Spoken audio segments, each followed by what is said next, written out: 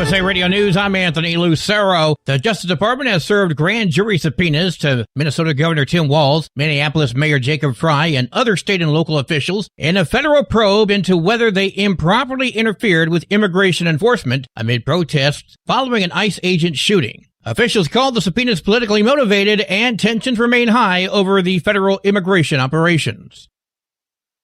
The Department of Justice is appealing a judge's order dealing with how federal agents can and cannot act when it comes to anti-ICE protesters in Minnesota. The ruling was issued late last week following the death of Renee Good. It bars federal agents from retaliating against peaceful protesters or using pepper spray or similar non-lethal munitions. It also bars agents from stopping vehicles that are following them, as long as those vehicles maintain a safe distance. Homeland Security Secretary Kristi Noem called the order, quote, a little ridiculous. I'm Tammy Trujillo. The Trump administration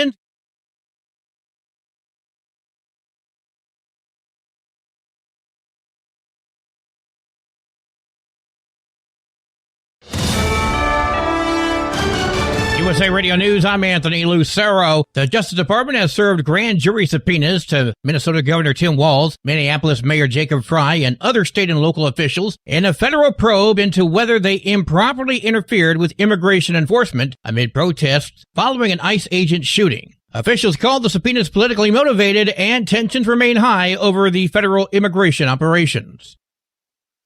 The Department of Justice is appealing a judge's order dealing with how federal agents can and cannot act when it comes to anti-ICE protesters in Minnesota. The ruling was issued late last week following the death of Renee Good. It bars federal agents from retaliating against peaceful protesters or using pepper spray or similar non-lethal munitions. It also bars agents from stopping vehicles that are following them, as long as those vehicles maintain a safe distance. Homeland Security Secretary Kristi Noem called the order, quote, a little ridiculous. I'm Tammy Trujillo. The Trump administration is going to host a global minerals summit on February 4th. That's according to Secretary of State Marco Rubio. The meeting aims to strengthen mineral supply chains with international partners, a key part of Trump's push on Greenland, which officials say is vital for U.S. economic and national security.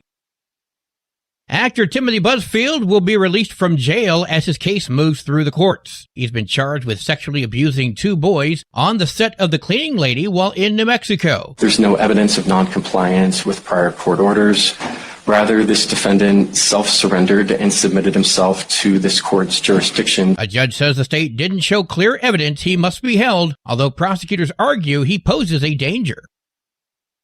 Wall Street took a tumble today. At the closing bell, the Dow Jones Industrial Average plummeted 870 points. The S&P 500 lost 143 points, and the Nasdaq plunged 561 points. I'm Sarah Lee Kessler. From America's News Network, USA Radio News.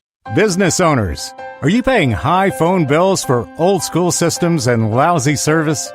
StrongTel cuts your phone bills in half and turns every phone you own into a feature-rich business system.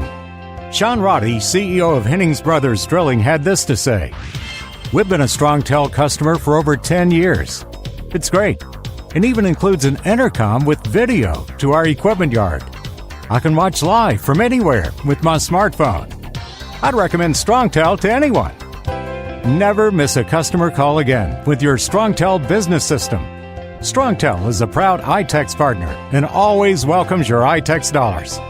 You'll get award-winning StrongTel service, a business-class phone system, and cut your phone bill in half.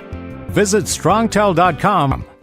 That's StrongTel, StrongTel.com. StrongTel.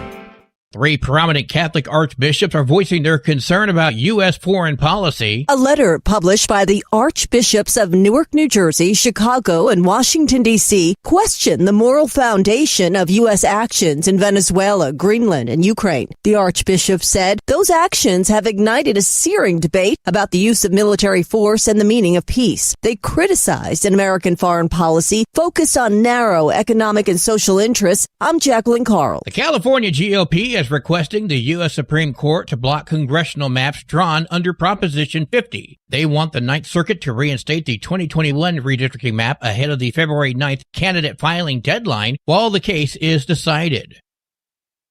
Girl Scout cookie season is here. This year, they've added a new cookie made of chocolate, marshmallow, and toasted almond cream called Explore-Mores. Toast Yay and S'mores were discontinued last year. Money raised goes towards leadership and entrepreneurial development programs for girls. Cookies are available at local booths and through their website through mid-March. I'm Mark Mayfield. The Washington State Legislature is considering a bill that would tighten restrictions on cities that can clear homeless camps. Cities or counties would need shelters that allow pets and personal belongings so people in the camps have a place to go. It would allow people to sleep, eat, and rest, along with protecting their belongings from the weather. Supporters say it keeps homelessness from being criminalized. Opponents say it significantly reduces the ability to address homeless camps. I'm Brad Ford. And I'm Anthony Lucero, USA Radio News. iLocal.net is offering a free website analysis to improve the online presence of your business. Business owners across the U.S. turn to iLocal.net to improve their search engine rankings. Search engines are constantly changing their algorithms. You need the professionals who know how to use those changes to benefit your business. Don't hope for new customers. Get found and be chosen. Visit iLocal.net/go for your free website analysis. iLocal.net/go.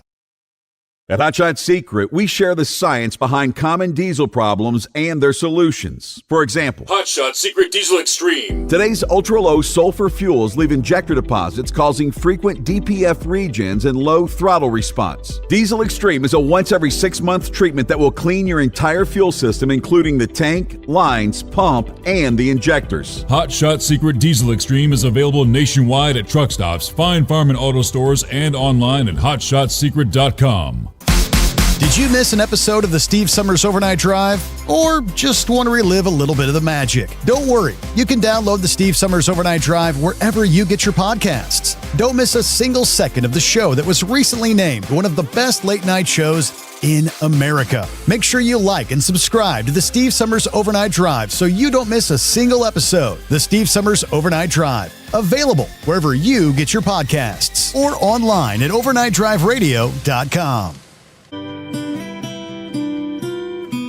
Another dark night on the interstate. Another 100 miles in the pouring rain. These are worth all the time I've spent away. Another dark night on the interstate.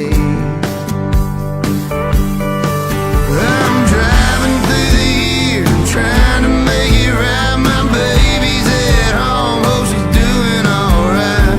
Miss my dogs and I miss my girls, I'm 1,000 miles away from my whole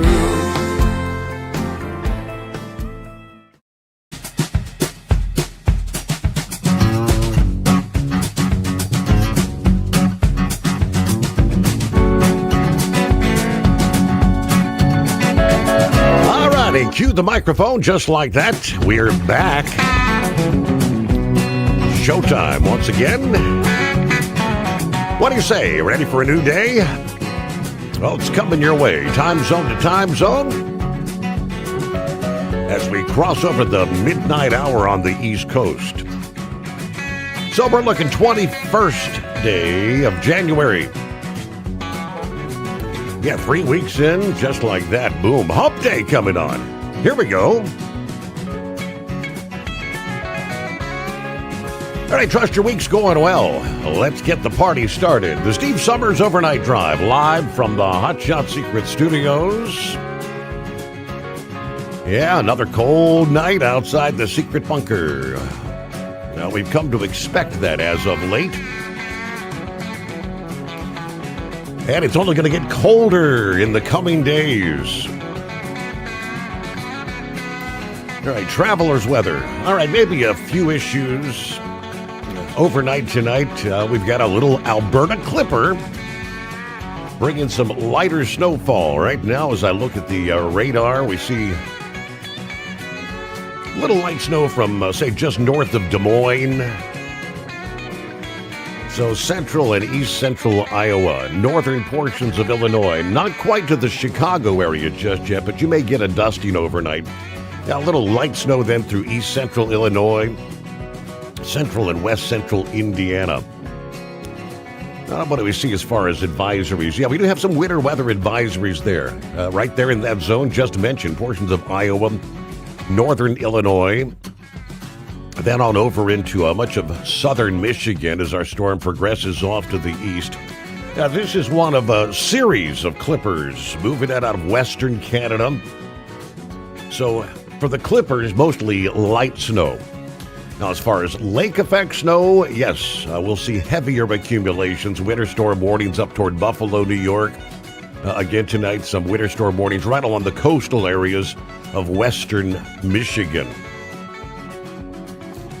Now, that first clippers finished up in the Northeast Monday night. We had a few snow squalls coming off of Lake Erie, Lake Ontario. Lake effect snow associated with that clipper was likely a factor in that multi-vehicle crash in Michigan Monday morning. We talked about last evening, 100 vehicles, all said and done. Some 30 to 40 tractor trailers were involved in that. We've got two more clippers that are going to move out of Canada on through today, Wednesday, another on Thursday.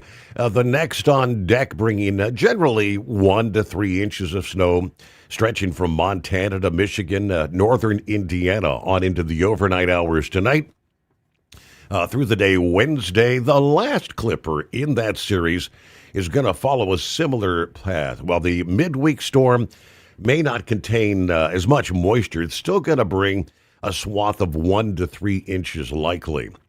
Wednesday snow. So today, it's going to extend from the northeast corner of Montana, much of North Dakota, southern Wisconsin, and northern Illinois. Once again, Wednesday night, steady snow expected to become kind of intertwined with lake effect snow and some of those snow squalls away from the lakes as the system draws in some moisture from the Great Lakes. Light snow may fall over parts of West Virginia, western Pennsylvania, into central New York. Again, we're talking like 24 hours from now. As we've observed with the earlier lake effect activity, some of the more intense, persistent bands may drop another 6 to 12 inches of snow in localized areas from western Michigan to western and northern New York. When you add up all these clippers, total lake effect snow this week may exceed 3 feet for some of the more persistent bands between what we've seen from Monday and right on through Thursday. Of course, even a brief snow squall produces a quick coating of snow that can create dangerous conditions on the highways, de-icing operation at some of the area airports. The cold is going to become a real, genuine issue. Some of the lowest temperatures of the season so far will be moving in behind these clipper systems. However, an even stronger surge of cold air is coming our way from late this week into the weekend. That brutal surge of Arctic air will accompany and follow the massive snowstorm, bringing snow and ice for the southern and eastern portions of the country. Things in the deep south are going to get ugly this weekend. The remaining questions is who's going to see snow, who will see ice, and it's going to be some of these latest model runs are depicting, they're using the term catastrophic ice, critical ice. I'm looking at one forecaster, meteorologist, Dylan Federico. I think he's out of Texas. But he says this could be a historic ice storm coming this weekend. The destructive, potentially, there's that word, catastrophic ice storm is forecast to impact the South this weekend. Widespread ice will cripple travel, major power outages, and trees down all over the place. This is a rare, high-impact event they're forecasting, potentially the worst in decades. You may recall the great ice storm of February in 1994. They're hearkening back to some of these computer models calling for widespread ice accumulations as much as 1 to 2 inches. That is indeed catastrophic. You can get up to, say, about a half inch of ice accumulated on trees and power lines. And you might have some sporadic, some of the more brittle branches coming down from 1/2 to 1 inch. Things really start to get ugly. When you get above 1 approaching 2 inches, there are no power lines, trees that can withstand that kind of weight. Now, they say for contrast, 1/2 inch could be considered catastrophic. Residents from Dallas, Shreveport, Atlanta, Charlotte need to be making preparations, they tell us, as if a hurricane is coming. Yeah, buy non-perishable food, water, fill up the tank, charge your electronic devices, protect your pipes, plants, pets. It wouldn't hurt to trim any vulnerable tree limbs that might be close to your property. I would have warm clothes just in case the power goes out. There are going to be widespread outages coming up this weekend. You can forget about any travel north this weekend. An ice storm of this magnitude, he says, is going to cripple the I-20 corridor along with any flights into this area, likely for days. Ice impacts could be possible as far south as I-10 in Texas and western Louisiana. The swath of greatest impacts will likely stay a bit further north, but either way, the models, this is trending towards becoming an historic storm. Those in the path heed the warnings from local forecasters and emergency officials.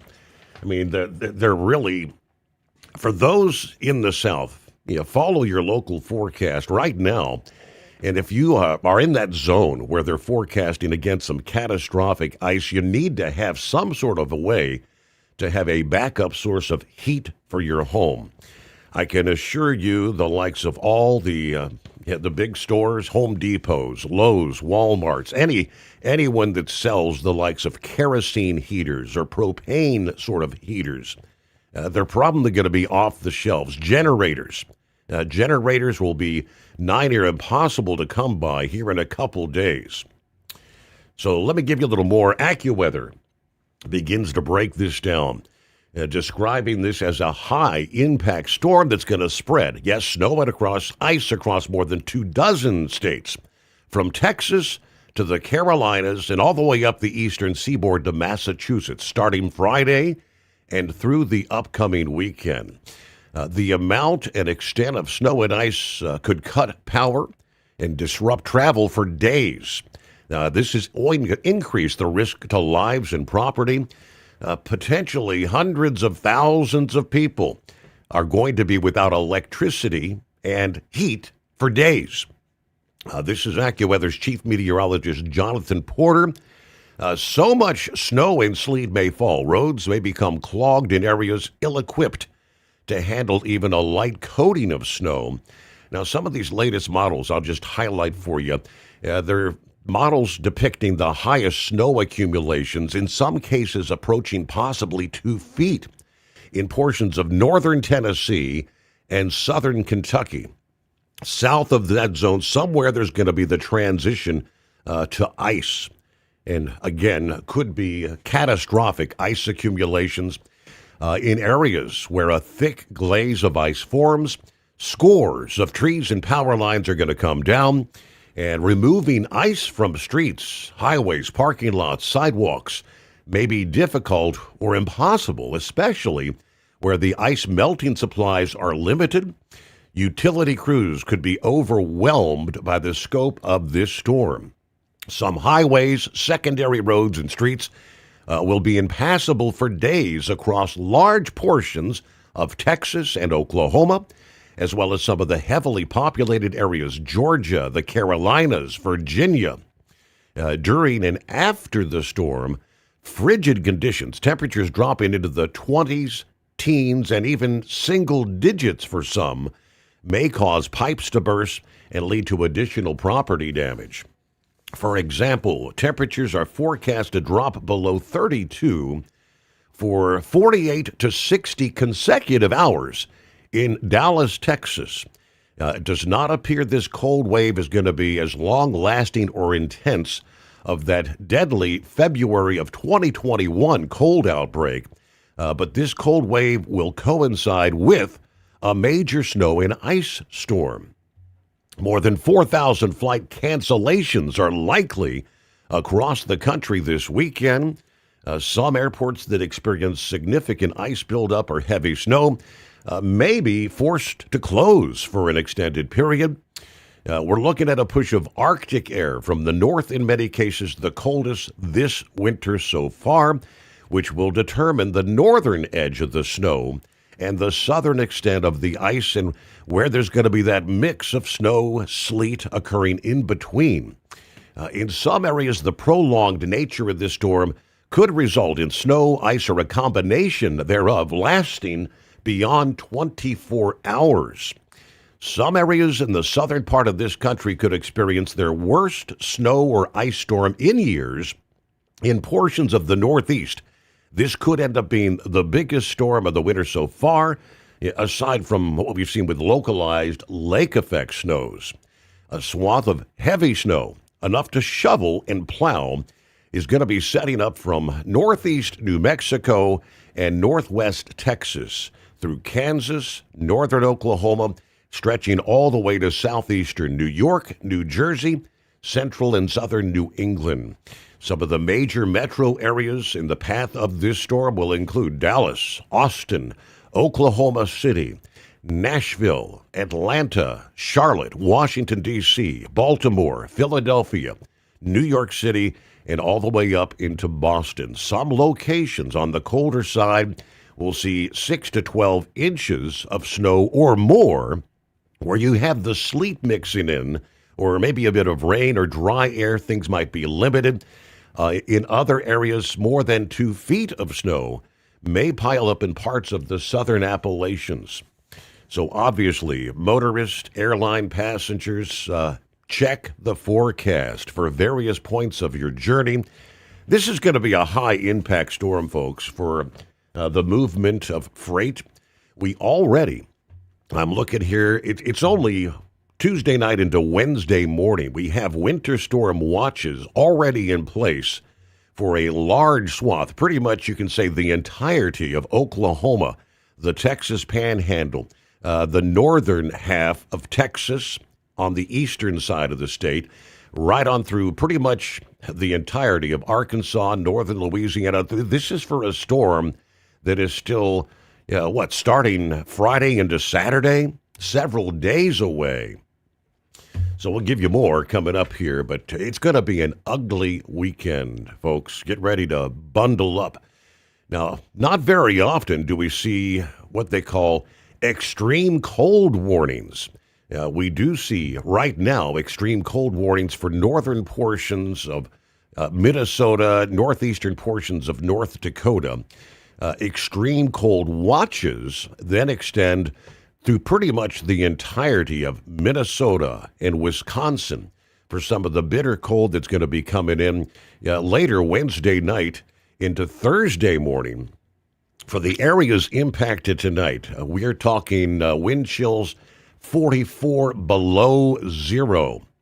For the extreme cold watch, dangerous cold and wind chills as low as 55 below are going to be possible. Again, that's coming up in the coming days. 55 below wind chills.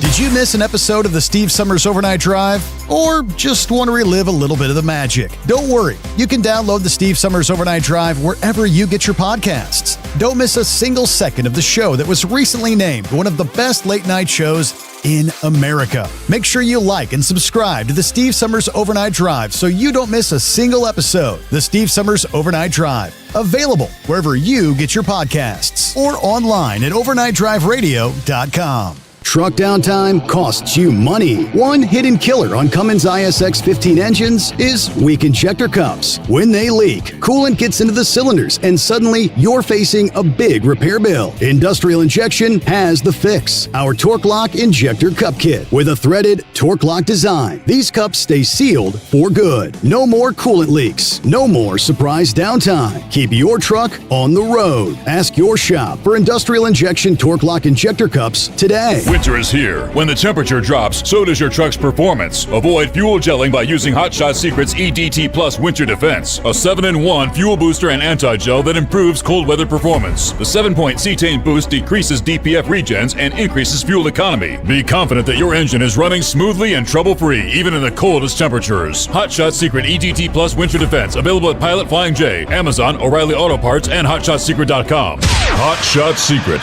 powered by science. Your factory fuel filter is letting you down. AirDog heavy-duty diesel fuel systems don't just filter your fuel. The AirDog fully optimizes your truck's fuel system for peak efficiency. The factory-provided filter simply removes particulates and water from fuel. The AirDog system removes all contaminants, including entrained air, water, and particulates, and feeds the engine pump with optimal pressure. Check out airdogdiesel.com to learn how you can capture every bit of performance and efficiency from your fuel system. All right, I'm sure Philly Dan checked in out of the box. I may have missed our first couple of posts there via YouTube and Facebook. I almost had a midnight crisis mode. The computer didn't want to begin the stream, but we did it. All right, what's up, people? There's Michael on board. Shorty, I-77 northbound, Whiteville, Virginia. 18 degrees. You're not a cold weather person either. Columbus bound tonight. Hello to Marianne in the house. Tank, where do we find you? Good morning, Steve. The overnight family. Happy Hump Day. Clear 34 here on top of Albuquerque Hill. Looking down at the big city. Headed over to Santa Rosa, then back to Banning, California. Truck safe. Have a blessed day. Big Ed, are you with me? Well, the last night of football. NASCAR, you're next. Then March Madness. Then baseball. See you next year, says the prognosticator. Hello, Larry. Good afternoon. Hammer down, be safe. 13 degrees, Newburgh, New York. It's been another long day. Time to take a nap. I'm getting old. It's round 2 to Schenectady tonight. Hello, Uncle Chop's in the house. Morning, Steve, the overnight crew, all the listeners out there. Jeffrey on board in southern Florida. There's John. Morning, Steve, and the overnight family. Happy Hump Day. Everybody truck safe tonight. We were cloudy, 23 degrees in Indianapolis tonight. Hey, Mike. What's the matter? What, are you cold? Yeah, I know. The space heater is running full blast here in the secret bunker. I got the heavy duty, thick attire on. Buckeye Boy checking in from Ackworth, Georgia. 29 degrees tonight. Had to give it 5:45 a.m. to make my delivery in Atlanta at 0800. I am not a morning person by any means. But me and another truck had to deliver at the same time. Got home, answered a few emails, took a nap. Looks like things are going to be interesting this weekend as far as weather's concerned here. So I'm going to pick up a couple bags of ice melt later today before I head up to the stepson's new place and accept delivery of his appliances. He's out of town right now. All right, have a great night. Yeah, ice melt, salt, all that stuff's going to be hard to come by in short order there in much of the Deep South.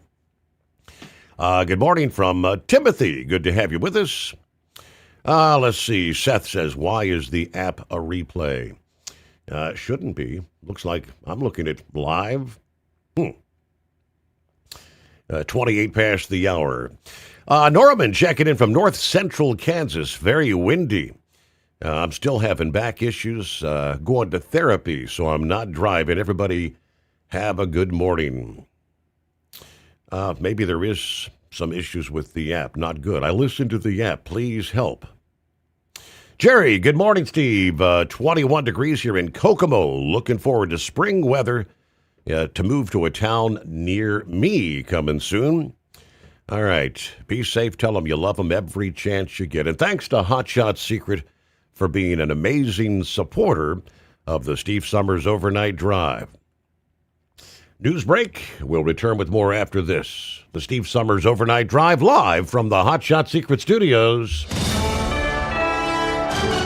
USA Radio News, I'm Anthony Lucero. DHS Secretary Kristi Noem says over 10,000 arrests have been made in Minneapolis as the Trump administration continues to crack down on illegal immigration. The Homeland Security Secretary took to X Monday to say over 10,000 arrests were made of what she called criminal illegal aliens who were killing Americans, hurting children, and raining terror in Minneapolis. The Pentagon is awaiting potential orders to send about 1,500 troops to Minnesota. This comes as anti-ICE protests continue in the state after the deadly shooting of Renee Good by an agent. President Trump has said he may invoke the Insurrection Act as a result of the unrest. However, on Friday, he said he may not use it anymore. I'm Monica Nelson. Canada strongly opposes President Trump's planned 10% tariffs on Denmark and other nations over Greenland. Those tariffs take effect on February 1st and could raise up to 25% in June. Prime Minister Mark Carney says Canada fully supports Greenland's right to decide its own future.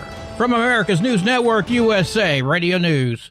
Commerce moves fast. Your business should too. If you're not on the first page of search results, you're losing customers. Out of sight, out of mind is true. Don't let that be you. iLocal.net has helped local businesses dominate search results since 2009. For a limited time, iLocal.net is offering a free website analysis to improve the online presence of your business. Local business owners across the U.S. turn to iLocal.net to improve their search engine rankings. Search engines are constantly changing their algorithms. You need the professionals who know how to use those changes to benefit your business.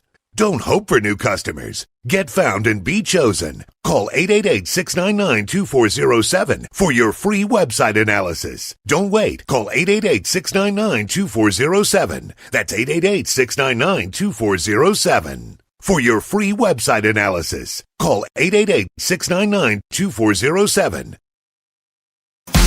Did you miss an episode of the Steve Sommers Overnight Drive? Or just want to relive a little bit of the magic? Don't worry. You can download the Steve Sommers Overnight Drive wherever you get your podcasts. Don't miss a single second of the show that was recently named one of the best late night shows in America. Make sure you like and subscribe to the Steve Sommers Overnight Drive so you don't miss a single episode. The Steve Sommers Overnight Drive. Available wherever you get your podcasts or online at overnightdriveradio.com. Your factory fuel filter is letting you down. AirDog heavy-duty diesel fuel systems don't just filter your fuel. The AirDog fully optimizes your truck's fuel system for peak efficiency. The factory-provided filter simply removes particulates and water from fuel. The AirDog system removes all contaminants, including entrained air, water, and particulates, and feeds the engine pump with optimal pressure. Check out airdogdiesel.com to learn how you can capture every bit of performance and efficiency from your fuel system. Diesel owners know if you take care of your engine, it'll return the favor. Hot Shot Secret formulates additives that help you prevent problems and boost performance. Diesel Extreme cleans internal and external injector deposits, and EDT increases fuel economy by up to 7.3%, scientifically proven by third-party testing. Add Hot Shot Secret at your next fill-up to get the most out of your diesel. Available nationwide at truck stops, farm and automotive stores, and online at hotshotsecret.com. Hot Shot Secret, powered by science. Truck downtime costs you money. One hidden killer on Cummins ISX-15 engines is weak injector cups. When they leak, coolant gets into the cylinders and suddenly you're facing a big repair bill. Industrial Injection has the fix. Our Torque Lock Injector Cup Kit with a threaded Torque Lock design. These cups stay sealed for good. No more coolant leaks. No more surprise downtime. Keep your truck on the road. Ask your shop for Industrial Injection Torque Lock Injector Cups today. Want to put your business on a brand that is heard in some of the biggest radio markets on some of the biggest radio stations in the United States? Or maybe you want to have your brand take advantage of the explosive growth in podcasting. Why not do both? The Steve Sommers Overnight Drive offers the best of both worlds and is ready to put your business at the front of everyone's waking thoughts. I'm sorry, am I moving too quickly for you? Well, at least you'll be on their mind and they're somewhere. For sure, the Steve Summers Overnight Drive was recently named one of the top 15 late-night shows in America. So advertising on the Steve Summers Overnight Drive will put you in front of the very clients you want to walk through your front door. Interested? Maybe you want to take a test drive, kick the tires, do a sample tasting, which might be kind of gross. Get details at overnightdriveradio.com or email rwild@lubricationspecialties.com. And let's put the Steve Summers Overnight Drive to work for you today. Well, we're off the air. For good, I think. Because Channel 19's a little congested. Call Steve now at 844-844-3388. The Overnight Drive.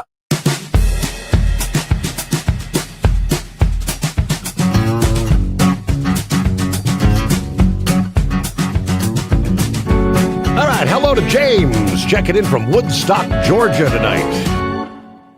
Clear, 28 degrees. Yeah, our forecast is looking pretty rough here this weekend. Well, hello to Bill. Beaver Dam, Wisconsin, on the Pizza Shuttle Express tonight. 11 degrees, and it's starting to snow again. Well, I got turned down for the cheese hauling job. Hiring manager tried to pull a bait and switch on the job that I had applied for. The job I applied for didn't require a tank endorsement. Said I did great in the in-person interview, the road test. Yeah, the bait and switch. He called me last Monday to let me know he had 13 more interviews to do. Asked if I'd be interested in a job transferring milk tankers to the dump station. And I told him I didn't have the endorsement, but it paid $7 an hour less. Anyway, got the turn down letter this past day. I didn't meet the skills they were looking for. I've got 30 years experience, 4 million miles safe driving for that original job I applied for. Oh well. Be safe out there, drivers. Maybe it just wasn't meant to be, right? Well, there's Kentucky Ken. Good morning to the Overnight Drive crew, Steve Summers. I'm happy to report my heart monitor is being shipped back, and that was a long 30 days. All right, blood pressure and pulse rate have been good since the ablation back in early December. Love y'all and miss ya. Everybody stay safe out there. Kentucky Ken is listening in. All right, thank you so much. Hello, Pappy. What day is it? I don't know. What day is it? Let's find out. What day is it? On the app, somebody was saying something about the greatest day of the week. It appears to be corrected now. Okay. So you know what that means I need to do? No. It means I need to reset the phones as well. All right, well. So dial us back up. You hear that click, click, click, click. All right, been there, done that. We'll take care of that. Meanwhile, all right, everybody on hold, just hang on a second. It's 844-844-3388. We'll get you back up and running here in short order. Connect to host, as it says. Yes, we are ready.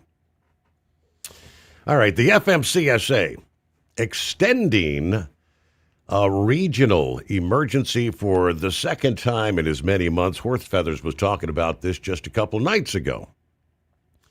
That the fuel emergency for the propane and natural gas was about to expire. Fuel disruptions prompting regional emergency relief from the maximum driving times for property carrying vehicles transporting heating fuel, including propane, natural gas, and heating oil. Yeah, that first extension was from back in late December, most recently here just a couple days ago. Yeah, right now, the FMCSA actually has two separate regional emergency orders in place. A regional declaration covering Connecticut, Delaware, Maine, Maryland, Massachusetts, New Hampshire, New Jersey, New York, Pennsylvania, Vermont, and West Virginia is now in effect through February the 15th. Fuel haulers in Illinois, Iowa, Kansas, Kentucky, Ohio, Minnesota, Missouri, Nebraska, Tennessee, and Wisconsin are also covered by a separate regional emergency extension there. So kind of anticipated that would be coming, right? Meanwhile, 844-844-3388. All right, see if we got you back there. Take two. Hey, Mike, can we do it now? It's not wanting to. It's not sounding right. What's that? It's not sounding right. It's not sounding right. What's not sounding right now? Oh, we got click, click, click, click, click. Yeah, I don't know what that deal is. I've heard that a couple times there in calls I've had. I don't know if it's something with the truck running or what we got going here. Well, I can't help but wonder if it's on your end or my end. I did try to reset the phones there a couple minutes ago. Yeah. Well, I just shut the truck off. How's it doing now? Yeah, it's not changing a thing. Not changing a thing, huh? Okay. Maybe it's the headset. Maybe the headset has an issue. This is a new headset that I've had here for about a week or so. So maybe it's a headset's got it. I know there's one way I can definitely find out. I'll try to see if we can get the prognosticator on the line and the Grump on the line and see if they've got issues. Hello, Grump? I don't have any. Oh, Hey, okay. buddy. So it must be on his headset or something then. Yeah, he's got one of them Chinese headsets. Tell him to go get one of them American things. They're listening in. All right, let me get the prognosticator of prognosticators on the line as well. What do you say, Big Ed? Yeah, no, I ain't having no issues either. It's his phone. Yep, it is. Okay. It ain't the first time it's done that. I don't. It may be the area that he's running in too. You never know. Right. Unless he got one of them old headsets that, here a couple of years ago, everybody, you was giving away on the program. That's what it sounds like. Right.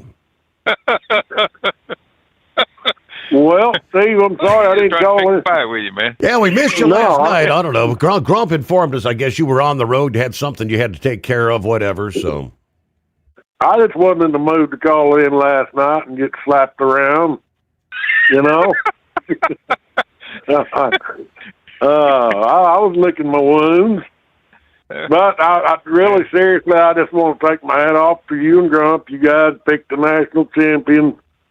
And watching the game, when that one player hit that quarterback in the mouth with a damn helmet, I mean, he should have been ejected. And I got 7 kinds of aggravated. I thought, and it give Grump what he was saying about Miami, that they play thug football. And that's the Miami of old. You go back when they was, back when, early 2000s when they was winning, or mid 2000s when they was winning a lot of games. And then you had the Notre Dame controversy, Catholics versus the convicts. If you got to play convict football, just get the hell off the field.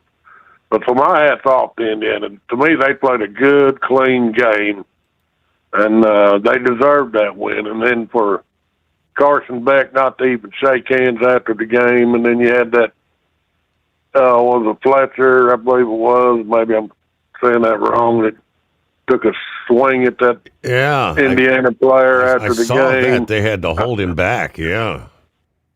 I mean, come on. So my respect factor for Miami just went right out the door. So right there at the end, I mean, Beck threw that darned interception. That could have went the other way, but I was glad to see Indiana come out and win it, and they deserved it. They played class football all year long, and that's what you like to see.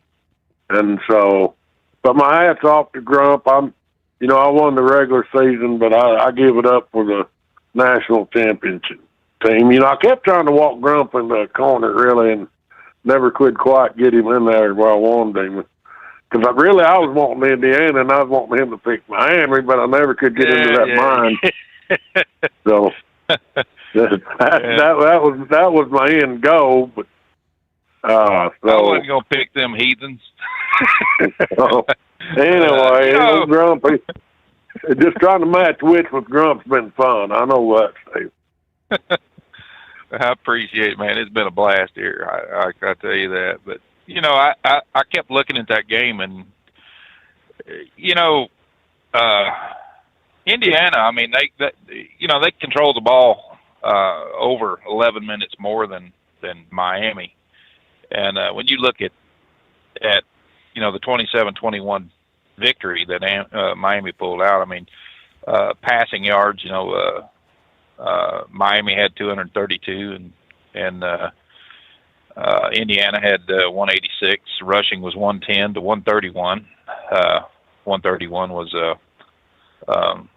Indiana. But they were averaging, Miami was averaging 6.5 yards per play, and they had 53 plays that they carried the ball. They sacked Mendoza 3 times, but total plays on Mendoza was 72. And when you go back and you look at the penalties, I mean, they had Miami had 7 penalties that was 60 yards, and of course they had 5 just minor penalties. They had one pass interference, but the rest of them were just illegal start and stuff like that. That was on Indiana for 38 yards. So they're a well-disciplined team, man. I mean, we talked about how they came from 2 years ago. I mean, they had the worst record in football. I mean, it was just, and they carried that record for several years. But what carried it over was that 4th down run into the end zone by Mendoza. That's what won them the game. And that and discipline. And the more I watched Miami, the more I disliked them. I mean, they just Carson Beck. He. Remember me? I texted you. Miami come out wanting to play smash mouth football, but you said it the best. Indiana was disciplined in their assignments. Each player knew what he was supposed to be doing. Where Miami, and you go back to all them darn 3rd and 1s, I don't know, it was 4 or 5 of them, they tried to take Flesher and run him right up the middle. Why they didn't try and end around and change up I hate to sit there and second guess the coach, but when you do it 5 or 6 times and you don't get that first down because you're trying to play smash mouth football against a well-disciplined team, well, guess what, Miami? It didn't work. And that's what they was always, even on the defensive side of the ball, they was concentrating on playing headhunting. They was headhunting these guys and losing their focus on what their assignment was, and they was getting burnt every time they turned around, and it just made for unclean football on Miami's part. And in my opinion, they ain't got nothing to be proud of. So. Yeah, I turned on him real fast, especially when that kid should have been ejected. When he hit that damn quarterback in the mouth with the crown of his helmet. And I thought the ref was standing there when it happened. They were Big 12 refs. And I'm thinking, where's the flag on that? Because that was totally unsportsmanlike conduct. He was deliberately trying to knock that Mendoza out of the game. And you can't play football like that. They had a meeting before the game, and this comes from ESPN that Miami's coach told them to hit Mendoza as many times and as hard as they can, and they would eat the penalties if they had to. And you don't play football like that. I mean, that's just that's cowardly football. You know where that mindset come from, though. Grump, but you go like say back in the Jimmy Johnson era, and even the other coaches that come after him. Miami played, and I ain't gonna say they weren't a good team back then. It was obvious that they was, but they had that hood rat mentality. Yep. Well, that just don't fly in today's age, and like I said, you got. I would have rather seen Ohio State playing Indiana in the national championship and see what unfolded out there last night. And so, and my hat's off to, give credit where credit's due.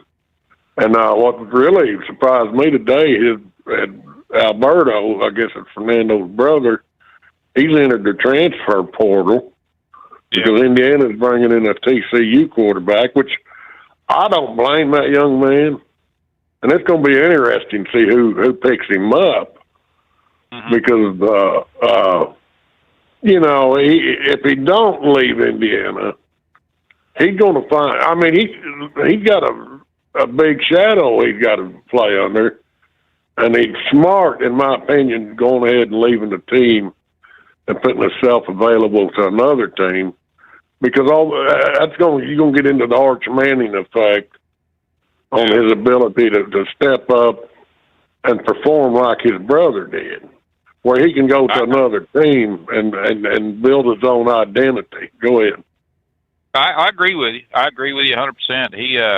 He's a good football player. I mean, that kid, he's just like his brother. He can thread a needle. His brother made the comment that when he leaves, he said, I hope they pick him up as the next, starter as a quarterback, because he is that good. When you go back to Miami, though, there was one, and I told Ed about it. That's the only kid on there that had any class, as far as I was concerned, was that Malachi Tony. That kid, 18 years old, right out of high school. Was he the receiver or was he the running back? He's the running back, but he had 122 yards receiving also. I mean, he was a hell of a good, this kid just played his butt off. And, he just had all the class in the world, and it wouldn't surprise me a damn bit here next year or year after if you're not going to read about him in the pros. I mean, going to the pros at a high salary. But I want to talk about this transfer portal here just a little bit.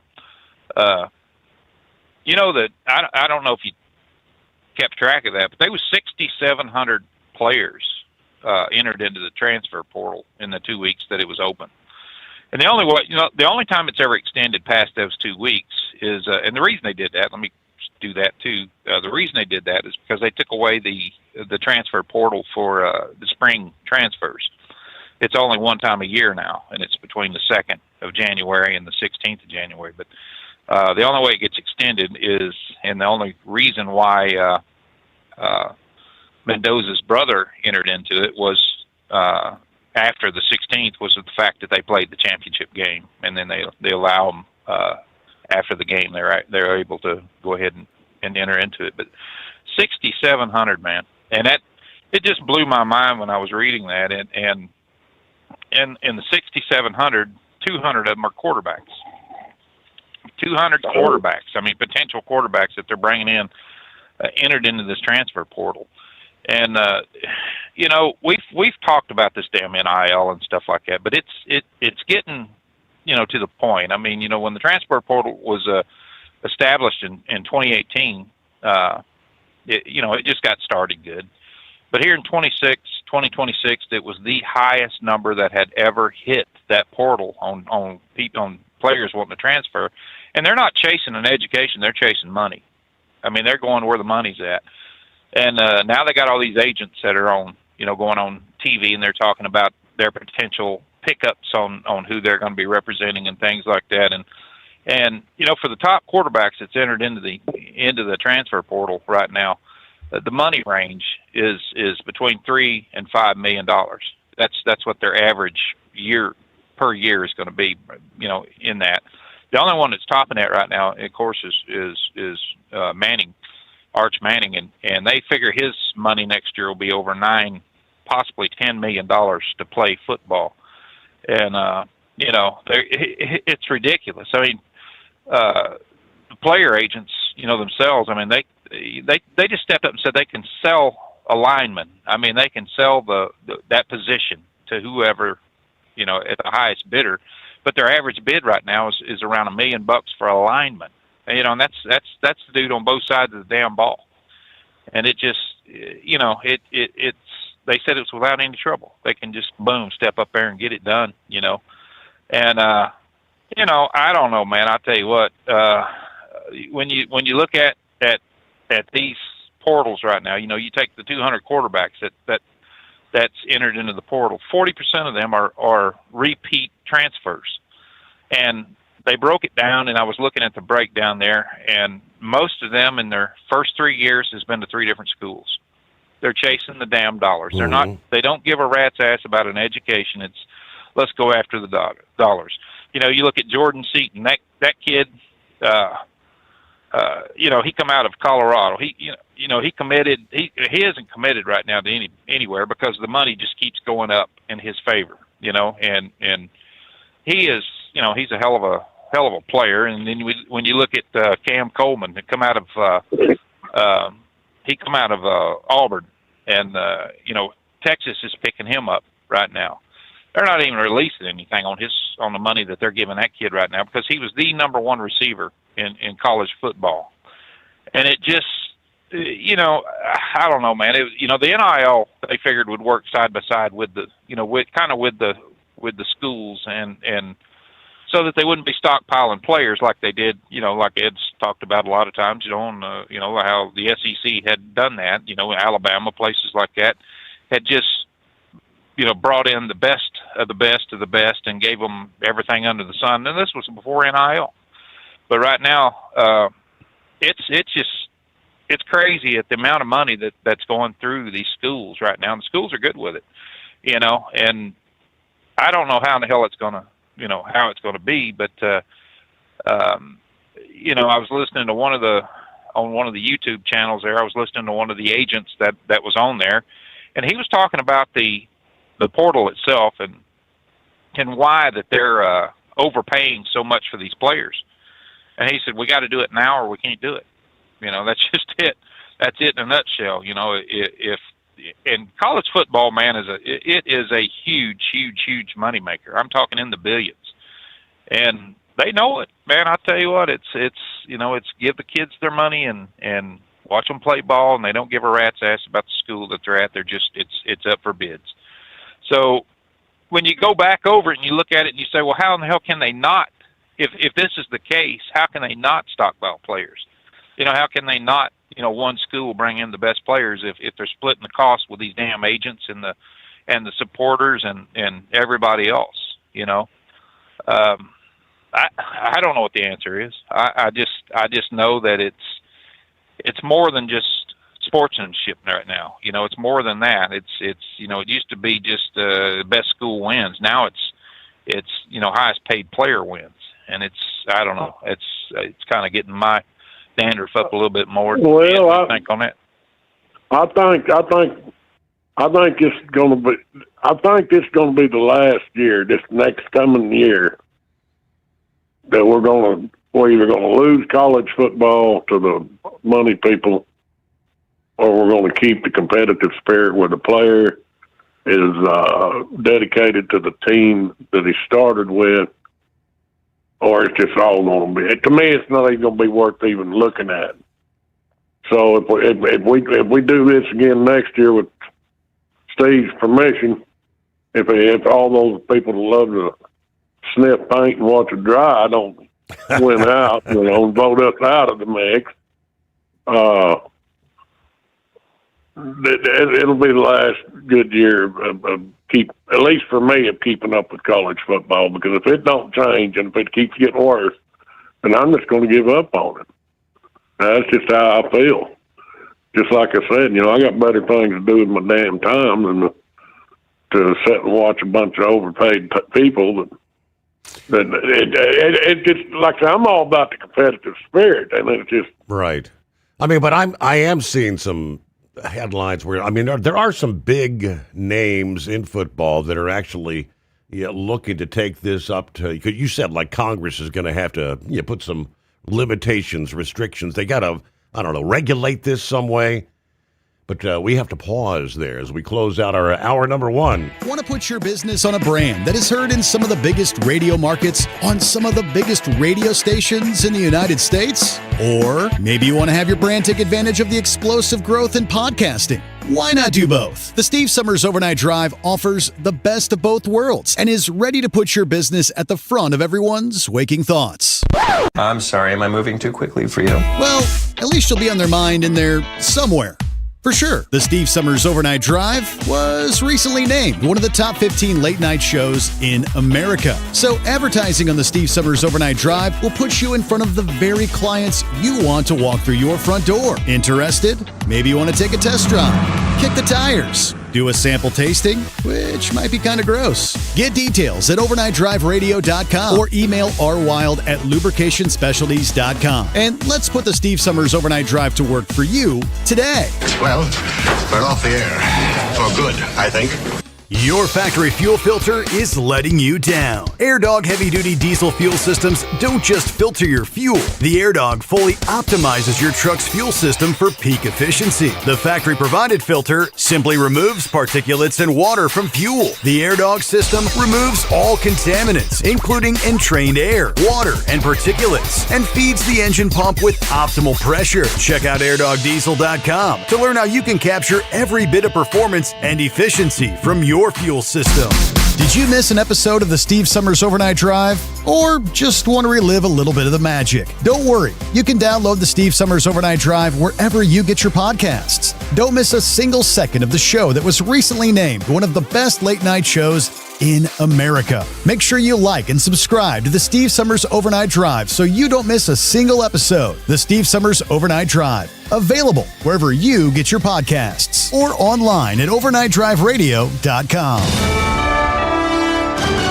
USA Radio News, I'm Anthony Lucero. DHS Secretary Kristi Noem says over 10,000 arrests have been made in Minneapolis as the Trump administration continues to crack down on illegal immigration. The Homeland Security Secretary took to X Monday to say over 10,000 arrests were made of what she called criminal illegal aliens who were killing Americans, hurting children, and raining terror in Minneapolis. The Pentagon is awaiting potential orders to send about 1,500 troops to Minnesota. This comes as anti-ICE protests continue in the state after the deadly shooting of Renee Good by an agent. President Trump has said he may invoke the Insurrection Act as a result of the unrest. However, on Friday, he said he may not use it anymore. I'm Monica Nelson. California Governor Gavin Newsom urged European leaders to stand united against President Trump, calling him a narcissist reshaping the world. Diplomacy with Donald Trump? He's a T-Rex. You mate with him or he devours you. While speaking in Davos, Newsom criticized leaders for flattering Trump publicly while mocking him privately as tensions rise over Greenland. The Justice Department says 2 former DOJ employees may have misused Social Security data while in contact with a group seeking to overturn election results. It's unclear if any data was shared. Both are under review for potential Hatch Act violations. House Speaker Mike Johnson made history as the first sitting House Speaker to address the British Parliament, marking America's 250th birthday. Even though we planned this back in the fall, we didn't know how the events would develop over the last few days. But I told the President that I felt that my mission here today was to encourage our friends and help to calm the waters, so to speak, and I hope to do so. His visit coincides with President Trump traveling to the World Economic Forum in Davos. At the closing bell, the Dow Jones Industrial Average plummeted 870 points. The S&P 500 lost 143 points, and the Nasdaq plunged 561 points. I'm Sarah Lee Kessler. From America's News Network, USA Radio News. No matter who we are or where we come from, we all experience difficulties in life. Military veterans know that sometimes it takes strength and determination to make it through. Whether it's obvious physical challenges or struggles on the inside, it takes strength to ask for help when you need it. I knew that I had to get support, not just for me, but for the sake of my wife and kids. Talking about it has helped me feel more like myself again. Honestly, it was hard to open up at first, but it's changed my life for the better. Learn how veterans like us have reached out for help. And hear stories of strength and recovery at MakeTheConnection.net. Democratic leaders in Chicago are speaking out against President Trump and ICE. A group that included Illinois Lieutenant Governor Juliana Stratton condemned ICE operations during the annual Rainbow Push Martin Luther King Jr. breakfast. This is our moment to choose courage over comfort, to choose faith over fear. The leaders also called for an end to racial injustice, economic inequality, and educational inequities. The breakfast raises funds for scholarships and recognizes people who carry on Dr. King's mission. I'm Tammy Trujillo. New York City's largest nurse strike is in its 9th day as the nurses stick to their demands. New York City Mayor Zohran Mamdani and Vermont Senator Bernie Sanders joined more than 15,000 nurses on the picket line. The nurses are the people who keep us alive and who nurture us. The nurses are there when we are born. They are there when we are sick. They are by our bedside when we die. Nurses are demanding better staffing ratios, protection from workplace violence, and better health care benefits. I'm Natalie Migliori. The Ron Bailey Kent has been accused of breaking into Anheuser-Busch's St. Louis campus and caught asleep on a sofa after he allegedly stole several beers. He reportedly also damaged a cooler and a door frame during the break-in. He's being held on a $50,000 bond. For USA Radio News, I'm Anthony Lucero. Would you know where to turn if you or a loved one became paralyzed? For thousands of families, the National Paralysis Resource Center has been that lifeline. But now federal funding's at risk. Sherman Gillums Jr., a partially paralyzed Marine veteran with the Christopher and Dana Reeve Foundation, explains why. This is about more than just a budget line. It's about veterans, caregivers, and families, real people who need these resources to live more productive and independent lives. Learn more at ChristopherReeve.org.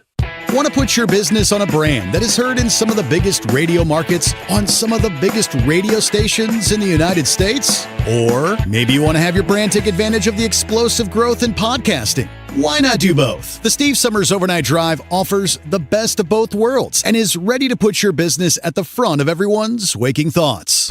I'm sorry, am I moving too quickly for you? Well, at least you'll be on their mind in there somewhere. For sure, the Steve Summers Overnight Drive was recently named one of the top 15 late-night shows in America. So advertising on the Steve Summers Overnight Drive will put you in front of the very clients you want to walk through your front door. Interested? Maybe you want to take a test drive, kick the tires, do a sample tasting, which might be kind of gross. Get details at overnightdriveradio.com or email rwild@lubricationspecialties.com. And let's put the Steve Summers Overnight Drive to work for you today. Well, we're off the air. For good, I think. The Overnight Drive with Steve Summers. Live from the Hot Shot Secret Studios. Call Steve now. 844-844-3388. That's 844-844-3388.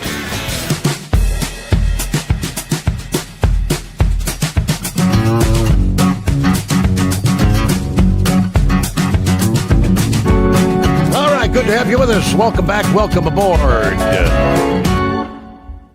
Making our way to a brand new day. 21st day of January. Hump Day. Here we go. We'll head over the peak and start rolling downhill toward the weekend. Which, weather-wise, looks to be a very interesting weekend. But yeah, we close out another college football season. Congratulations to Indiana. As Indiana fans, by the thousands, partied well into the night after winning that championship Monday night. Yeah, we're talking about the NIL, the demise of college football. Yeah, I got a story from Braindead this past day, and he was actually kind of asking, he said, what do you think the prognosticator and the analyst have to say about this? So let me share. Duke University, according to this report, sued quarterback Darian Mensah on Tuesday, and a judge denied a request for a temporary restraining order that would have prevented him from entering the transfer portal. Darian Heitner, Mensah's attorney, told ESPN that Durham County, North Carolina Superior Court judge ruled from the bench on Tuesday, pending a written ruling, and denied Duke's request that Mensa be enjoined from entering the transfer portal. Now, Heitner said Duke is expected to enter Mensa into the transfer portal on Wednesday, I guess today. The judge, a Duke basketball season ticket holder, thus a booster, also recused himself from future proceedings. As a result, a different judge, Ed Wilson, will rule on Duke's request for relief that would prevent Mensa from enrolling at another school, playing at another school, and licensing his name, image, and likeness to another school. I said Wilson's scheduled to hear the case on February 2nd, but Mensa's team is going to push to move the date sooner. Mensa, they say, informed Duke coach Manny Diaz that he intended to transfer on Friday, the last day of the transfer portal window, under the terms of Duke's NIL contract with Mensa. It says any disputes have to be settled through arbitration. The school said it filed a claim for arbitration on Monday, and they want the judge to issue relief until the end of that arbitration process. Mensa led the Blue Devils, to a 9-5 record, an ACC title this past season, who announced on December 19 he intended to return to Duke instead of entering the NFL draft. He had a multi-year NIL contract with Duke that expires December 31 that was believed to be worth up to $4 million for the upcoming season. Mensa reversed course, informed Duke that he would seek a transfer, and kind of issued a public farewell. According to the lawsuit, in doing so, he repudiated the contract, proposes now to move on to another collegiate institution, and act as if his obligations to Duke do not exist. None of these facts can be disputed, but contracts mean something. If Mensa is permitted to continue his course of ignoring his contractual obligations and transfer to another school to compete in football and license his NIL rights to that school, Duke University will have no ability to protect its rights in an arbitral proceeding, according to the lawsuit. Indeed, these rights will be practically worthless if Mensa is allowed to enroll at another collegiate institution, play football there, and relicense his right. If allowed to enter portal, Mensa can, within less than a day, do precisely that. In other words, unless the present position of the parties is preserved, Duke University's ability to seek relief is irreparably limited. So, I mean, this is almost insanity taking place in college football. Yeah, players happen to have lawyers and lawsuits. What's your take? Well, it sounds like that what's going on with Georgia and that player from Missouri. Doesn't it, Grump? Well, the player from Missouri never signed a contract. He never had one. Well, didn't he just say that the contract that he signed was null and void at December the 31st? Did I hear that right? That's what he read. So then the way I see it, then the player, if he fulfilled the original contract and it was null and void to December the 31st, then there should be nothing holding him there. Or am I wrong? It sounds to me like Duke is trying to own his name and likeness and everything about his NIL. I'm looking here, I think it's saying, because we're into 2026 now, I think the contract expires December 31st of 2026. He had a multi-year NIL contract with Duke. So Then he should be forced to stay with Duke. It also depends on the language of the contract, and if there's any kind of a addendum in there that allows him to leave for whatever reason, or allows them to terminate the contract, they have to have a quid pro quo in there. if there's something in the contract that allows the school just up and terminate him for disciplinary reasons or anything else, there also will be something in there that protects that student, that where if he feels that he's being wronged in any way for the school, then he has the right to arbitration, and he has the right to have the contract brought in front of arbitration, which usually, they may rule in front of the, for the player at that point in time.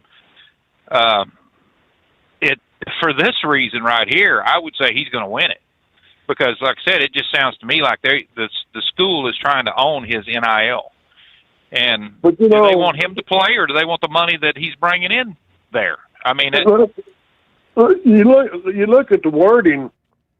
Hell, it's almost like they're trying to unionize everything.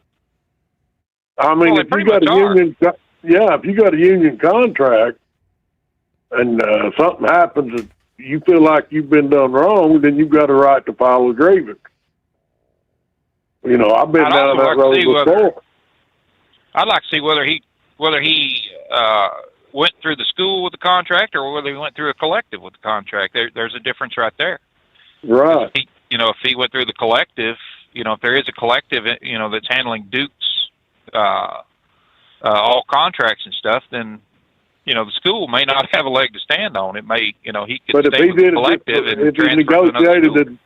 If he negotiated his own contract, then to my opinion, he's handcuffed. Yeah, he ain't got a leg to stand on. If he signed a contract, there ain't no way in hell he negotiated it. I would venture to guess that his lawyers, they either had enough to go into court or they didn't. If they didn't, they would have negotiated some NIL money back to the school in order to get the contract released. But it sounds to me like there was some provisions written into the contract that's going to allow him to make that decision to change schools. So I don't know, man. It's crazy. Well, I'll tell you what. And I'm going back to the past, Steve, and the Grump. A good book that you could read was wrote by Barry Switzer, called Bootlegger's Boy. And you go back to when he started coaching, and it's like he said, he created a monster at the University of Oklahoma. And once he created that monster, he had to keep feeding that monster. And that's the way these other schools were. I can remember the great Greg Pruitt. You remember Greg Pruitt? For the University of Oklahoma back in the early 70s? And they used to do all these players this way. They'd go find them a job. Like Bosworth ended up working at, Brian Bosworth ended up working at the Oklahoma City GNC plant, standing on the assembly line, basically doing nothing. And back then, I think he was getting like $15 an hour, and that they would find these kids jobs, to help them through the summer months or through the off season. And I remember Greg Pruitt now. This guy, he worked on pulling units. And if you ain't never wrenched sucker rods on a pulling unit, you want to build up some arm muscle. You go out there and you wrench them damn rods on a pulling unit. Trust me, I've got first-hand experience with that. And you'll have barbells up there on your damn arm. That's how them boys, or they'd get on these crews that built the oil pad sites and out there slinging them sledgehammers and climbing up and down them tanks and using them pipe wrenches. That's how the players back then would keep themselves in shape during the off season, but yet they could put money in their pockets, and the boosters would get these kids jobs. So really it goes all the way back then. And then when Switzer had these winning teams in the late 80s or 90s, early 90s, and then it got into, you remember the players were selling cocaine on the side. And that's what they was trying to get away from.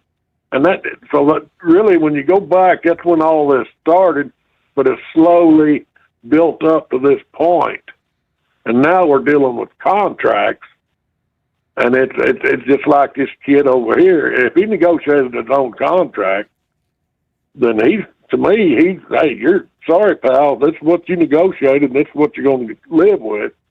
But if you had lawyers representing you, then if they didn't figure out a clause that could get him out of that contract, and he ain't got a leg to stand on. That's just my opinion.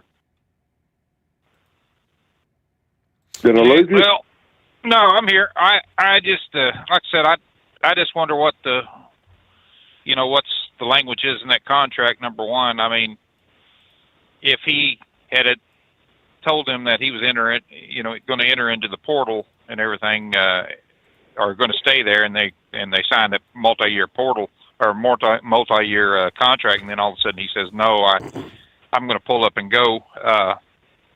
Yeah, he's probably going to owe him some money, but they probably will release him. And I would imagine there ain't a damn dollar going to come out of his pocket. But you look at Georgia right now, man. Georgia's, they're in a pickle with all this stuff, going on with this kid out of Missouri. I mean, they're going through that lawsuit, that big lawsuit from that Willock, that kid that got killed. He was in the back seat in this car, and it was being driven by this chick. She was a recruiting analyst there for Georgia, for the school, and he played football, and it was right after the Georgia championship 2 years ago. She was almost three times over the legal limit drunk, and they're going down to. She got in a street race with what the hell was that kid's name? Jalen something or another. I can't remember his name now, but he, they're racing down the damn road down the middle of Athens, Georgia, and wound up having a crash. Well, it killed this, Willock, and it killed this LaCroix. And now that Willock's family's suing the school for, $2.5 million right now, punitive damages could go through the roof, and over this thing. They just entered in that lawsuit after the school pretty much said they were negligent in allowing her to drink while she was at the game. I mean, it happened right after the game when Georgia won the championship. And they had other people in there. They had a couple other. They had another offensive lineman, and they had another recruiting staffer and people like that was in the car, and all of them got hurt. Except for the two, the chick that was driving, and man, when she, when you look at that kind of alcohol and stuff, and then they pretty much just say, well, we're gonna go ahead and accept some kind of culpability on this and pay out some money here. Well, they just admitted fault that they allowed her to drink, and so I don't know where it's going on that, but Georgia's going to be in a pickle over that, and it's nuts when you get to looking at all the money that these kids is bringing in like that, and families are looking at it now as not just compensatory damages and stuff like that when they get hurt or stuff like that. They're looking at punitive damage. They're looking at they want a judge to rule on it and say, look, this is our bread and butter. He missed out on the pros. Let's prorate some money here. There's going to have to be some changes done in this. I would love to know, and you mentioned it, Steve, I would love to know the total tally of college football, how many billions of dollars this has generated. Good Lord, it's almost a country in its own as far as revenue has been generated, man. But they're letting a handful of football players dictate terms, and because there's a lot of kids out there going to school, they're not getting that kind of NIL money, and it's just are they going to do away with the rest of the sports? I don't see this ugly head rearing itself in college basketball unless I ain't paying attention. Or even college baseball. But man, it's almost mind blowing what's going on with all this. Well, go ahead. I can tell you right now that Texas alone, they brought in $2.2 billion in money. Jesus. And when you look at and the football program, I mean that's all of them together. But when you look at Longhorns had $298 million. A&M had $218 million. This is all net profits that they've made off the sport. LSU was $213 million. This is just yeah, but ain't that supposed to be shared throughout the conference? Well, that's after the sharing. That's the net profits that they receive to the school. Man. And the valuation rankings and everything like that. When they go in through the valuation rankings, hell, that throws about $1.5 billion into the till to be split among the 25 colleges. So it's a big damn mess of money here, and they said that the revenues fell because of the economy and things like that. Well, how much was it before the damn revenues fell? It's crazy. Go ahead. So are you listening to Grump? Yeah. All I am is a man that I don't know it all, but I know my football. But to sit there and listen to him, man, my brain's swimming. All I want to do is pick a college football team. I get in over my head when I go listen to Grump talk. And I have to go by the seat of my pants just to act like I'm smart. Go ahead. When you get down to the University of Nevada, Las Vegas, their net profits was $190 million. That was the lowest that they'd ever been, and they weren't ranked, but they still got, $61 million, just as, as a 2024, from their 2024 revenue was $61 million, and their 2025 was up to, and they were not ranked, $190 million. And, when you wonder why in the hell Texas, the University of Texas can afford to pay, and I don't give a rat's ass who says what. The money might go into the booster, come from the boosters, and it might come from everything from the name, image, and likeness. But the school's paying that, and the amount of money that that Texas made, the Longhorns, was around $1.48 billion, and then you got Ohio State, $1.35 billion, Texas A&M, $1.32 billion. Add all that up, buddy, that's a national damn deficit for this country, just in football, and it's it's absolutely crazy. They've and when you look at the jumps, I mean, the total revenue for 2024 compared for Texas, the Longhorns, was $332 million. And you jump up to 2025, $1.48 billion. That is one hell of a climb in money, and it all came in from the NIL. So there you go, buddy. Sorry, that's Harold but And then Lauren Weed has sent me a message about Kirk Getty. He's thinking that, or maybe he was hoping, maybe I'm wrong, that he'd end up going to Alabama to coach. And if I was Getty, which I think he signed a new contract, $10 million a year. Yeah, well, he has no reason to go anywhere else, but I would remind him these fan bases are fickle, Look at old Dabo Swinney, Clemson, how many last couple of years everybody's calling for his head. Get rid of him, bring in a new coach, bring in a new thought process. And so here in a couple of years, old Getty might be on the outside looking in. If I was him, I would keep that in mind.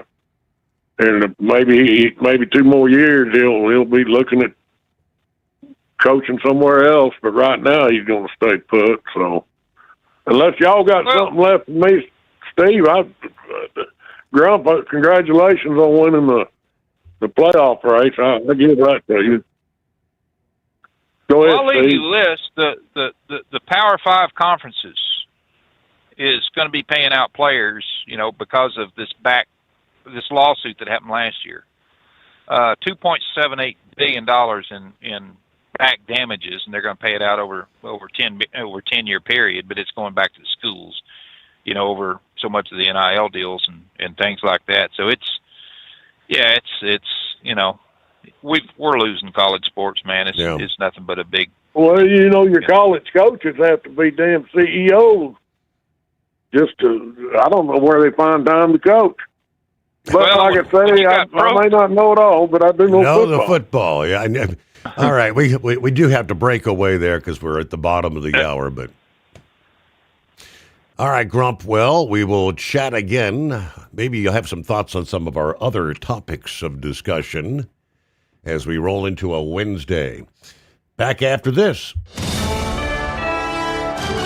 USA Radio News, I'm Anthony Lucero. DHS Secretary Kristi Noem says over 10,000 arrests have been made in Minneapolis as the Trump administration continues to crack down on illegal immigration. The Homeland Security Secretary took to X Monday to say over 10,000 arrests were made of what she called criminal illegal aliens who were killing Americans, hurting children, and raining terror in Minneapolis. The Pentagon is awaiting potential orders to send about 1,500 troops to Minnesota. This comes as anti-ICE protests continue in the state after the deadly shooting of Renee Good by an agent. President Trump has said he may invoke the Insurrection Act as a result of the unrest. However, on Friday, he said he may not use it anymore. I'm Monica Nelson. Canada strongly opposes President Trump's planned 10% tariffs on Denmark and other nations over Greenland. Those tariffs take effect on February 1st and could raise up to 25% in June. Prime Minister Mark Carney says Canada fully supports Greenland's right to decide its own future.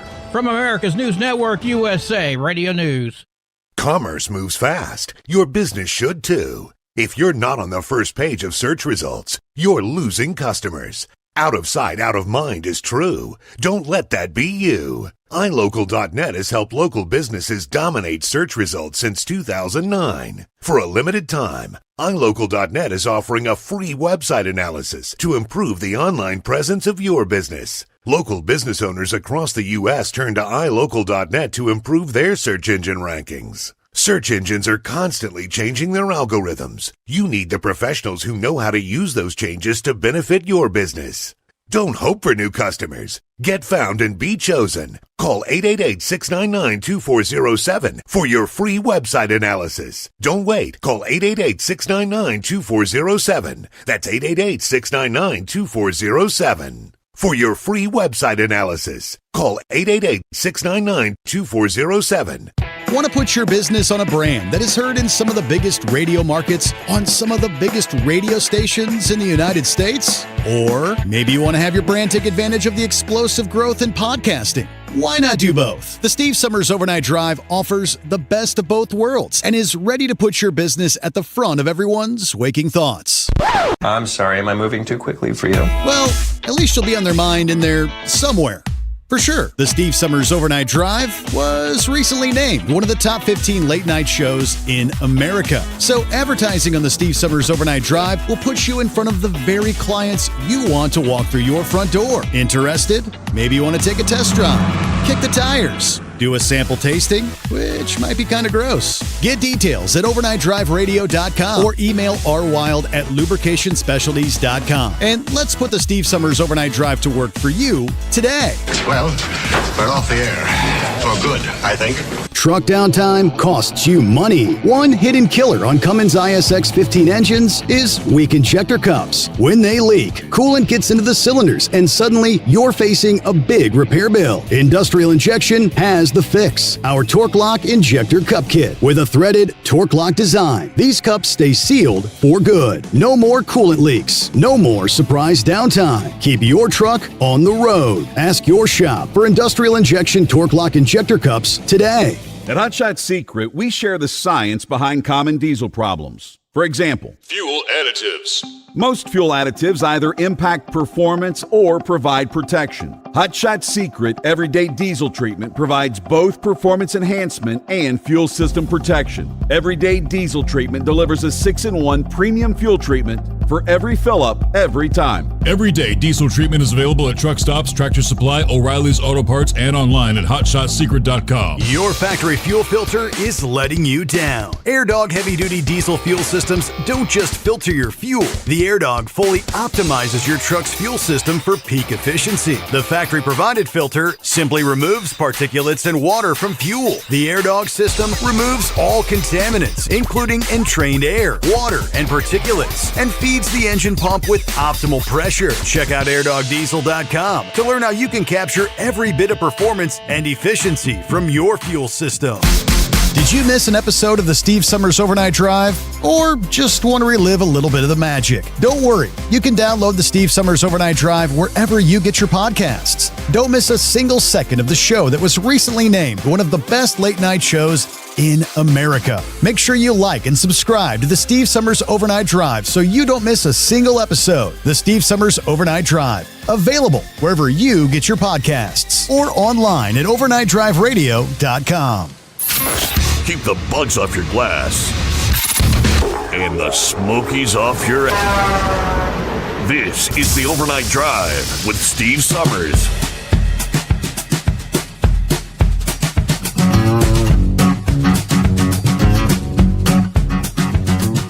All right, great to have you on board as we work our way into a brand new day. Midweek coming on, hump day.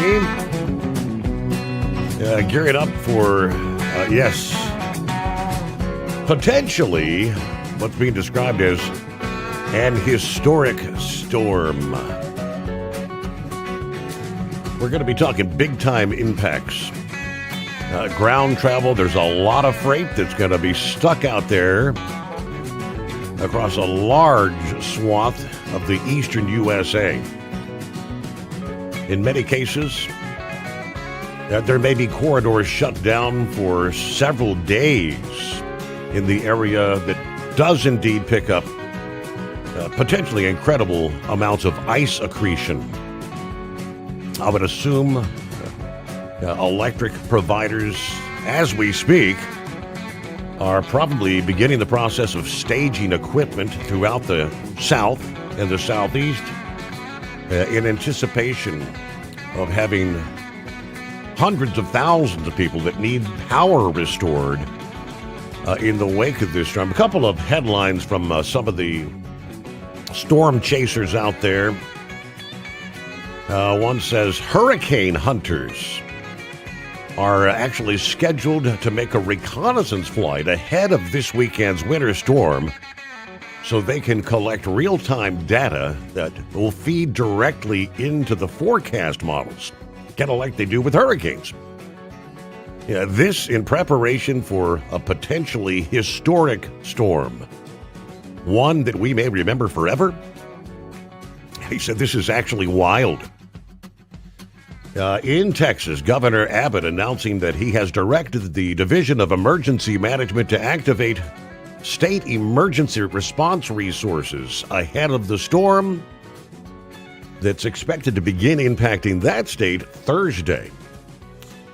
Based on the forecast, the state of Texas is acting to ensure Texans have the resources they need before the winter weather impacts the communities across the state, according to the governor, as temperatures drop below freezing and regions of Texas facing snow, ice, freezing rain. It is crucial Texans remain weather aware. Obviously, as we have shared, according to the National Weather Service, the Arctic cold front will bring dangerously cold temperatures and wind chills to the state through the early part of next week. Plus, a storm system expected to move through the state with the possibility of freezing rain, sleet, and snow that could create, obviously, hazardous travel conditions into the weekend, impacts to infrastructure.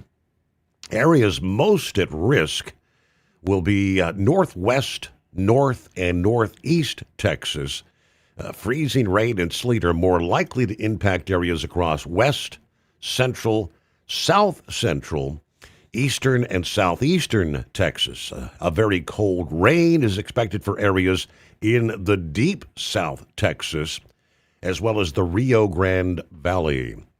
They list off all the various divisions in the state that have been advised what they're supposed to be making preparations for. The National Guard would be activating vehicles and personnel to support stranded motorists in the state.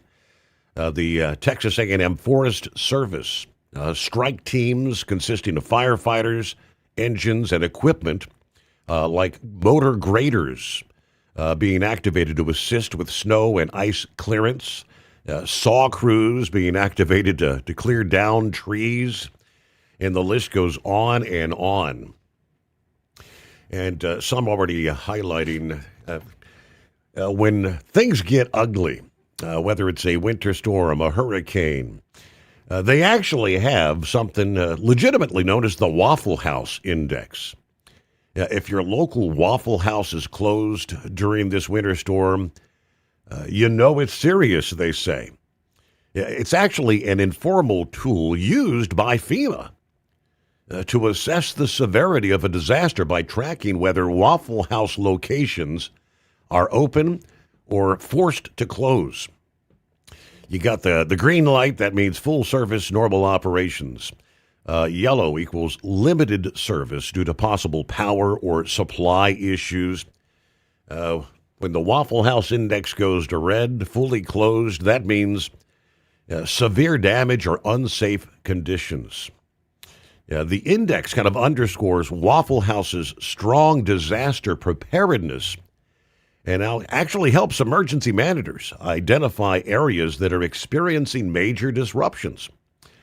Since a closed Waffle House oftentimes points to serious local impacts and an urgent need for assistance, wherever that may be. Now, we'll get to some of the industry headlines coming up here, and we've got some tips in regards to the bitter cold. Tips from the diesel experts that we all need to be following here in the coming days. But first, let me give you the breakdown as far as the cold. This Arctic air has been gathering, building in northern Canada. It's about to surge into the central U.S. The potential to be the coldest weather so far this winter in many areas. And, of course, expanding as far south as Texas and into the east. Hundreds of locations, maybe several degrees below their seasonal lows late this week and during the weekend.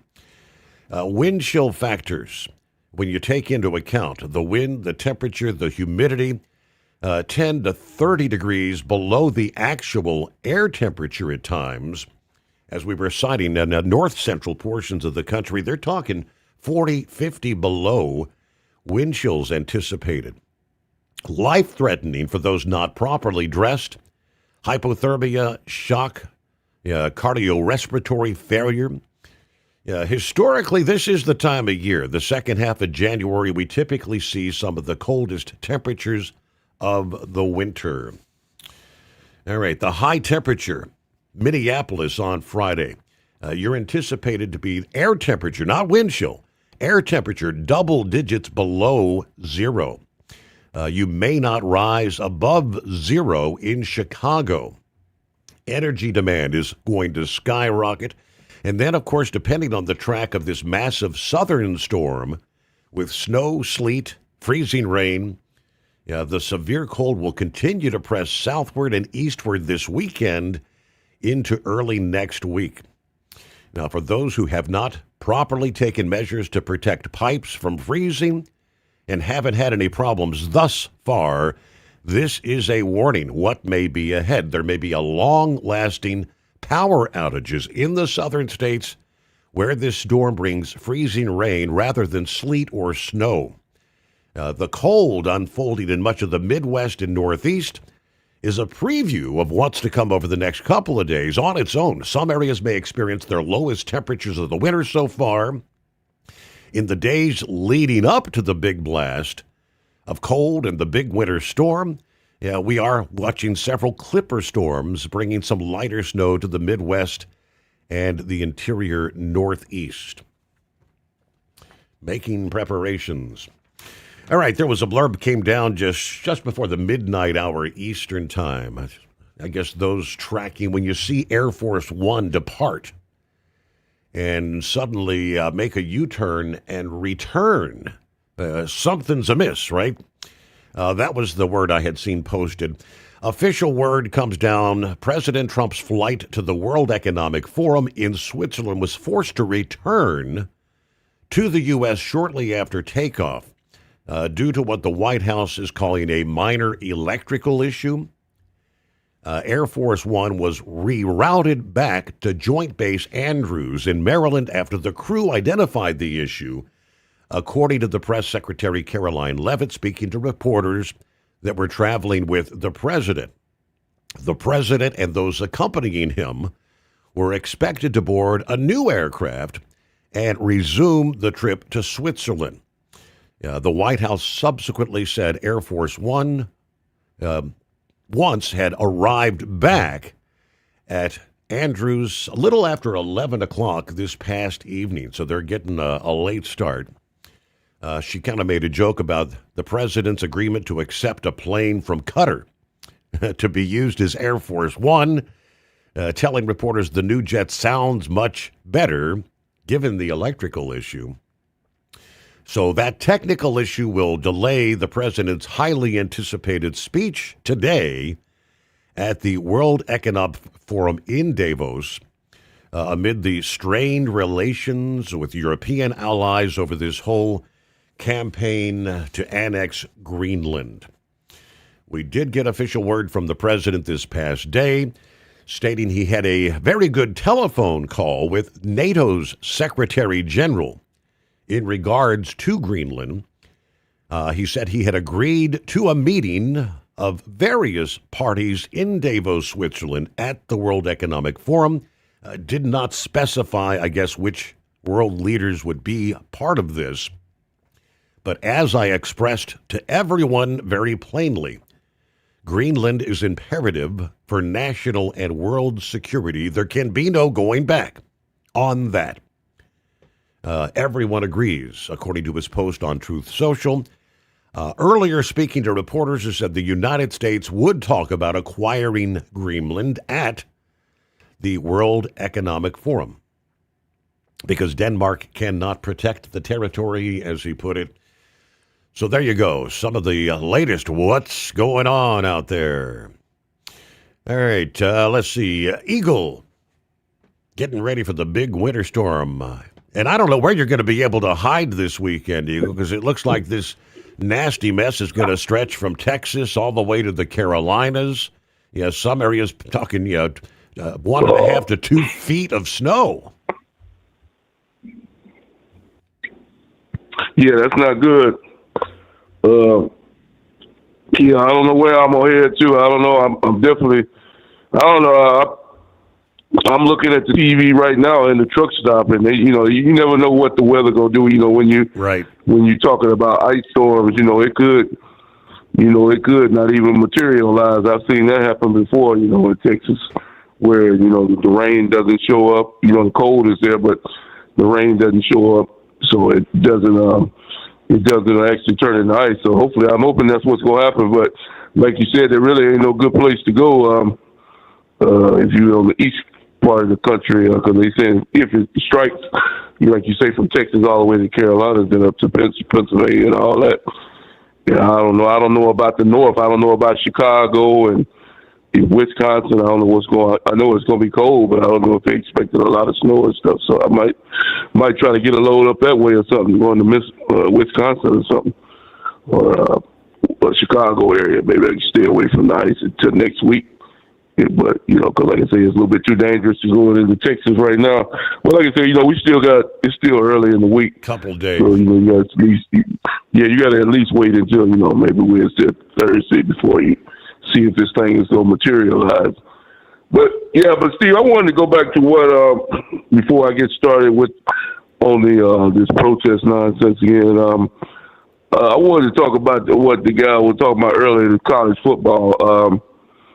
They said for years, back in the 90s and 2000s, people were always saying, with Johnny Manziel and some other players, these guys deserve to make money. But it's gone a little bit too far now, Steve. Like Grupp and the other guy said, they're already paying for these guys' education. They're already paying for the education. Nowadays, that's over $100,000 a year in most universities in the U.S. $50,000 to $100,000. That's more than enough payment right there to pay for your damn education. I wish somebody would pay for my kids' education or my education like that $100,000. So, but like I said, Steve, it's gone a little bit too far now. When you paying these players, you got players making more than professional players. You got quarterback for Miami making $4 and $5 million. You got, I don't know how much the quarterback from Indiana made this year. I don't know what that amount is, but they paying these players way too much money. When they thought about this deal, I believe that between $50,000 and $100,000 a year would be more than enough money for a college kid to survive on if he decides to stay in school for 3 to 4 years. This money that they're paying these guys is outrageous, and now you got kids that want to skip out on these contracts just because they have a disagreement with the coach. How can you figure you could just leave the school and take the $4 million and go to another school and get money from that school too? It doesn't work like that, or it shouldn't work like that, because I'm understanding that the quarterback, the Indiana's quarterback, he got a younger brother that's on the team, and they say that he's transferring to another school. Yeah. He's not going to play for Indiana next year. So don't tell them how much money this guy's making. You got too many guys that's jumping ship. Because I remember a couple of years ago that same quarterback that played for Miami, he used to be quarterback at Georgia, and I remember one day I was watching TV. And all of a sudden they said he's no longer going to be quarterbacking for Georgia. What the hell's going on? And come to find out, he don't jump down to Miami because Miami gave him an expensive sports car and all this money, cash. So it's got to come to a stop. The money, because now you got that's what drove Nick Saban out of college football, Steve, and that's the reason why he don't want to come back, because there were several job vacancies this year that Nick Saban, I thought for sure he was going to take one of those jobs, LSU or some of the other jobs that were available. But Nick Saban doesn't want anything to do with it because it's all about money. You look at what Lane Kiffin is doing right now. He's bringing in all kind of recruits into LSU, and the reason why he's doing it because they're paying top dollar. Don't be surprised if LSU go from the bottom to the top in 1 year because of all the money that they're spending at LSU, because they got a big budget, and it's basically going to come down. College football is going to basically be winner takes all now, Steve. Whoever pays the most money to the players is the team that's going to be winning championships, and that's not the way it's supposed to be. It's supposed to be the best athletes, the best quarterback, the best running back, the best defense is supposed to win the game, not who make the most money.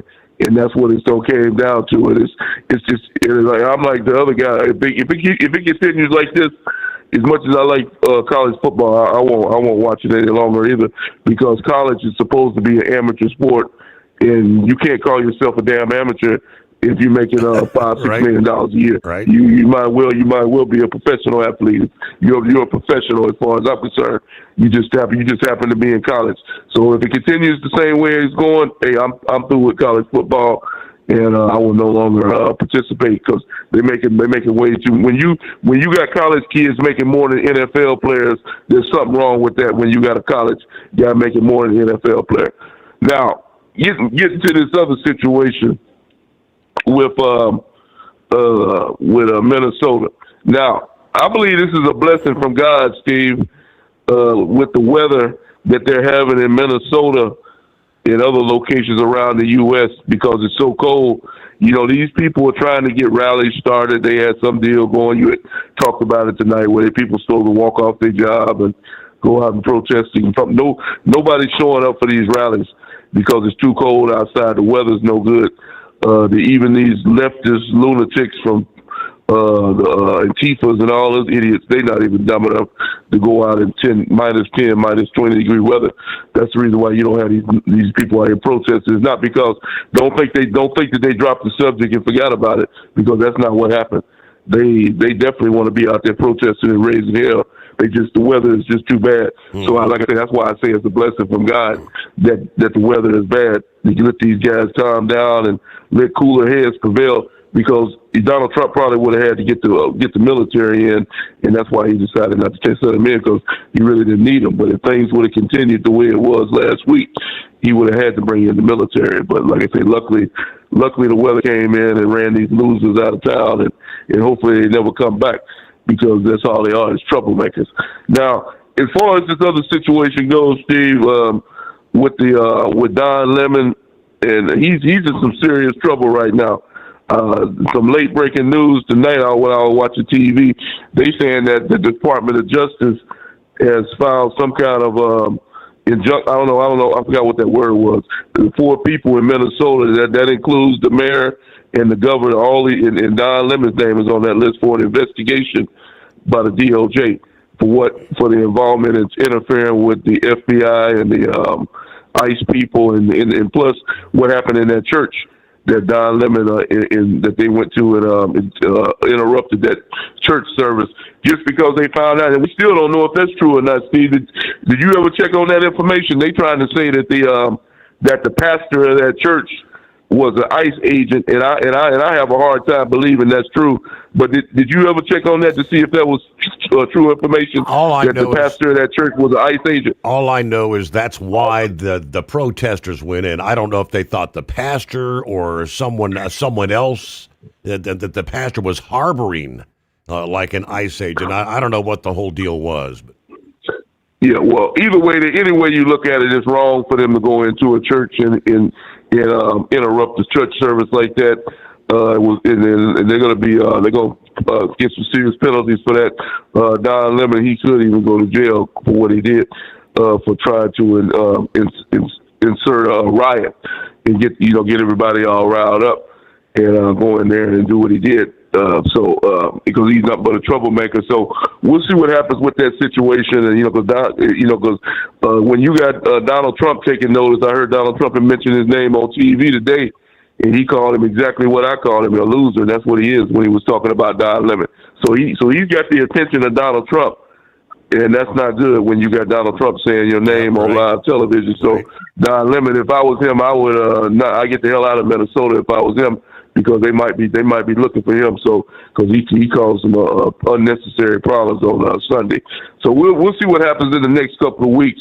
But like the one guy said today, Steve, the Bovino guy, the ICE commander, like he said before, these operations could be a whole lot easier if the governor and the mayor would cooperate with them and let them, instead of them letting these the guy, he showed pictures and photographs. Maybe you could talk about that tonight. He showed photographs of these individuals that they've been arrested in the last 2 or 3 days, child molesters, rapists, you name it, drug dealers, the whole deal.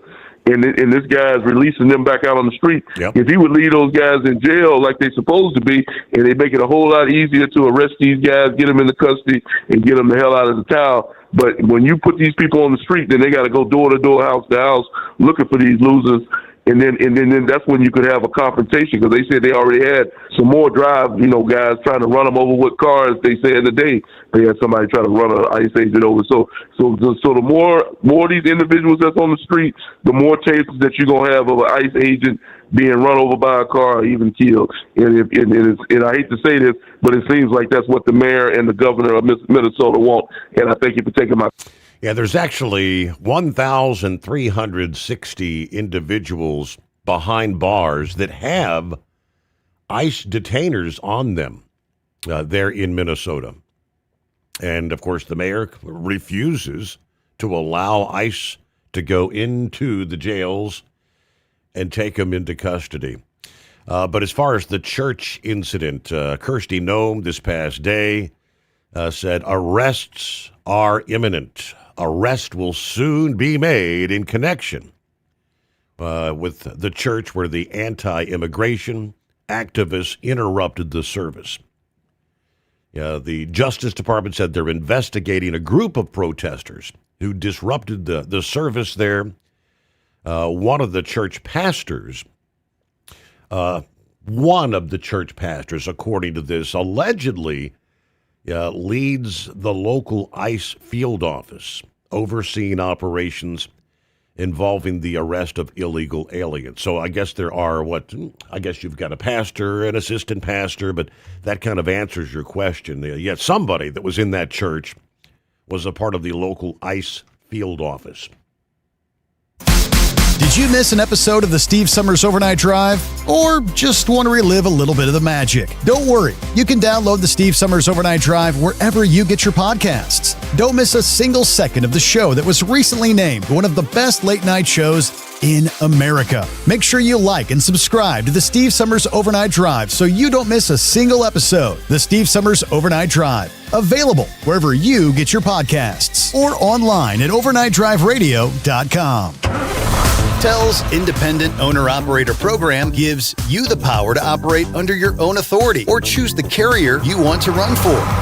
Drive a new truck with full factory warranties, solo or team. TEL has a lease that fits your business. Call us at 866-404-6289 or visit tel360.com and use promo code OVERNIGHT100. Like the men and women who power America, the people at Hot Shot Secret work hard and play harder.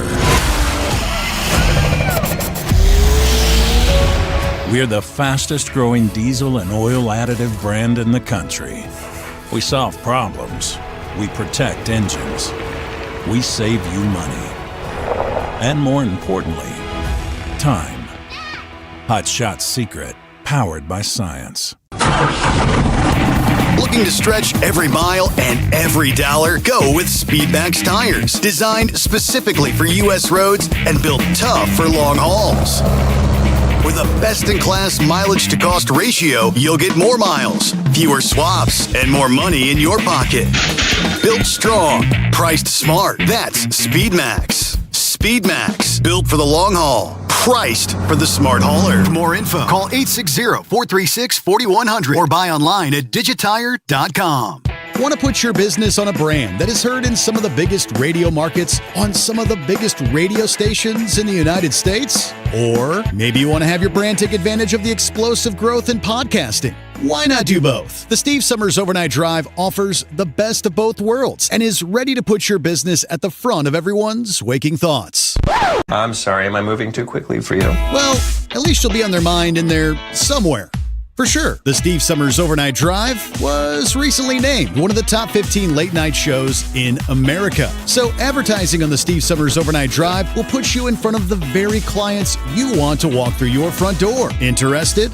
Maybe you want to take a test drive, kick the tires, do a sample tasting, which might be kind of gross. Get details at overnightdriveradio.com or email rwild@lubricationspecialties.com. And let's put the Steve Summers Overnight Drive to work for you today.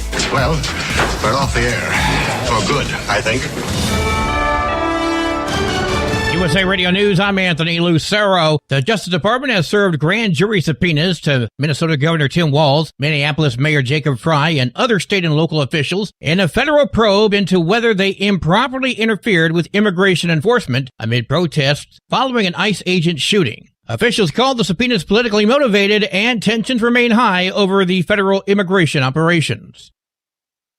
The Department of Justice is appealing a judge's order dealing with how federal agents can and cannot act when it comes to anti-ICE protesters in Minnesota. The ruling was issued late last week following the death of Renee Good. It bars federal agents from retaliating against peaceful protesters or using pepper spray or similar non-lethal munitions. It also bars agents from stopping vehicles that are following them, as long as those vehicles maintain a safe distance. Homeland Security Secretary Kristi Noem called the order, quote, a little ridiculous. I'm Tammy Trujillo. The Trump administration is going to host a global minerals summit on February 4th. That's according to Secretary of State Marco Rubio. The meeting aims to strengthen mineral supply chains with international partners, a key part of Trump's push on Greenland, which officials say is vital for U.S. economic and national security.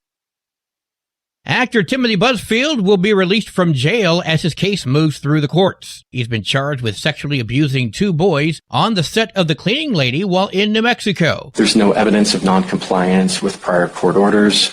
Rather, this defendant self-surrendered and submitted himself to this court's jurisdiction. A judge says the state didn't show clear evidence he must be held, although prosecutors argue he poses a danger.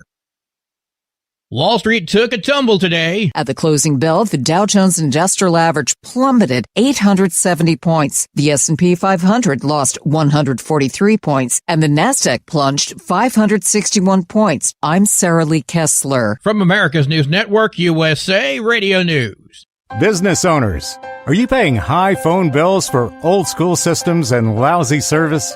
StrongTel cuts your phone bills in half and turns every phone you own into a feature-rich business system.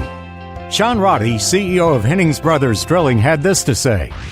We've been a StrongTel customer for over 10 years. It's great, and even includes an intercom with video to our equipment yard. I can watch live from anywhere with my smartphone. I'd recommend StrongTel to anyone. Never miss a customer call again with your StrongTel business system. StrongTel is a proud iTex partner and always welcomes your iTex dollars. You'll get award-winning StrongTel service, a business-class phone system, and cut your phone bill in half. Visit strongtel.com. That's StrongTel, StrongTel.com.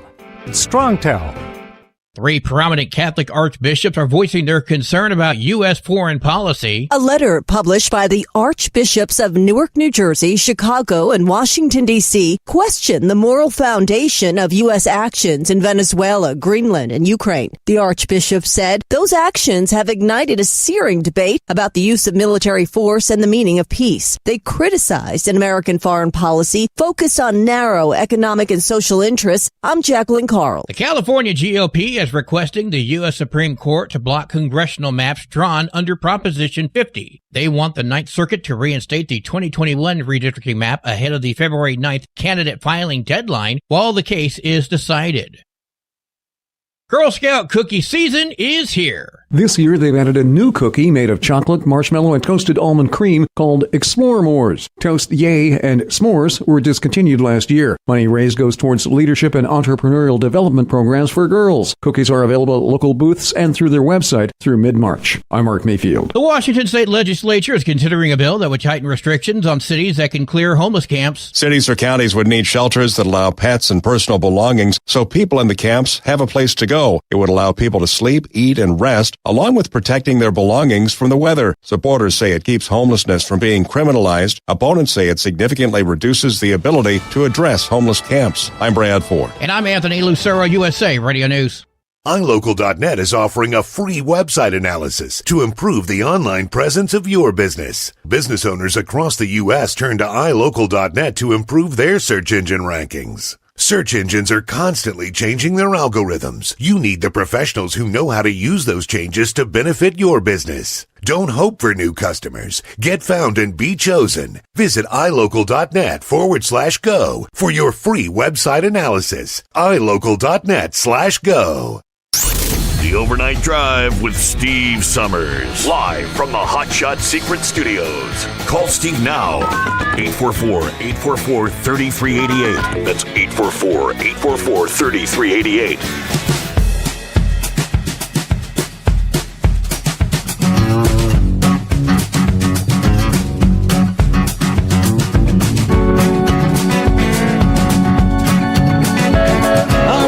Just like that, another hour. Here we go, underway. Rolling into a Wednesday.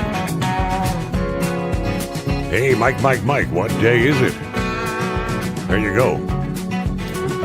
Hump Day, for sure.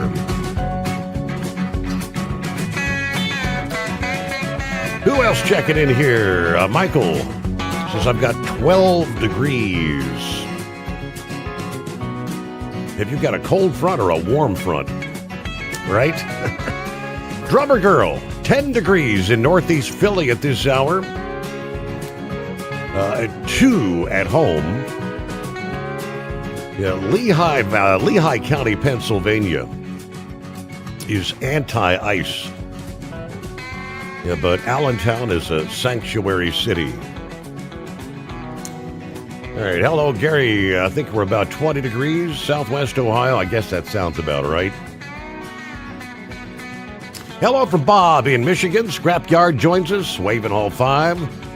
Hello, Billy. Morning, Steve. The overnight drive, folks. 25 degrees. Feels like 18 in Beulahville, North Carolina tonight. Rolling towards Garysburg, then back down to Southport, North Carolina. Safe travels. Happy hump day. Hello, Gilligan. Morning, Steve. Fellow listeners, driving under the stars in Mayberry, a.k.a. Mount Airy, North Carolina. 21 degrees at this hour. Gearing up for the real cold, even colder than that Arctic snap we had in December briefly. And this one's going to stick around for several days. And we're talking some of the coldest temperatures you've seen in parts of the south central USA, Tennessee, Kentucky, Arkansas. I mean, way below zero temperatures in the wake of that storm. Which, of course, if you're in ice, everything is going to literally freeze solid. Keeping your vehicle operating in these kind of temperatures can be very difficult. The cold really puts a strain on engines. Some tips from the diesel experts via Hot Shot Secrets. 5 tips to keep you moving through these bitter cold temperatures. Number 1, check your tire pressure. Keeping your tires inflated to the manufacturer's recommended pressure is crucial. Not only can improperly inflated tires lead to loss of control while you're driving, they can wear down prematurely, faulty traction, and make driving on icy roads more slippery than desirable. With a drop in temperature of 10 degrees, your tires lose about a pound of pressure. So if you think last time you checked your tires, set them like on a car to 32 pounds, it may have been 60 degrees outside. If you're 10 below zero, you've lost a good, close to 10 pounds of pressure. So check those tires. Top off the antifreeze. It is essential for any vehicle traveling through cold winter temperatures. Glycol in antifreeze keeps the water in both your radiator and engine from freezing when those outside temperatures begin to drop. Changing your antifreeze at the intervals your manufacturer recommends can prevent rust from building up on your cooling system. Hot Shot Secret, as a matter of fact, has several options for antifreeze that are pre-mixed, and that keeps the guesswork out of your winter maintenance there. Obviously, use your anti-gel. Every time you fuel up, diesel additives are a great way to incorporate continued upkeep throughout the winter. When additives can be used year-round, it's a good idea to remember to switch to a winter formula when we see these temperatures drop. When temperatures get low, the fuel in your tank can begin to freeze up or gel up. If the gelled up diesel gets through the fuel filter, it can lead to lots of future engine problems. The everyday diesel treatment with winter defense is a fantastic solution. Save yourself a tow bill and potentially expensive engine problems. Keep the fuel tank full. Keeping your tank completely filled as often as constantly makes the chance of condensation much less probable. Condensation occurs when there are drastic changes in temperature, which can be expected this time of year especially. Keeping extra fuel on hand at home can eliminate the hassle of daily trips to the gas station to prevent condensation. Condensation can wreak havoc on your injector tips and the engine itself. Pre-mixing a fuel additive like everyday diesel treatment plus winter defense can save you some extra time when you're trying to fuel up on those busy mornings or late at night. And lastly, you might consider changing to a synthetic oil. Using a synthetic lubricant can be a game changer for both your diesel and gas engines. A major benefit of utilizing a synthetic lubricant is increased energy efficiency because it handles low temperatures better than traditional lubricant. Synthetic oils have better viscosity than conventional mineral oils and can flow more quickly during those cold winter temperatures. Now, plus the added bonus, synthetic oils allow extra time between oil changes without added damage to the engine. Yes, at Hot Shot Secret, we offer synthetic oil options for both diesel and gasoline engines. You can learn more about all that at hotshotsecret.com, but I can assure you in the coming days, there's going to be drivers who thought they had treated their fuel appropriately, maybe using a different product, a different brand name. You'll see them on the side of the road, gelled up, shut down. On down to the Sunshine State. Have we warmed up at all, or is it still chilly there? No, it's not bad right now. I'm in 50 around in there. We're doing good. That sounds like a heat wave. I'm telling you.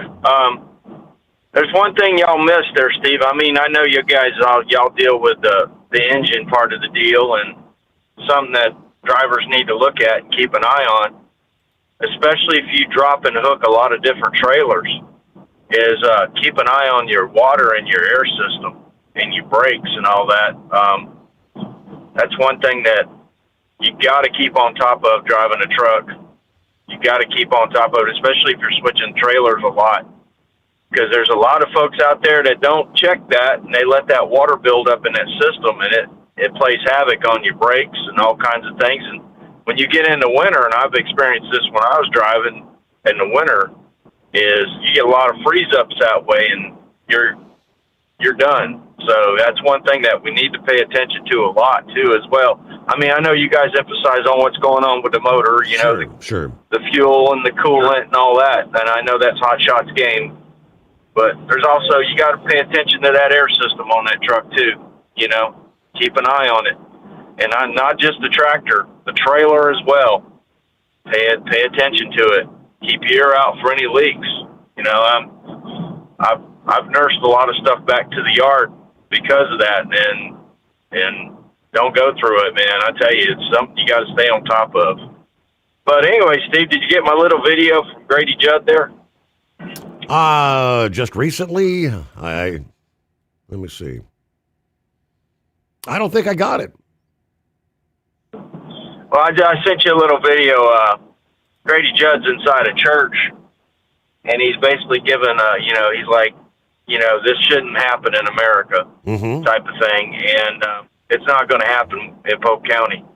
And he's right, and he said in there, it doesn't matter what religion you are, what you worship, what way you worship. Nobody should come in your church and do that protesting stuff at all. And that's the way it should be. That's the separation of church and state. And that's something that it needs to be focused on. I mean, I know that the Jewish community has had a lot of issues over the years with people in the church, trying to do things and bad things to the church, and they have a lot of security for their churches, and it shouldn't be that way, Steve. It really shouldn't be that way. You should be able, the way you choose to worship, you should be able to go to church and not have to worry about that, right? 100%. You shouldn't have to worry about it. So something we haven't really talked about too much is that big orange rocket you like there, Steve. It's out there at the launch pad. Did you see that? They crawled out, Saturday, I think it was, moving, 1 mile per hour? Yeah, it took them 12 hours, buddy. 12 hours to get her out from the VAB to where there was, the final pad there at 39B. So it's on hollow ground now. It's on the same ground that Apollo shot from, so we'll see how she goes there. And you know who retired, Steve? You remember Sonny Williams? Yeah, it was Butch and Sonny that were stranded, right? Yeah, well, Butch retired right after that flight came back. But I was just reading today that Sonny has retired now. She's hanging it up. She's 27 years as in the astronaut deal, and she's hanging it up. I got a feeling with her it's a little bit more medically induced. She looked pretty frail when they came back. Yeah. So, but good for her. That's her decision. If she wanted to keep going, that would be her decision as well. And I back her on either one of them. She's a smart lady. She knows what she needs to do. And the one you need to pay attention to, Steve, since you like that big orange rocket, that lady that's going up on that big orange rocket, you got to pay attention to her. She's another Sonny. She's amazing. I mean, this lady is. She's top notch. She knows what's going on. She's a diehard astronaut, and pay attention to her. And that's going to be a good mission. They're saying they're going to go further than any human has went before. Now, I don't know if I'd want to go around the backside of the moon. Would you? Would you want to do that, Steve? What's on the dark side of the moon? Yeah, the only thing on the dark side of the moon that I know of is that fancy telescope thing that's looking back because we can't see on the other side of it. And there's going to be more of that stuff going up as well this year. Going to be a big year for space. Going to see a lot of stuff happening. Elon's going to get a lot of stuff going. So is, the Blue Origin and the Rocket Lab and all these different companies they're going to be busy at the Cape. The Cape's going to be very busy this year. And I'm just hoping we can get that Starship to take off, but I hope that sonic boom don't come across there pretty strong. I mean, these Falcon 9s, we get them about five minutes after it takes off, but this Starship's going to be a little bit more potent than those things. Those guys out in Texas, they already know what it's about, so we'll have to see how that plays out. But that's all I got today, buddy. I appreciate you, and I appreciate everybody out there. Y'all have a good one, and thanks for taking my call. All righty. Good to hear from you, Philip. Thanks for checking in. I'm glad you're warming up a little bit. 50 degrees. Yeah, I'd love to have 50 degrees right about now. We left off at the top of the hour. Kirsty Noem was, I think she was appearing on Greta Van Sustren's program this past day on Newsmax, asked about what's going to be coming. Are there arrests in relation to the incident at the church there over the weekend?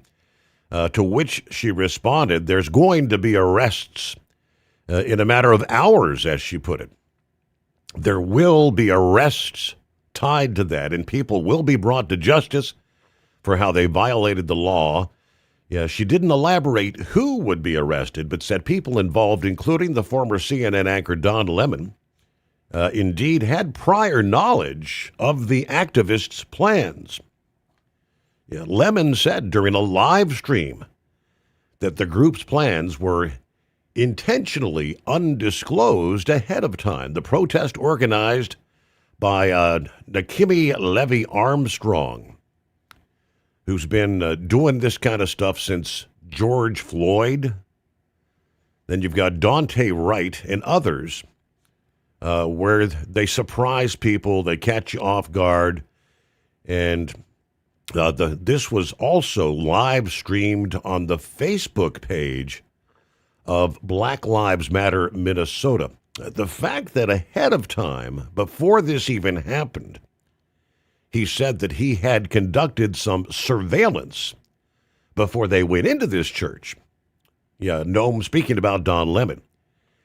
He identified individuals that were going in with him, that were activists, and the work that they've done in the past. The fact that this entire situation was then posted on the Black Lives Matter website, all this is something they're going to be responsible for.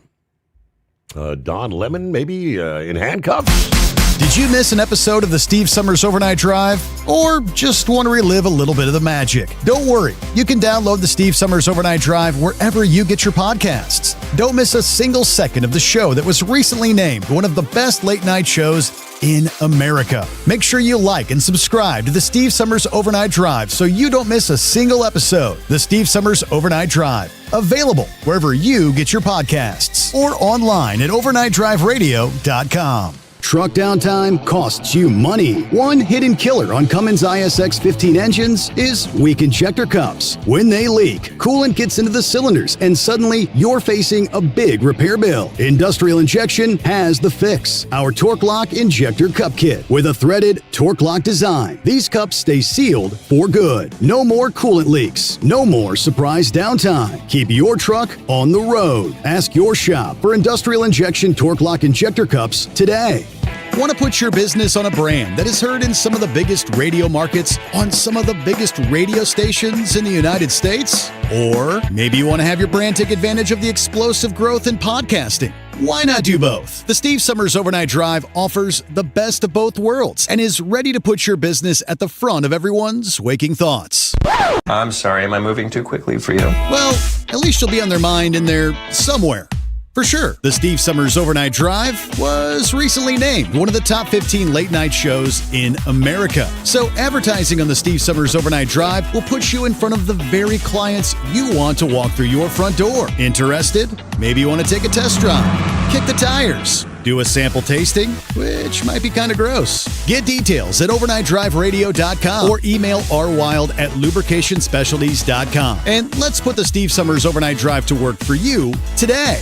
Well, we're off the air. For good, I think.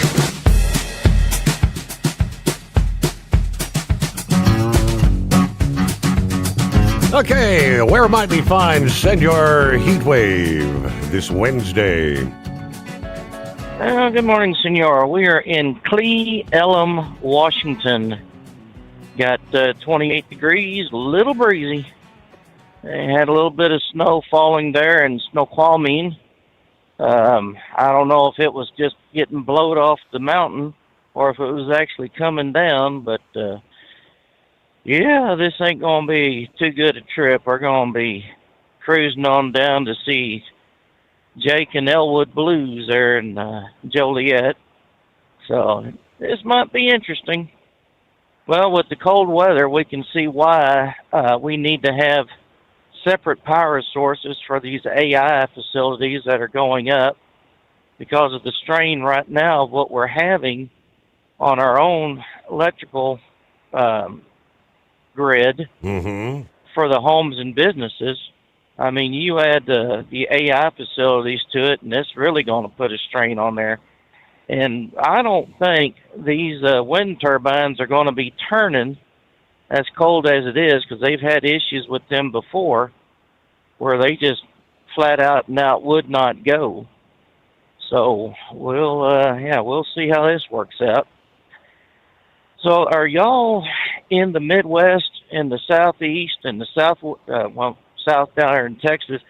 Is that the only part of the country that's going to be affected by this cold, or is it going to be hitting in the West, like in my neck of the woods there in New Mexico? Is it going to be hitting there as well? Nah, you're on the west. They're saying like west of the Rockies should be okay, as you got the jet stream dropping down to your east. Well, I guess geographically we're just a hop, skip, and a jump away from the from the Rocky Mountain range. I mean, I'm on the east side of the Sandias, which is part of the Rocky Mountain range, and you got Santa Fe kind of north and a little east. Yeah, well, I guess we'll find out when we get back, either Friday night or Saturday. So this football business with the colleges, I've said it before, and Eagle just reiterated it. It's semi-pro, and that's not what we want to have. We want to have consistency with kids, not only in sports but in education, and that's a real big issue with me. Because, I mean, you know, you want to jump around. That's what you do when you're in the pros. You jump around. And even then in the pros, you don't have the teams that you had in the past. I mean, you could name players that stayed together for years. And now, you know, if they're together for about, 3 or 4 years and all of a sudden they jump ship, well, you've got a completely new, different football team in the pros, and that's the way it's starting to be in college. So, and you know who we have to blame for all this? The boosters. Whenever they were trying to give, a little bit of money under the table to these players, they got exposed, and they figured, well, if we do it for everybody, then we're not in trouble. But it's going to be the bigger schools that are going to be the beneficiaries of this NIL and whatever else they got going. So, anyways, as far as the church thing goes, well, you're at the bottom of the hour. You want to go ahead and head off? We're about a minute away. Yeah, we can take care of that. Indiana troopers are asking drivers, please stop crashing into our troopers. Seems like this is happening an awful lot. Indiana troopers asking drivers, please use caution around emergency vehicles. They had yet another, a cruiser struck and seriously damaged by a passing semi-truck on Monday on I-69.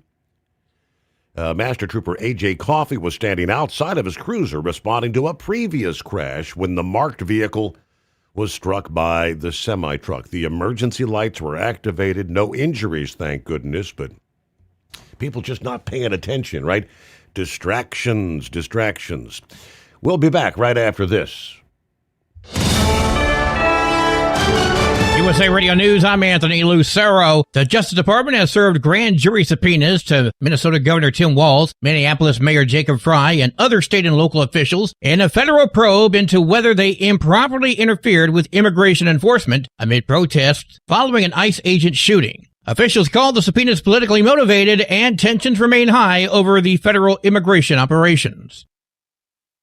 The Department of Justice is appealing a judge's order dealing with how federal agents can and cannot act when it comes to anti-ICE protesters in Minnesota. The ruling was issued late last week following the death of Renee Good. It bars federal agents from retaliating against peaceful protesters or using pepper spray or similar non-lethal munitions. It also bars agents from stopping vehicles that are following them as long as those vehicles maintain a safe distance. Homeland Security Secretary Kristi Noem called the order, quote, a little ridiculous. I'm Tammy Trujillo. From America's News Network, USA Radio News. Maybe this is you too. There's enormous frustration right now with healthcare costs. It is amazing. Healthcare costs for families in the last 20 years have almost tripled, and it just keeps getting worse. All this to say, this is why MediShare is so in demand right now. People are looking for alternatives, and MediShare is proven you can save thousands of dollars a year and actually like it more. Over 1 million Americans are now part of healthcare sharing, and MediShare is the gold standard. It's trusted. It works. It's been helping people save money and have peace of mind now for 30 plus years. It's not some big impersonal thing either. It's a community of people like you helping each other. So yeah, if you're frustrated too, here's your chance to make a refreshing change. You'll notice the difference as soon as you call. They're easy to talk to. You can get a price within 2 minutes. Here is the number. Call 855-SHARE-40. That's 855-SHARE-40. 855-SHARE-40. Want to put your business on a brand that is heard in some of the biggest radio markets on some of the biggest radio stations in the United States? Or maybe you want to have your brand take advantage of the explosive growth in podcasting. Why not do both? The Steve Summers Overnight Drive offers the best of both worlds and is ready to put your business at the front of everyone's waking thoughts. I'm sorry, am I moving too quickly for you? Well, at least you'll be on their mind in there somewhere. For sure, the Steve Summers Overnight Drive was recently named one of the top 15 late-night shows in America. So advertising on the Steve Summers Overnight Drive will put you in front of the very clients you want to walk through your front door. Interested? Maybe you want to take a test drive, kick the tires, Do a sample tasting, which might be kind of gross. Get details at overnightdriveradio.com or email rwild@lubricationspecialties.com. And let's put the Steve Summers Overnight Drive to work for you today. Well, we're off the air. For good, I think. Like the men and women who power America, the people at Hot Shot Secret work hard and play harder. We're the fastest growing diesel and oil additive brand in the country. We solve problems. We protect engines. We save you money. And more importantly, time. Hot Shot Secret, powered by science. Truckers, meet the SpeedMax Pro Max, the tire built for serious hauls and serious peace of mind. With rugged construction and performance you can count on, Pro Max is made for the long road ahead. And here's the best part. It comes with an 8-year warranty. That's right, 8 years of confidence, mile after mile. Ask SpeedMax. Drive far. Drive strong. For more info, call 860-436-4100 or buy online at digitire.com. At TEL, we know what it takes to succeed as an owner-operator because we were founded by one. The big secret? Affordable new trucks. New equipment keeps you moving, improves cash flow, and delivers reliability. For over 20 years, we've helped drivers take the next step in their careers. Call TEL at 866-404-6289 and use promo code OVERNIGHT100. We look forward to meeting you. Did you miss an episode of the Steve Summers Overnight Drive? Or just want to relive a little bit of the magic? Don't worry. You can download the Steve Summers Overnight Drive wherever you get your podcasts. Don't miss a single second of the show that was recently named one of the best late night shows in America. Make sure you like and subscribe to the Steve Summers Overnight Drive so you don't miss a single episode. The Steve Summers Overnight Drive. Available wherever you get your podcasts or online at overnightdriveradio.com. And now, back to the Steve Summers Overnight Drive, live from the Hot Shot Secret Studios.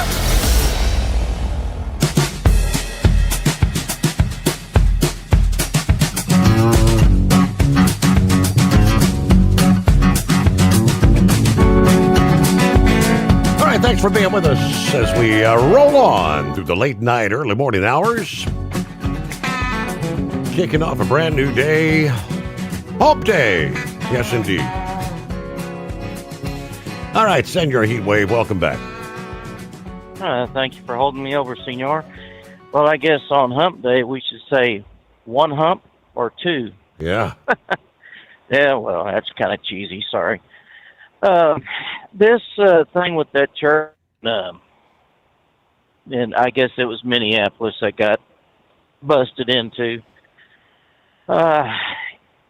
You know, one of my brothers in Texas, when he goes to church with his family, he carries a gun with him. It's a church out in the country, you know, about 20 minutes away from the nearest big city, and they have been, well, I wouldn't say violated, but they've had some people out there going to the cars that are in the parking lot, you know, looking for something to steal. And, you know, it's just a matter of time before these idiots think, well, why don't we just go inside the church and see what we can do? I mean, we've had church shootings before because someone's upset about religion or, you know, whatever it may be. Mm-hmm. And we've had more than enough people get killed in church, which should be a sanctuary for those, you know, who want to worship. And, you know, he's carrying the gun with him because he says, you know, it's just a matter of time before one of these idiots come in there, start shooting up the place or doing what that bunch did up there. And, you know, he has a concealed carry. So even though you're really not supposed to have a gun in church, you just can't let that hen house be open to all the wolves that are out there. Something's got to be done. Someone's going to have to stand up and say no more, and that's it. I mean, it seems like to me the left is more hell-bent on protecting illegal aliens and criminal illegal aliens. And what do they call that? I heard it on Greg Gutfield's show the other day. But a lot of these people that are out there pulling this crap are white liberal women. And, you know, some of them are ugly. And whenever they hit the ground, they measure on the Richter scale because they're doing something stupid. And Right. ICE agent and people have to go ahead and plant their silly butts in the ground saying, don't do that. And, of course, when you see these people, they're also wearing pajama bottoms. What the hell's the matter with these people? Right. Goodness. So I'm pretty sure probably today and the next couple of days, I don't think those agitators are going to be out there rioting, and I won't call it protest. When you have people that are beating on cars and beating on officers and trying to run them over, that's not a protest. That's a riot. And, you know, when that one officer was getting run over by Good in her car, yeah, he had every damn right to go ahead and defend himself, protect himself and others, because she weaponized her vehicle. Yes. She's not a damn saint, people. She is just as bad as the worst of the illegal aliens out there with a bad criminal record. And the other groups that coming in there under this false pretense of, oh, we support, you know, these protesters. You know, they're just as bad. And I was talking to my co-driver here earlier before he sacked out, and he's afraid that what's going to happen is we're going to eventually get drawn into another civil war. And, you know, I can just see a group of people, not in my neck of the woods, I hope, but I can see a group of people out there like that one idiot, you know, saying, well, ICE comes here, I got my gun. Right. Well, you know, you made yourself the first target, and they're gonna knock you out before you even have a chance to raise that damn gun up. You know, and in heaven forbid I see that kind of action in my neighborhood, where we've got liberals out there with their water pistols, raising all sort of cane, walking down the street.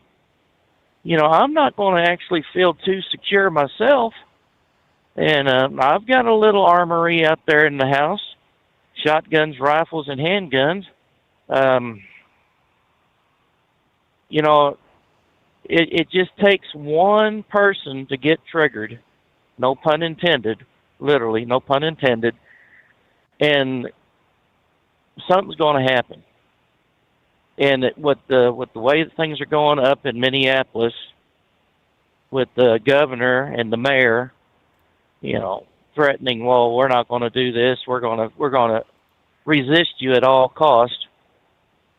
All it takes is one little spark, and the lead's going to fly, and there's going to be a lot of people down, and then they're going to be wondering how in the hell did it get this far? And it's like, well, think about it. What did you do to do this, to bring this about? All the officers are doing, they're following the laws, they're enforcing the laws of the land. And you, being the agitators and the rioters, basically, you know, I ain't going to call them protesters anymore. Right. They're rioters, and I'm not going to say illegal aliens. Well, I'm going to say illegal aliens because that's what they are. They're not undocumented workers, you know, and the fraudsters. Why are you protecting them when the outcome is it hurts you in the end? Because when you need these services to help you out, it's not going to be there. And I know Russia and China are just looking over here going, oh, Trump's got issues. Right. He's got internal issues. Now would be the time to strike. And as far as Greenland goes, said it last night, Europe needs to understand, NATO needs to understand that that's going to be the shortest route for Russia to fire these missiles. You know, they're not going to fire them all the way from the east coast of Russia all the way to the west.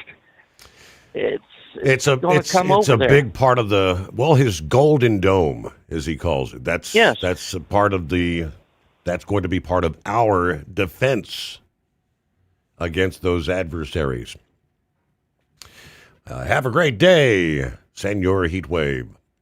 Hey, Shorty just shared. Hard to believe.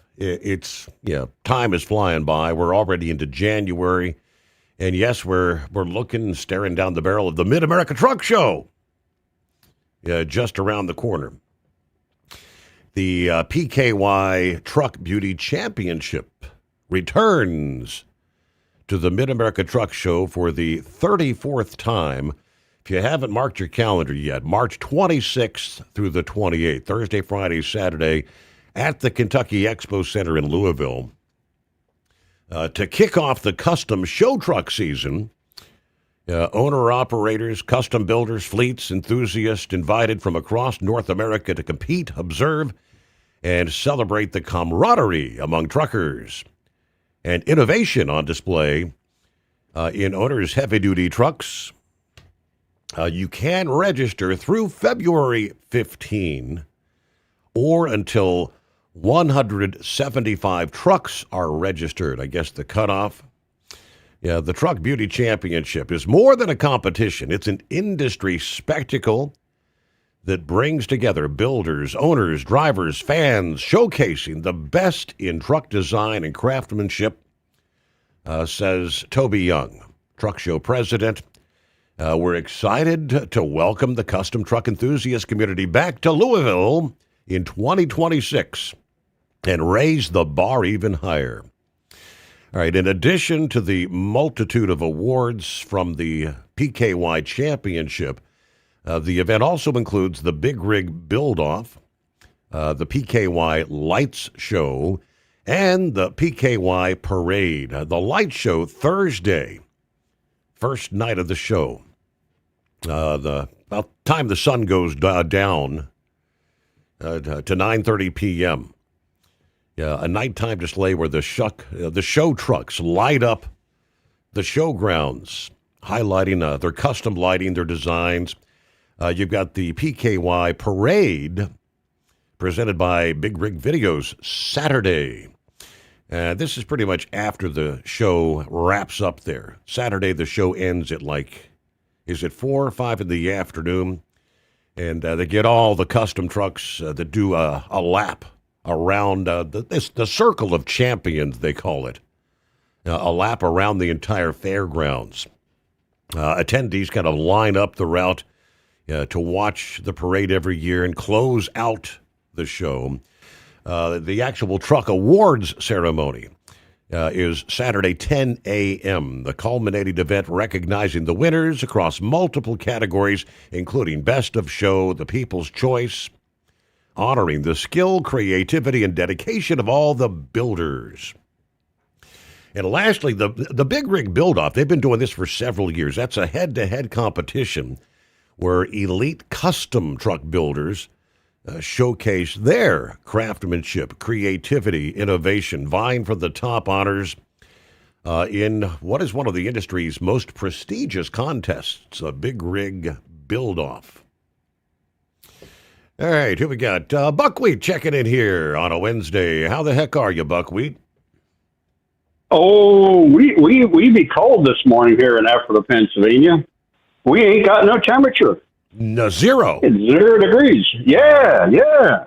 So anyhow, but yeah, it was just, the United States Postal Service keeps upping their rates. And, I remember back when you could send postage I think it was 17 cents and 18 cents and keeps going up. And, well, we have a personal experience of why the United States Postal Service is wasting money. My wife has a sister that lives in Burlington, Washington. And so she sent her a Christmas package parcel and through the mail, and she sent it on December 19th. And it said it was estimated to arrive December 26th, which is fine. I mean, no rush. But anyhow, so it left the local post office here and on the 19th and ended up in Lancaster, then ended up in Aurora, Colorado, then it ended up in Seattle, Washington by the 23rd, which that's reasonable. And Burlington, Washington's about an hour and a half drive north of Seattle, and so yeah, it's on the right track. And then it sat there till January 1st. And January 1st, it arrived in Anchorage, Alaska. And then it was sent back to Seattle. And then it left Seattle and went back to Seattle again. And it messed around there for a while and then ended up going to Everett, Washington. And then it ended up going to Burlington, Washington. Then it was delivered on the 19th of January. Wow. And it was like, wow, it messed around for about 3 weeks out there in Washington, going up to Anchorage, and it was really messed up. Somebody drop the ball, and somebody made a mistake. But anyhow, I guess that's life. But yeah, there was just a local news story here. I think it broke last week sometime, and my wife is all upset about it. The place is actually 2 miles from our house here in Ephrata, in the town of Ephrata, and they arrested a guy for having skeletons in his house. And at first, when I read it, it's like, oh well, he was a little bit loopy, and think of skeletons like science class and exposition and stuff like that, But here, he would go. He broke into a cemetery in western Philadelphia and robbed skeletons, the bodies, and he set them online, set up a catalog online, and he was selling these body parts of mummified, body parts from people to other people.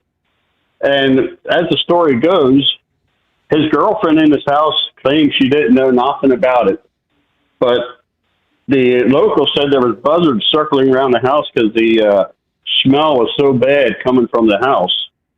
And he also had a storage unit over there close to 222 and 322 that they had 8 more skeleton bodies in there. And so I think we do have some strange people here in Ephrata that, they need their wires checked and everything. But yeah, so anyhow, that's some of the strange things that going on. But I'm looking forward to it. I said the cream of wheat. I said that tomorrow starts a whoopie pie festival in a local grocery store here, Shady Maple. Some of you may know of a Shady Maple Smorgasbord, but it's our grocery store that the same people own, and they have 30 different flavors of whoopie pies that they're going to be selling, and you can choose from. And so I might go check that out tomorrow, since I ain't got nothing to do right now. I still don't have a return to work date yet. Yesterday I was able to lift 20 pounds. So, we're recouping a little bit here. We're getting bored. There's only so much TV shows you can watch, but actually right now I'm looking at you on my big 60-inch screen TV, watching you. But, it's, we supposedly we were supposed to start immune therapy last Thursday, but we're sort of waiting on insurance, and they didn't authorize it yet. And I don't blame them, but I want it done, because going through surgery when you get cancer and you keep fighting, each surgery keeps getting worse and worse. And this one here is, I don't want to go through it again, but yeah, the immune therapy is $10,000 a shot. Wow. And it's you got 6 shots 3 weeks apart, and then 6 weeks apart for the next almost 8-10 months. And and I guess after when I get this treatment, my body is sort of going to be any bodily fluids. If somebody has to clean something up, if I get sick and discharge out, stomach runs the wrong way, they have to use full PPE to clean the stuff up.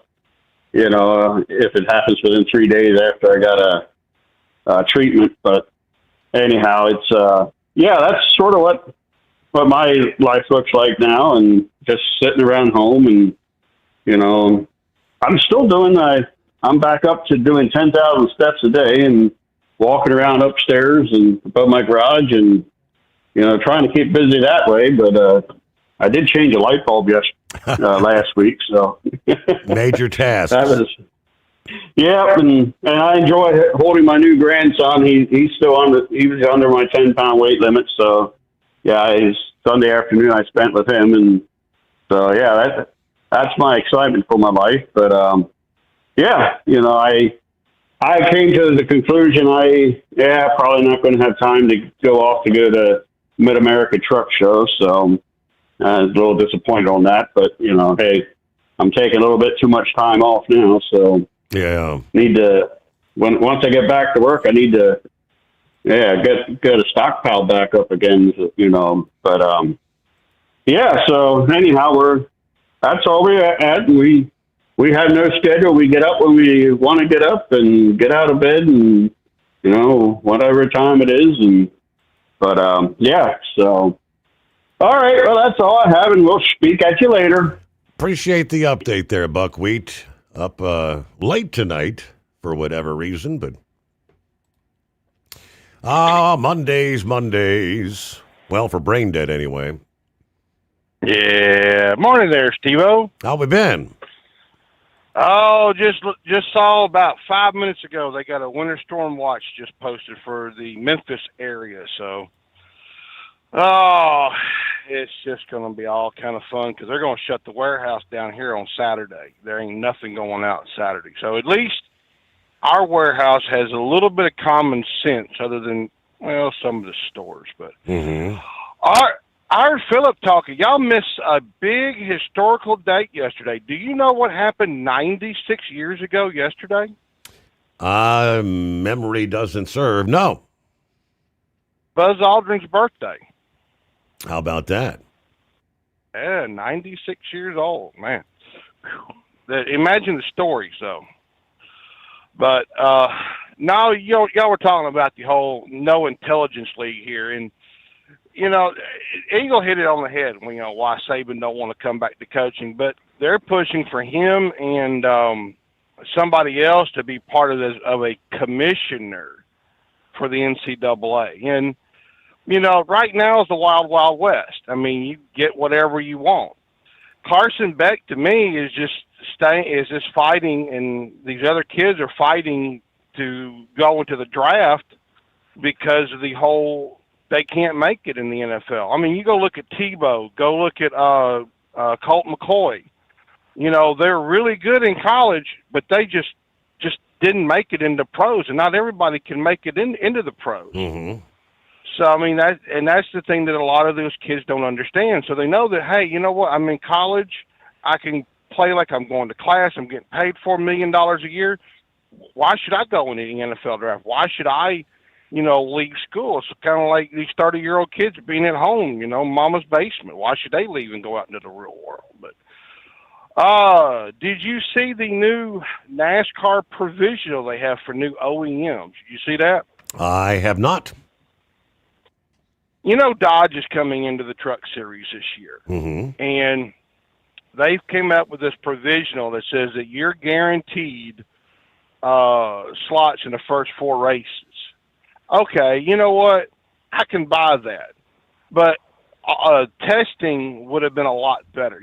Actually getting track time to shake the vehicle, to shake whatever out, and to get something better. Because because you look at the entry list now of all the ones that are coming in for the provisional, and yes, Jimmy Johnson, he's got that open provisional because he was a former champion.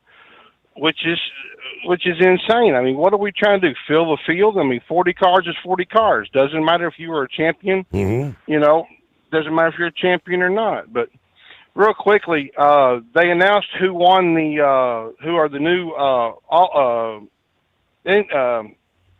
enshrinees into the Baseball Hall of Fame. Did you see that? I did see that. I have not yet mentioned it, but go ahead. Yeah, Andrew Jones and Carlos Beltran. I kind of agree with that. I think Carlos Beltran's been snubbed for many a year, but the one I thought was kind of interesting was that Alex Rodriguez only got like 40% of the vote. So, hey, you know what? Maybe there are some people still, the old timers that are still watching too, Steve. But I got to get in here and go to work, buddy. You have a good morning. All right, and I'm trying to recall. I think the one guy, he'd been on this was like, I believe, his ninth year on the ballot there. Yeah, finally into the Hall of Fame. All right, rolling up toward the midnight hour on the West Coast. Plenty of room for you at 844-844-3388. Of course, more than a decade ago, we know the truck parking crisis had been labeled a national priority.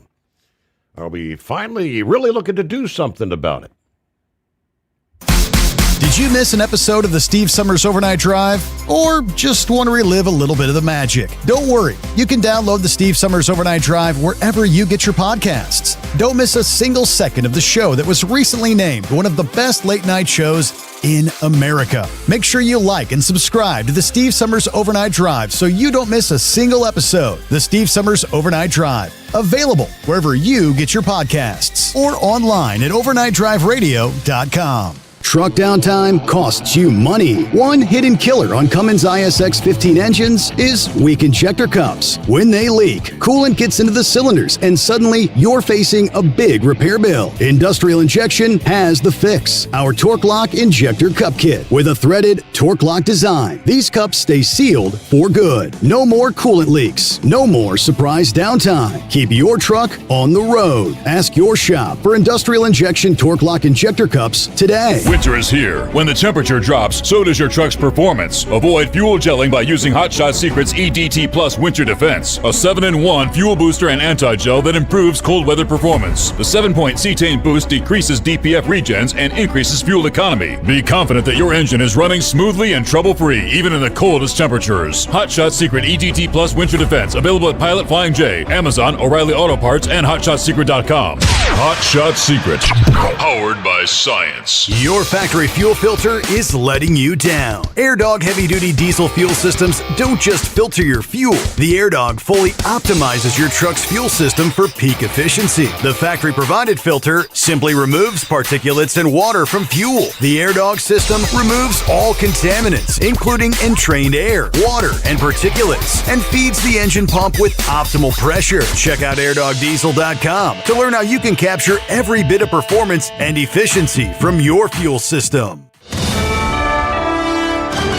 USA Radio News, I'm Anthony Lucero. DHS Secretary Kristi Noem says over 10,000 arrests have been made in Minneapolis as the Trump administration continues to crack down on illegal immigration. The Homeland Security Secretary took to X Monday to say over 10,000 arrests were made of what she called criminal illegal aliens who were killing Americans, hurting children, and raining terror in Minneapolis. The Pentagon is awaiting potential orders to send about 1,500 troops to Minnesota. This comes as anti-ICE protests continue in the state after the deadly shooting of Renee Good by an agent. President Trump has said he may invoke the Insurrection Act as a result of the unrest. However, on Friday, he said he may not use it anymore. I'm Monica Nelson. California Governor Gavin Newsom urged European leaders to stand united against President Trump, calling him a narcissist reshaping the world. Diplomacy with Donald Trump? He's a T-Rex.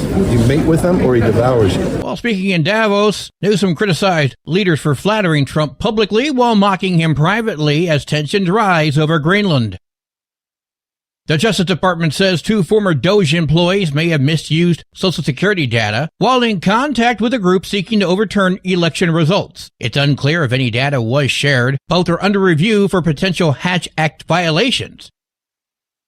House Speaker Mike Johnson made history as the first sitting House Speaker to address the British Parliament, marking America's 250th birthday. Even though we planned this back in the fall. We didn't know how the events would develop over the last few days. But I told the president that I felt that my mission here today was to encourage our friends and help to calm the waters, so to speak, and I hope to do so. His visit coincides with President Trump traveling to the World Economic Forum in Davos. At the closing bell, the Dow Jones Industrial Average plummeted 870 points. The S&P 500 lost 143 points, and the Nasdaq plunged 561 points. I'm Sarah Lee Kessler. From America's News Network, USA Radio News.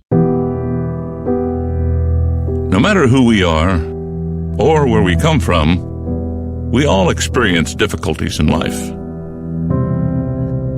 Military veterans know that sometimes it takes strength and determination to make it through.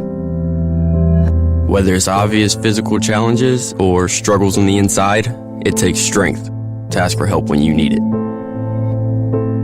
I knew that I had to get support, not just for me, but for the sake of my wife and kids. Talking about it has helped me feel more like myself again. Honestly, it was hard to open up at first, but it's changed my life for the better. Learn how veterans like us have reached out for help. And hear stories of strength and recovery at MakeTheConnection.net. Democratic leaders in Chicago are speaking out against President Trump and ICE. A group that included Illinois Lieutenant Governor Juliana Stratton condemned ICE operations during the annual Rainbow Push Martin Luther King Jr. breakfast. This is our moment to choose courage over comfort, to choose faith over fear. The leaders also called for an end to racial injustice, economic inequality, and educational inequities. The breakfast raises funds for scholarships and recognizes people who carry on Dr. King's mission. I'm Tammy Trujillo. New York City's largest nurse strike is in its 9th day as the nurses stick to their demands. New York City Mayor Zohran Mamdani and Vermont Senator Bernie Sanders joined more than 15,000 nurses on the picket line. The nurses are the people who keep us alive and who nurture us. The nurses are there when we are born. They are there when we are sick. They are by our bedside when we die.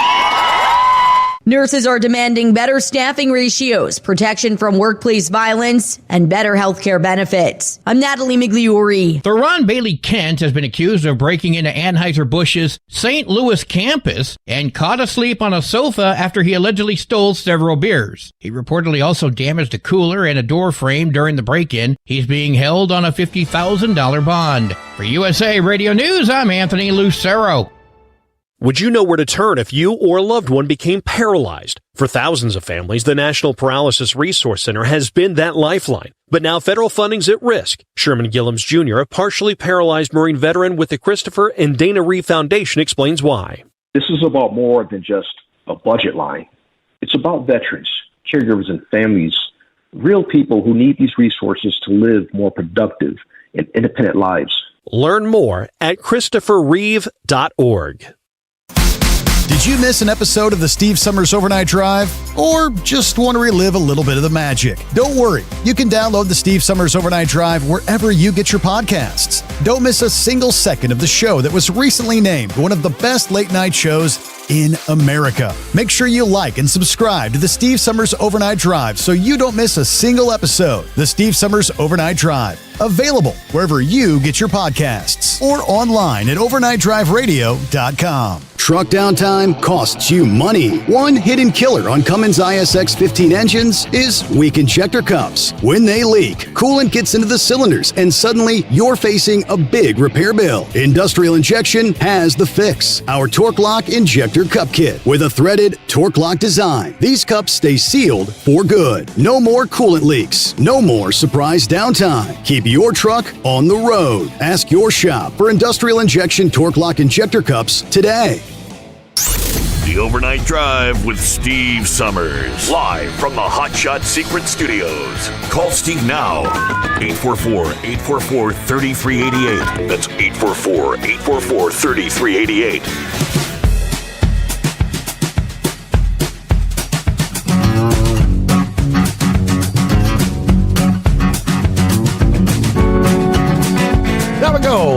Welcome into a Wednesday as we cross over the midnight hour on the West Coast. All points in between, hey, it's hump day. Hey, trust your week's going well. Under industry headlines, I mentioned just before the news break. Yeah, we've been talking about it for well over a decade. The truck parking issue, the national priority. Actions from the federal government never actually reflected that designation, though. All these years later, Congress finally appears poised to dedicate some real money toward addressing the problem. The House Appropriations Committee's Department of Transportation funding bill for fiscal year 2026 would dedicate $200 million toward the creation of public truck parking. Now, they stipulate recipients of the funding would not be allowed to charge for the truck parking spaces. Additionally, the funds could not be used for electric vehicle charging stations.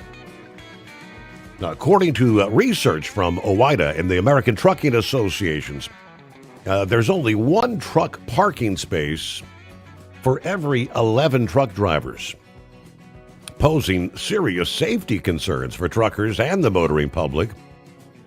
As we know, for years, truckers have called attention to the dangerous, sometimes fatal situations caused by the lack of parking spaces.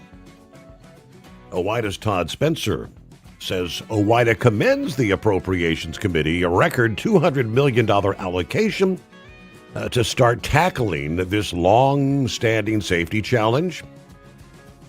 With currently only one parking space for every 11 trucks on the road, we're going to keep pushing for solutions until truckers no longer have to worry about where they can stop and take a break. We've spent years advocating for meaningful truck parking funding. Most notably, we worked with Representative Mike Bost of Illinois to craft the Truck Parking Safety Improvement Act, H.R. 1659, which would dedicate $755 million toward the addition of truck parking spaces. Past versions of Bost's bill have received support from both parties, but have failed to pass, as we know. Back in July, OOIDA Executive Vice President Louis Pugh testified to the Senate committee that it's very past time for lawmakers to start prioritizing the needs of America's truck drivers. Even more, OOIDA vowed to oppose any version of a highway bill that ignored the need for truck parking. Frankly, truckers are sick and tired of lawmakers ignoring their pressing safety needs while funding their other pet projects. And rest assured, they will be watching closely to see if Washington finally delivers, stipulating if the next surface transportation reauthorization fails to provide dedicated funding for truck parking but authorizes even a single penny of funding for new initiatives, OOIDA will use every tool it has to ensure that legislation is defeated. Now, the House is expected to consider the DOT funding bill at some point this week. That could be happening later today. I'm not sure. I haven't seen the docket at this point in time. Then an update, just 1 week after taking the fight to the next level, the federal government apparently throwing in the towel on their attempt to tie transportation funding to immigration enforcement, cutting off the federal funding spigots to states that do not comply with the federal policies has been the favored tactic of the current administration. As recently, the DOT pulled $160 million from California for failing to address their non-domiciled CDL issues. Several other states, including North Carolina, Colorado, have received similar threats. In those cases, The feds pulled funding over issues directly related to transportation. Last April, the DOT attempted to pull funding from states that did not comply with policies seemingly unrelated to transportation. It was immigration. That prompted some 20 state attorneys general to file a lawsuit against the DOT, claiming that tying transportation funding to immigration enforcement violates the statutes that authorize the funding and constitutes an executive branch takeover of the power of the purse, which is held by Congress. In the letter to the state DOTs, Transportation Secretary Sean Duffy stated that some states have issued driver's licenses to people violating immigration law. He reasoned that that's enough to withhold federal funding for not complying with other immigration policies, like immigration and customs enforcement raids. A federal judge was not convinced. Chief Judge John McConnell Jr. of the Rhode Island District Court ruled in favor of the states last June.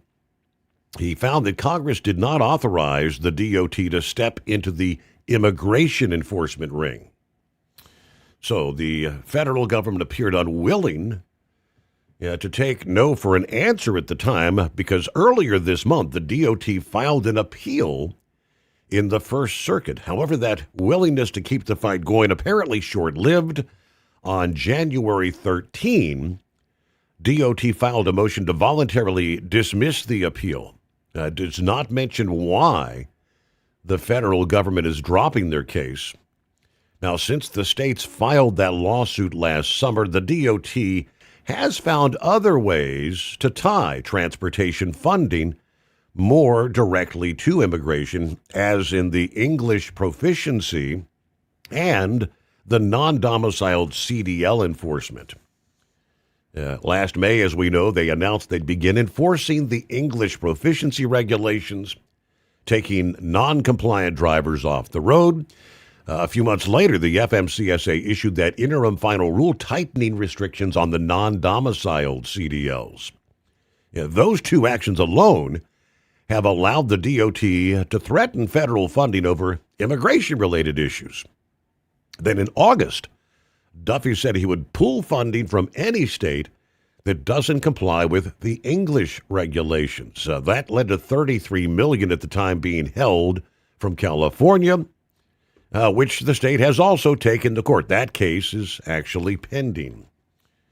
Shortly after the states sued over immigration enforcement ties, the DOT said they would conduct a nationwide audit of states issuing non-domiciled CDLs. That led to the interim final rule, heavily restricting those CDLs. Since then, the DOT has pulled funding or threatened to pull funding from other states that don't comply with the new law there. It is 844-844-3388, the Steve Sommers Overnight Drive. Want to put your business on a brand that is heard in some of the biggest radio markets on some of the biggest radio stations in the United States? Or maybe you want to have your brand take advantage of the explosive growth in podcasting. Why not do both? The Steve Sommers Overnight Drive offers the best of both worlds and is ready to put your business at the front of everyone's waking thoughts.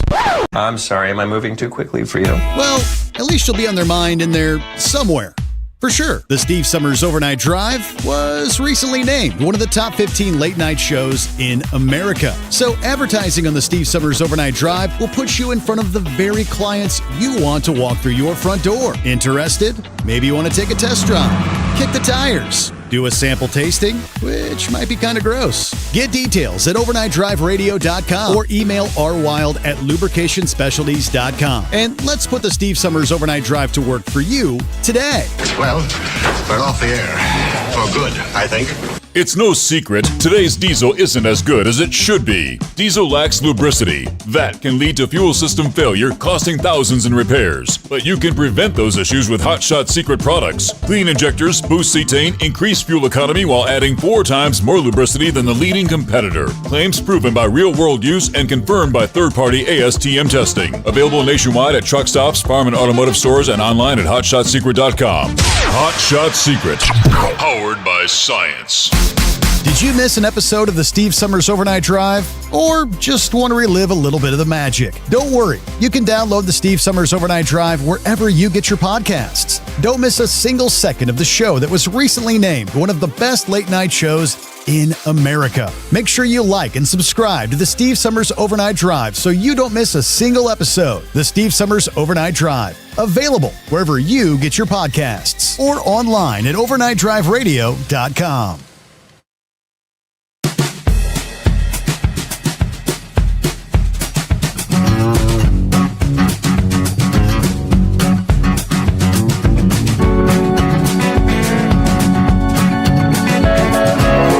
All right, meanwhile, in the state of California, just a friendly reminder that sightseeing is not an emergency. After a truck driver made a stop on the shoulder to take in the view from the Golden Gate Bridge. Whoops. January 18, Highway Patrol's Baron Davison ticketed the truck driver for making a non-emergency stop on a freeway shoulder in the Bay Area. The driver of the rig was nowhere near his vehicle after he parked on the shoulder. He was found almost a mile away, taking in the view of the bay on the Golden Gate Bridge. Troopers used the incident as a reminder to the trucking community. Stopping on the shoulder of a freeway is dangerous and permitted only when your vehicle's disabled or when directed to do so by a peace officer or in the case of an emergency. They then shared a copy of the citation photograph there, but not an emergency. Look at that beautiful view. What's going on, Pappy? Steve, he probably would have got a lot more clicks if he would have went live on Facebook and jumped. I bet you there ain't too many videos of the view heading down into the Pacific there, the Hudson Bay, whatever the hell it is. 21 degrees on the cruiser dash in the far side of southwest Ohio, Hamilton County. What's the latest on the snow predictions? Anything? All over the board. I mean, some models, some are saying 2 to 3. Some are saying 6 to 8. Some are saying 12. I don't think anybody knows right now. Jeez. Well, let's hope it's 2 to 3 because I'm really kind of done with snow already. It's not like we had a ton of snow, but we had our little fair share, I guess. We're running a little above average. I can tell you this: once we get through the afternoon Thursday, but we don't get back to the freezing mark till sometime, maybe middle of next week. We don't get above freezing, day or night. Wow. It is what it is, Steve. It's wintertime. Come on, man. Without days like this, you wouldn't appreciate the summer. Yeah. You know what? I was getting ready for work, putting the uniform on, buttoning the buttons, putting the gun belt on, and Trump's out there giving a big old press conference. Steve, you know what he needs to do? He needs to address the nation with a big old presser, 8 o'clock at night, from the Oval Office, important message, and have a big screen TV next to him, right? And when he starts the press conference, he should, before I speak, I want to show you all a little something on the TV here. And just start showing all these clips from former presidents. Right. And congressmen, all talking about the illegals in the country. And enforcing the law. Yes, sir. That's what you ought to do. really hadn't talked about Greenland here lately. I know he came out making a statement. We'll take it by force if we have to. I think he's just messing, trolling them. I don't think that's really going to happen. But Steve, what have I been saying about NATO for the last 6 months, maybe a year? We need to get out. Mm-hmm. Screw NATO. Screw the UN. EU's against us. The UN's against us and NATO's against us. In fact, they just came out and pretty much said what their little statements were about Greenland and all that. Didn't they make the comment that, if you take that by force, maybe we'll just kick you out of NATO? Correct. Didn't they make... What, Steve? What about this plan? We don't have to bow out. Just let them kick us out. Idiots. I think Eagle's right. I don't know. I haven't heard too much about any protesting going on over there in Minneapolis tonight. Haven't heard too much of the news, though. What was going on with the app earlier? I'm like, what the hell? Somebody said it was 85 degrees somewhere where it shouldn't have been. If the app wasn't working at the beginning of the show or something? When I was trying to get the show started, it wouldn't start streaming. I had to reset the vMix, and the app did not kick in when I reset that, so I had to redo that at the bottom of the hour. Well, I'm glad because I can't really drive around with Facebook on all the time, so.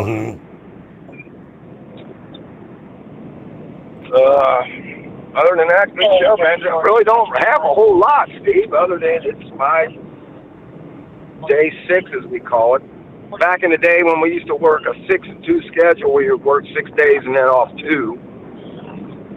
So I'm off for the next 2, and I gotta work the weekend. You're going to be out there with everybody calling, I'm in the ditch. Yeah. Not really looking forward to working this weekend, but it is what it is. All right, brother.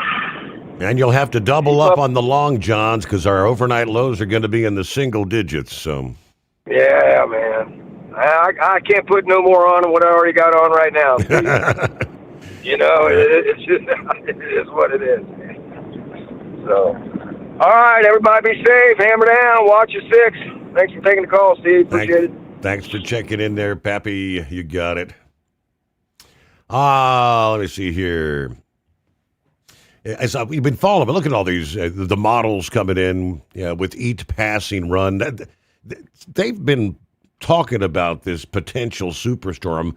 And I think about a week and a half ago, I shared with you that some of these runs were showing like 40-something inches of snow falling in some areas of the South. And all the meteorologists were like, all right, listen, this is not going to happen. Yeah, there's some sort of an issue. Bad info was fed into the models or something. Remember, so these models have been picking up something big for weeks. Now, it's not going to be of that magnitude, but it's going to be big. This forecaster from in the South is talking about the ice side of this storm. And I quote, "I cannot overstate how catastrophic this ice storm could be if the models are even half right." Now, the model averages are showing about an inch of ice accumulation from Texas through Louisiana, Arkansas, Mississippi, Georgia, Alabama, into the Carolinas. Some models, like the generally reliable Euro model, even have a crippling 1 to 2 inches of ice accretion. Now, to put ice amounts into perspective, 1/4 of an inch of accumulation can be disruptive. Obviously, icy roads, some scattered power outages, tree and line damage in some cases. A half inch, that's where you start to really get the heavy load on the trees and the power lines. Crippling, severe tree damage, widespread, long-lasting power outages. When you talking an inch or more, I mean, that is catastrophic. Infrastructure failure, impassable roads, weeks-long power outages.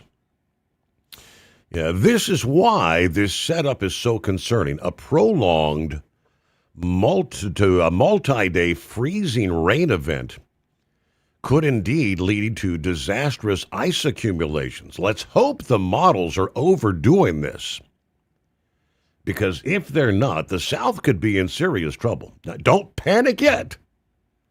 There's still time for the trends to change. All right, we'll be back with further updates. Hang in there, and I'll help you get through this, my brethren, as he refers. So, yeah, and you're looking at some of those models. It's incredible. And for our area here, Southwest Ohio, Pappy was just asking about one model shows, well, we might get 2 to 3. Another model, 6 to 8. Then another model says, we could be looking at 11, 12 inches. You just never know. It's one of those deals where, all right, whatever the forecast is, if they forecast a foot, we'll get the 2 inches. If they forecast the 2, we'll get the foot. It's kind of like the rule of thumb. It always works that way. Well, I have not been paying close attention. I did not realize we have been continuing to seize oil tankers in the Caribbean. Last I had heard, we were on number 3. We have now seized our 7th oil tanker in the Caribbean this week. Southcom said the vessel was operating in defiance of President Trump's quarantine. The apprehension of another tanker operating in defiance of the established quarantine of sanctioned vessels in the Caribbean demonstrates our resolve to ensure that the only oil leaving Venezuela will be oil that is coordinated properly and lawfully, according to the announcement from Southcom this past day. We'll give you more details on that coming up here as well. It's 844-844-3388. Here comes a hump day, the Steve Sommers Overnight Drive. USA Radio News, I'm Anthony Lucero. The Justice Department has served grand jury subpoenas to Minnesota Governor Tim Walz, Minneapolis Mayor Jacob Fry, and other state and local officials in a federal probe into whether they improperly interfered with immigration enforcement amid protests following an ICE agent shooting. Officials called the subpoenas politically motivated, and tensions remain high over the federal immigration operations. The Department of Justice is appealing a judge's order dealing with how federal agents can and cannot act when it comes to anti-ICE protesters in Minnesota. The ruling was issued late last week following the death of Renee Good. It bars federal agents from retaliating against peaceful protesters or using pepper spray or similar non-lethal munitions. It also bars agents from stopping vehicles that are following them, as long as those vehicles maintain a safe distance. Homeland Security Secretary Kristi Noem called the order, quote, a little ridiculous. I'm Tammy Trujillo. From America's News Network, USA Radio News. Maybe this is you too. There's enormous frustration right now with healthcare costs. It is amazing. Healthcare costs for families in the last 20 years have almost tripled, and it just keeps getting worse. All this to say, this is why MediShare is so in demand right now. People are looking for alternatives, and MediShare is proven you can save thousands of dollars a year and actually like it more. Over 1 million Americans are now part of healthcare sharing, and MediShare is the gold standard. It's trusted. It works. It's been helping people save money and have peace of mind now for 30 plus years. It's not some big impersonal thing either. It's a community of people like you helping each other. So yeah, if you're frustrated too, here's your chance to make a refreshing change. You'll notice the difference as soon as you call. They're easy to talk to. You can get a price within 2 minutes. Here is the number. Call 855-SHARE-40. That's 855-SHARE-40. 855-SHARE-40. Did you miss an episode of the Steve Summers Overnight Drive? Or just want to relive a little bit of the magic? Don't worry. You can download the Steve Summers Overnight Drive wherever you get your podcasts. Don't miss a single second of the show that was recently named one of the best late night shows in America. Make sure you like and subscribe to the Steve Summers Overnight Drive so you don't miss a single episode. The Steve Summers Overnight Drive. Available wherever you get your podcasts or online at overnightdriveradio.com. TEL's Independent Owner-Operator Program gives you the power to operate under your own authority or choose the carrier you want to run for. Drive a new truck with full factory warranties, solo or team. TEL has a lease that fits your business. Call us at 866-404-6289 or visit tel360.com and use promo code OVERNIGHT100. Like the men and women who power America, the people at Hot Shot Secret work hard and play harder. We're the fastest growing diesel and oil additive brand in the country. We solve problems. We protect engines. We save you money. And more importantly, time. Hot Shot Secret, powered by science. Looking to stretch every mile and every dollar? Go with Speedmax tires. Designed specifically for U.S. roads and built tough for long hauls.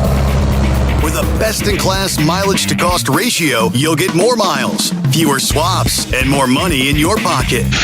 Built strong, priced smart. That's Speedmax. Speedmax, built for the long haul, priced for the smart hauler. For more info, call 860-436-4100 or buy online at digitire.com. Want to put your business on a brand that is heard in some of the biggest radio markets on some of the biggest radio stations in the United States? Or maybe you want to have your brand take advantage of the explosive growth in podcasting. Why not do both? The Steve Summers Overnight Drive offers the best of both worlds and is ready to put your business at the front of everyone's waking thoughts. I'm sorry, am I moving too quickly for you? Well, at least you'll be on their mind in there somewhere. For sure, the Steve Summers Overnight Drive was recently named one of the top 15 late night shows in America. So advertising on the Steve Summers Overnight Drive will put you in front of the very clients you want to walk through your front door. Interested? Maybe you want to take a test drive, kick the tires, do a sample tasting, which might be kind of gross. Get details at overnightdriveradio.com or email rwild@lubricationspecialties.com. And let's put the Steve Summers Overnight Drive to work for you today. Well, we're off the air. For good, I think. Because Channel 19's a little congested. Call Steve now at 844-844-3388. The Overnight Drive.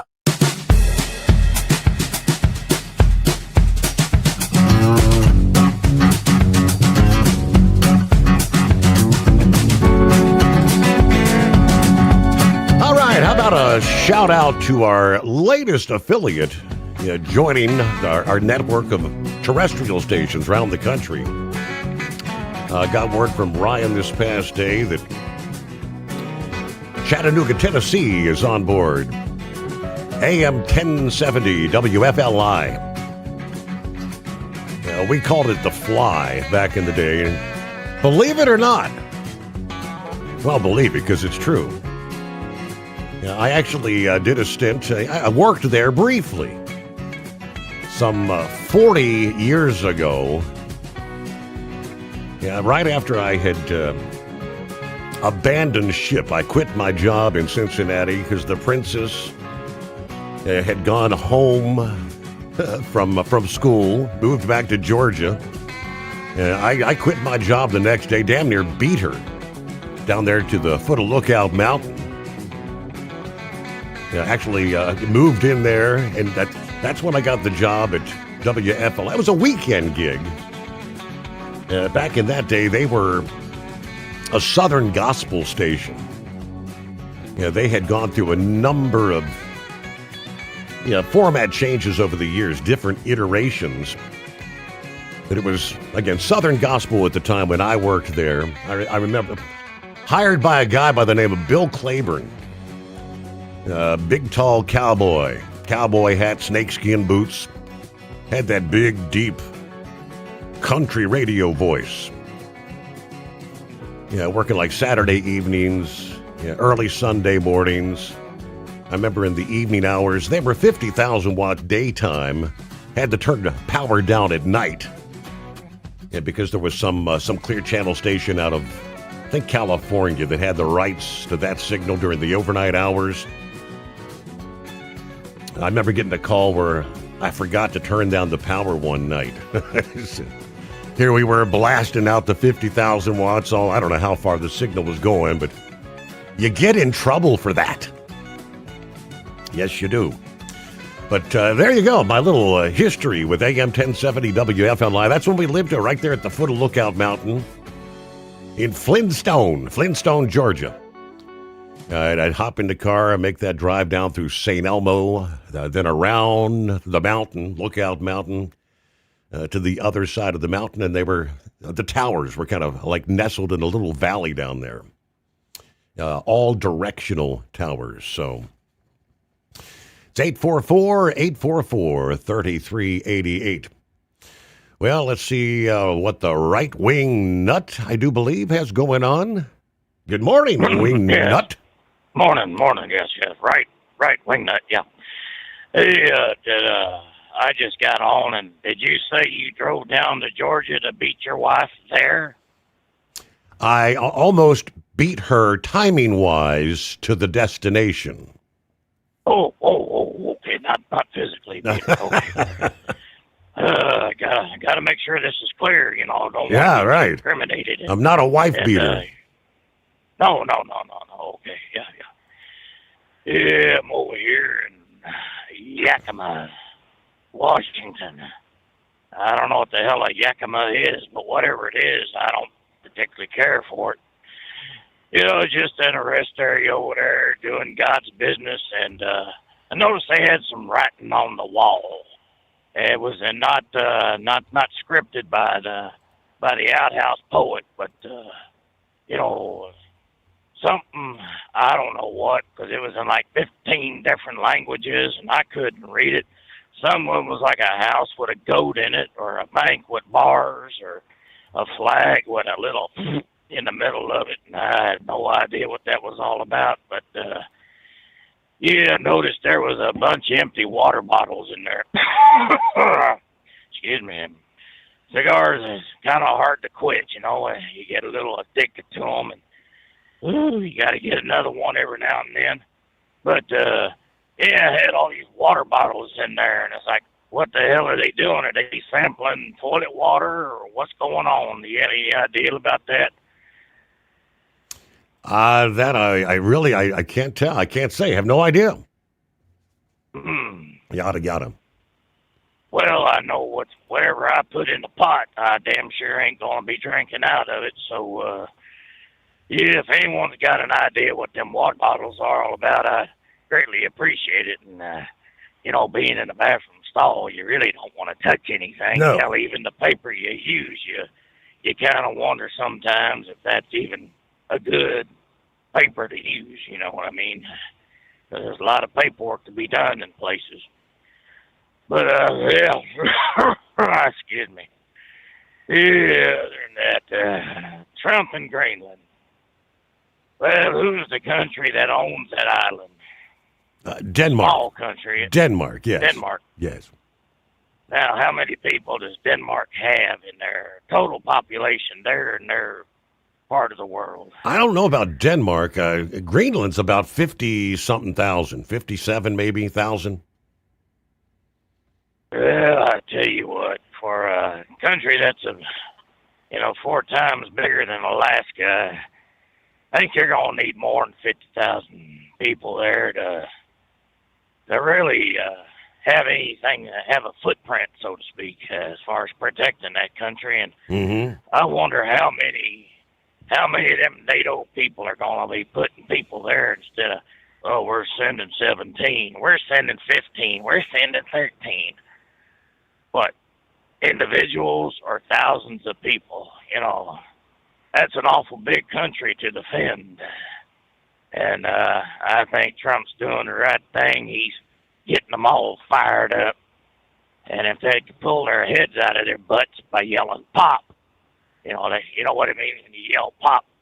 That means you pulled your head out your butt. And now you can hear clearly what people are trying to say, and that's what them European nations need to do, because they're just seeing Trump as a blowhard, and he's trying to get them to realize that island is excuse me, it's a country that needs to be protected, with the minerals and the potential oil and whatever else, plus the Golden Dome. You say that to me, and I think about my bald spot. But anyways, they gotta understand. Trump's trying to get them to understand. Hey, we need to put people here. And I think Heatwave had the right idea. Maybe a 100-year lease for $1. And share the wealth. But I could be wrong. I thought I was once, but I was mistaken. No. I wasn't wrong. No. So I'll go ahead and I'll let you go, and you have yourself a good night. Well, thank you for checking in there. Say hello to your brother, will you? The right-wing nut. You mentioned the 7th oil tanker seized by the U.S. According to Southcom, these operations are backed by the full power of our elite Joint Force team deployed in the Caribbean. Last week, forces seized the Venezuelan oil tanker Veronica, a vessel that was part of the Ghost Fleet, as they call it. As we know, the president has ordered a full blockade on all sanctioned oil tankers going to and from Venezuela.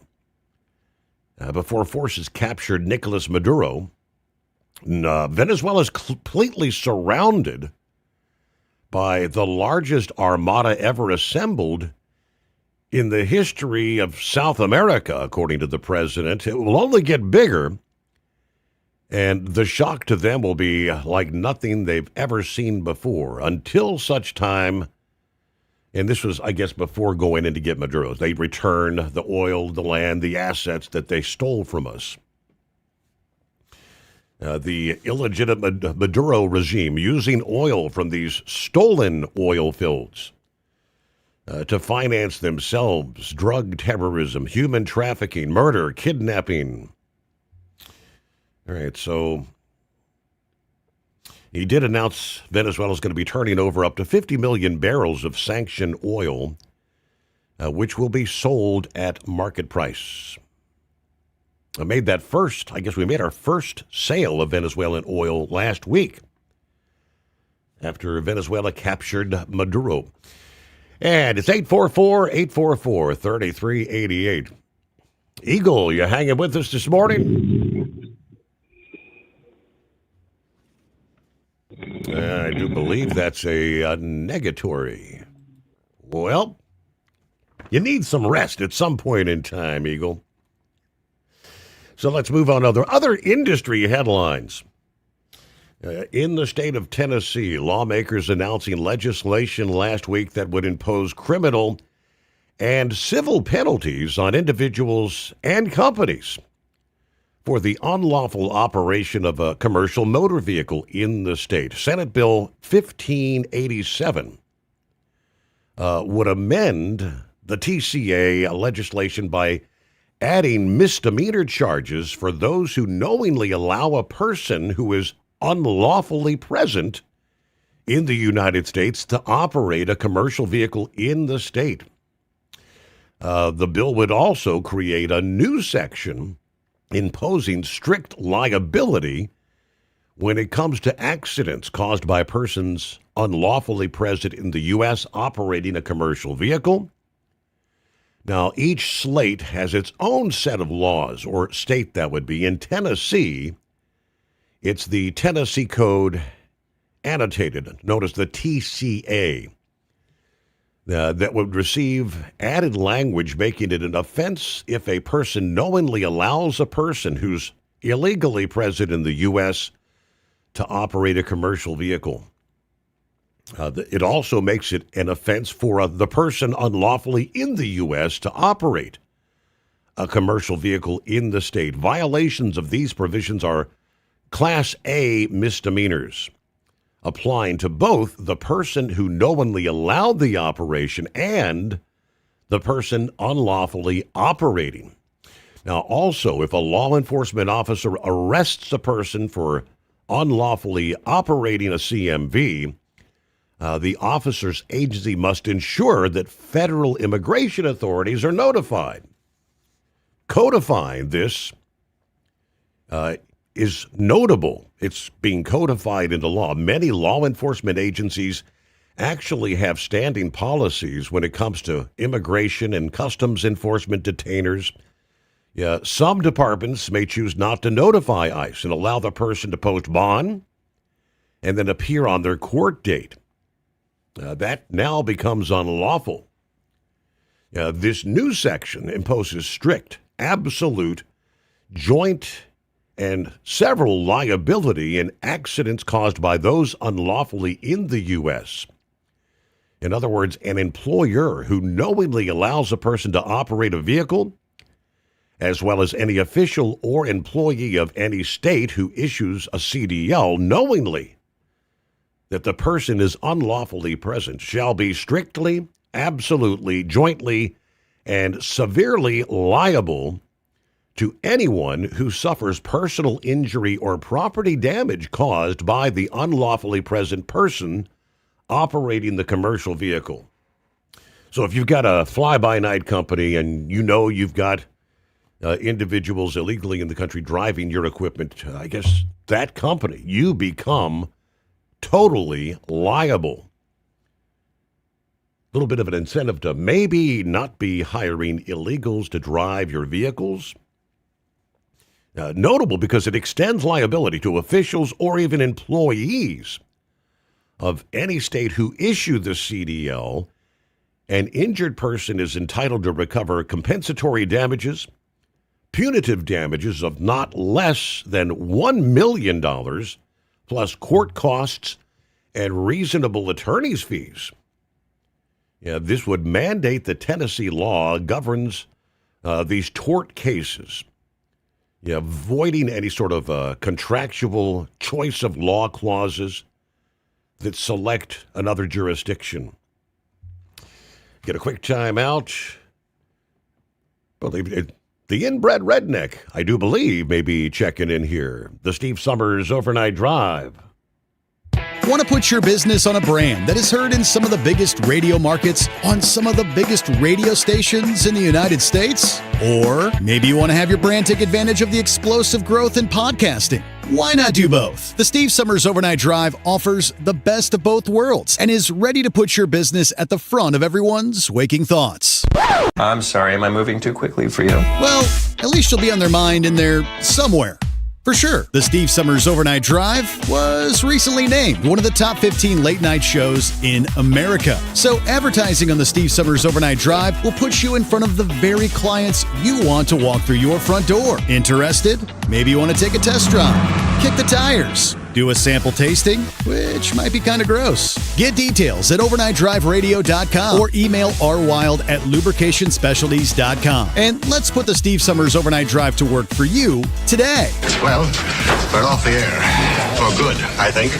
It's no secret, today's diesel isn't as good as it should be. Diesel lacks lubricity. That can lead to fuel system failure, costing thousands in repairs. But you can prevent those issues with Hot Shot Secret products. Clean injectors, boost cetane, increase fuel economy while adding 4 times more lubricity than the leading competitor. Claims proven by real-world use and confirmed by third-party ASTM testing. Available nationwide at truck stops, farm and automotive stores, and online at hotshotsecret.com. Hot Shot Secret.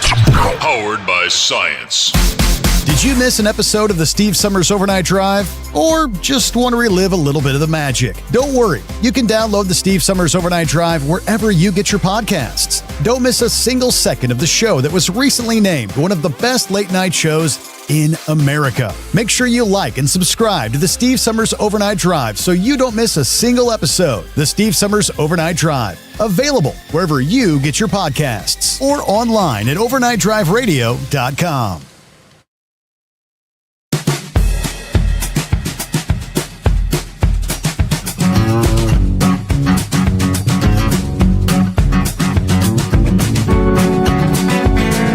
Coming up, we'll discuss what's your guess?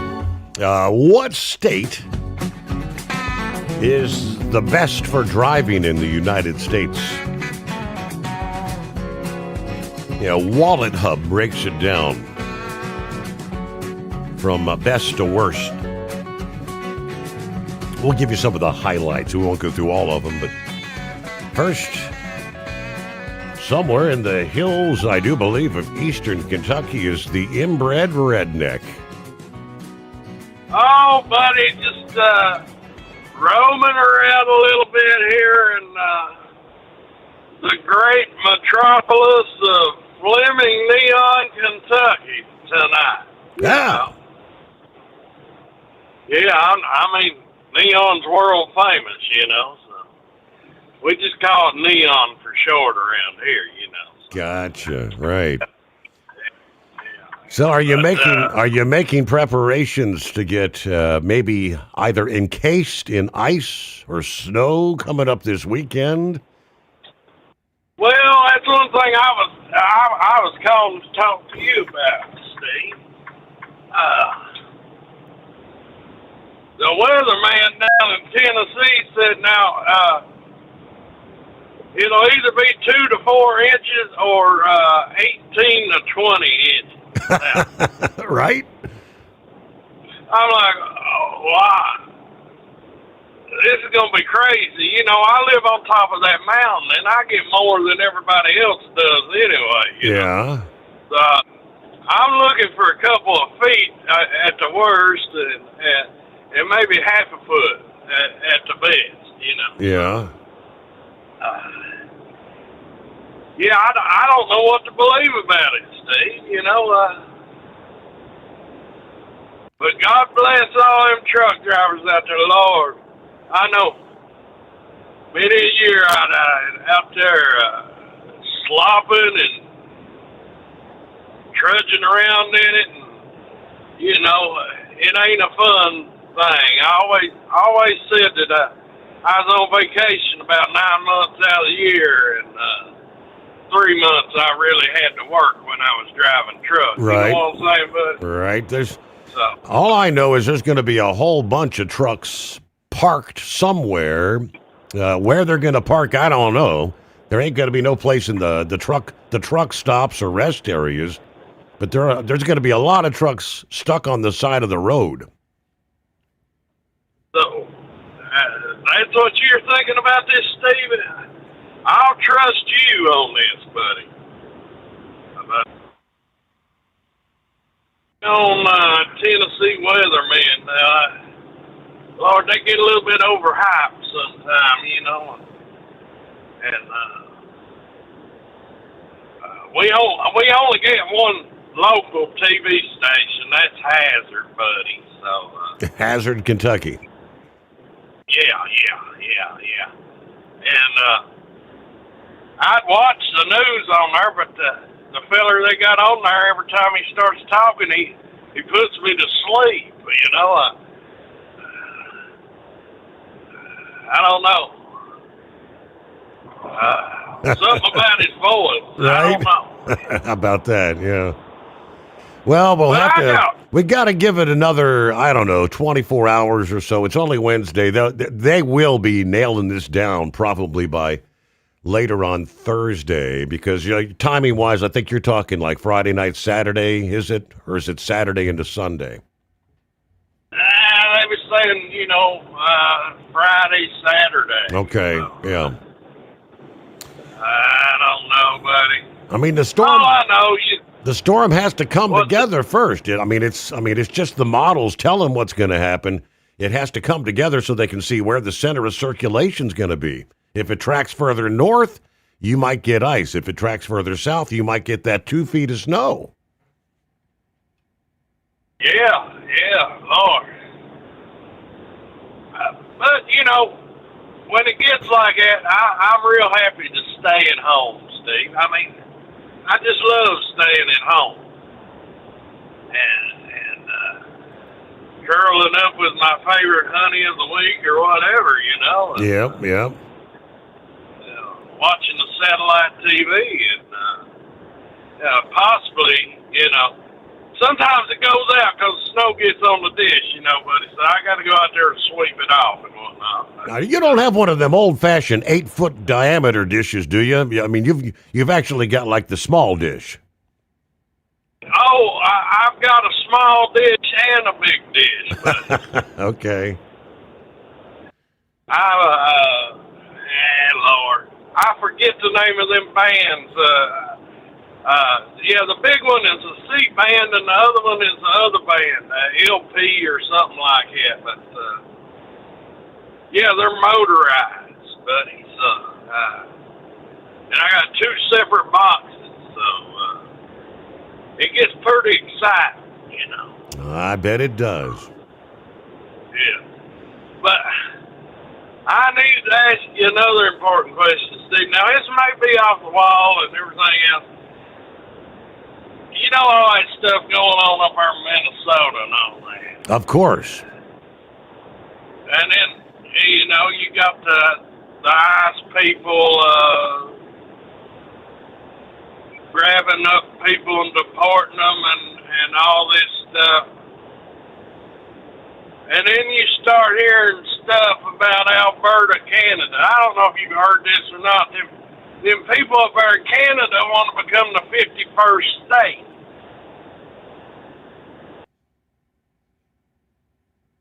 Now, call me a conspiracy theorist, Steve, but I believe they're clearing out some of these immigrants so we can get some Canadians in this country, buddy. Is that what it is? Okay. I believe that's what it is, buddy. I think boy. we've reached capacity. Yeah. Well, Redneck, I gotta go. You know, because it's news time. The Steve Sommers Overnight Drive. Did you miss an episode of the Steve Sommers Overnight Drive? Or just want to relive a little bit of the magic? Don't worry. You can download the Steve Sommers Overnight Drive wherever you get your podcasts. Don't miss a single second of the show that was recently named one of the best late night shows in America. Make sure you like and subscribe to the Steve Sommers Overnight Drive so you don't miss a single episode. The Steve Sommers Overnight Drive. Available wherever you get your podcasts or online at overnightdriveradio.com. Truck downtime costs you money. One hidden killer on Cummins ISX 15 engines is weak injector cups. When they leak, coolant gets into the cylinders and suddenly you're facing a big repair bill. Industrial Injection has the fix. Our Torque Lock Injector Cup Kit with a threaded Torque Lock design. These cups stay sealed for good. No more coolant leaks. No more surprise downtime. Keep your truck on the road. Ask your shop for Industrial Injection Torque Lock Injector Cups today. Want to put your business on a brand that is heard in some of the biggest radio markets on some of the biggest radio stations in the United States? Or maybe you want to have your brand take advantage of the explosive growth in podcasting. Why not do both? The Steve Sommers Overnight Drive offers the best of both worlds and is ready to put your business at the front of everyone's waking thoughts. I'm sorry, am I moving too quickly for you? Well, at least you'll be on their mind in there somewhere. For sure, the Steve Sommers Overnight Drive was recently named one of the top 15 late night shows in America. So advertising on the Steve Sommers Overnight Drive will put you in front of the very clients you want to walk through your front door. Interested? Maybe you want to take a test drive, kick the tires, do a sample tasting, which might be kind of gross. Get details at overnightdriveradio.com or email rwild@lubricationspecialties.com. And let's put the Steve Sommers Overnight Drive to work for you today. Well, we're off the air. For good, I think. USA Radio News, I'm Anthony Lucero. DHS Secretary Kristi Noem says over 10,000 arrests have been made in Minneapolis as the Trump administration continues to crack down on illegal immigration. The Homeland Security Secretary took to X Monday to say over 10,000 arrests were made of what she called criminal illegal aliens who were killing Americans, hurting children, and raining terror in Minneapolis. The Pentagon is awaiting potential orders to send about 1,500 troops to Minnesota. This comes as anti-ICE protests continue in the state after the deadly shooting of Renee Good put by an agent. President Trump has said he may invoke the Insurrection Act as a result of the unrest. However, on Friday, he said he may not use it anymore. I'm Monica Nelson. President Trump says his administration has accomplished more in a year than any other in history. While speaking at the White House, he pointed to lower gas prices, record markets, easing inflation, and tariffs he says are bringing jobs back. What we've done with growth is incredible. We created super high economic growth, and America is booming. It's booming. There are thousands of businesses right now that are being built. The Supreme Court may soon rule on the legality of those tariffs.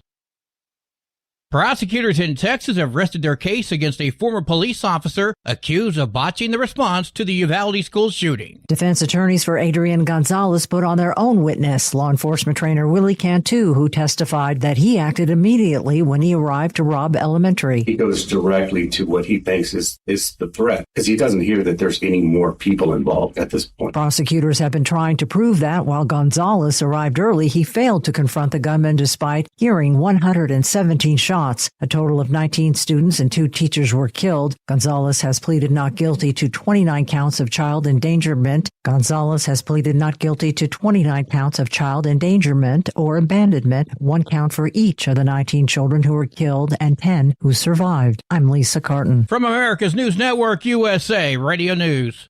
Commerce moves fast. Your business should too. If you're not on the first page of search results, you're losing customers. Out of sight, out of mind is true. Don't let that be you. iLocal.net has helped local businesses dominate search results since 2009. For a limited time, iLocal.net is offering a free website analysis to improve the online presence of your business. Local business owners across the U.S. turn to iLocal.net to improve their search engine rankings. Search engines are constantly changing their algorithms. You need the professionals who know how to use those changes to benefit your business.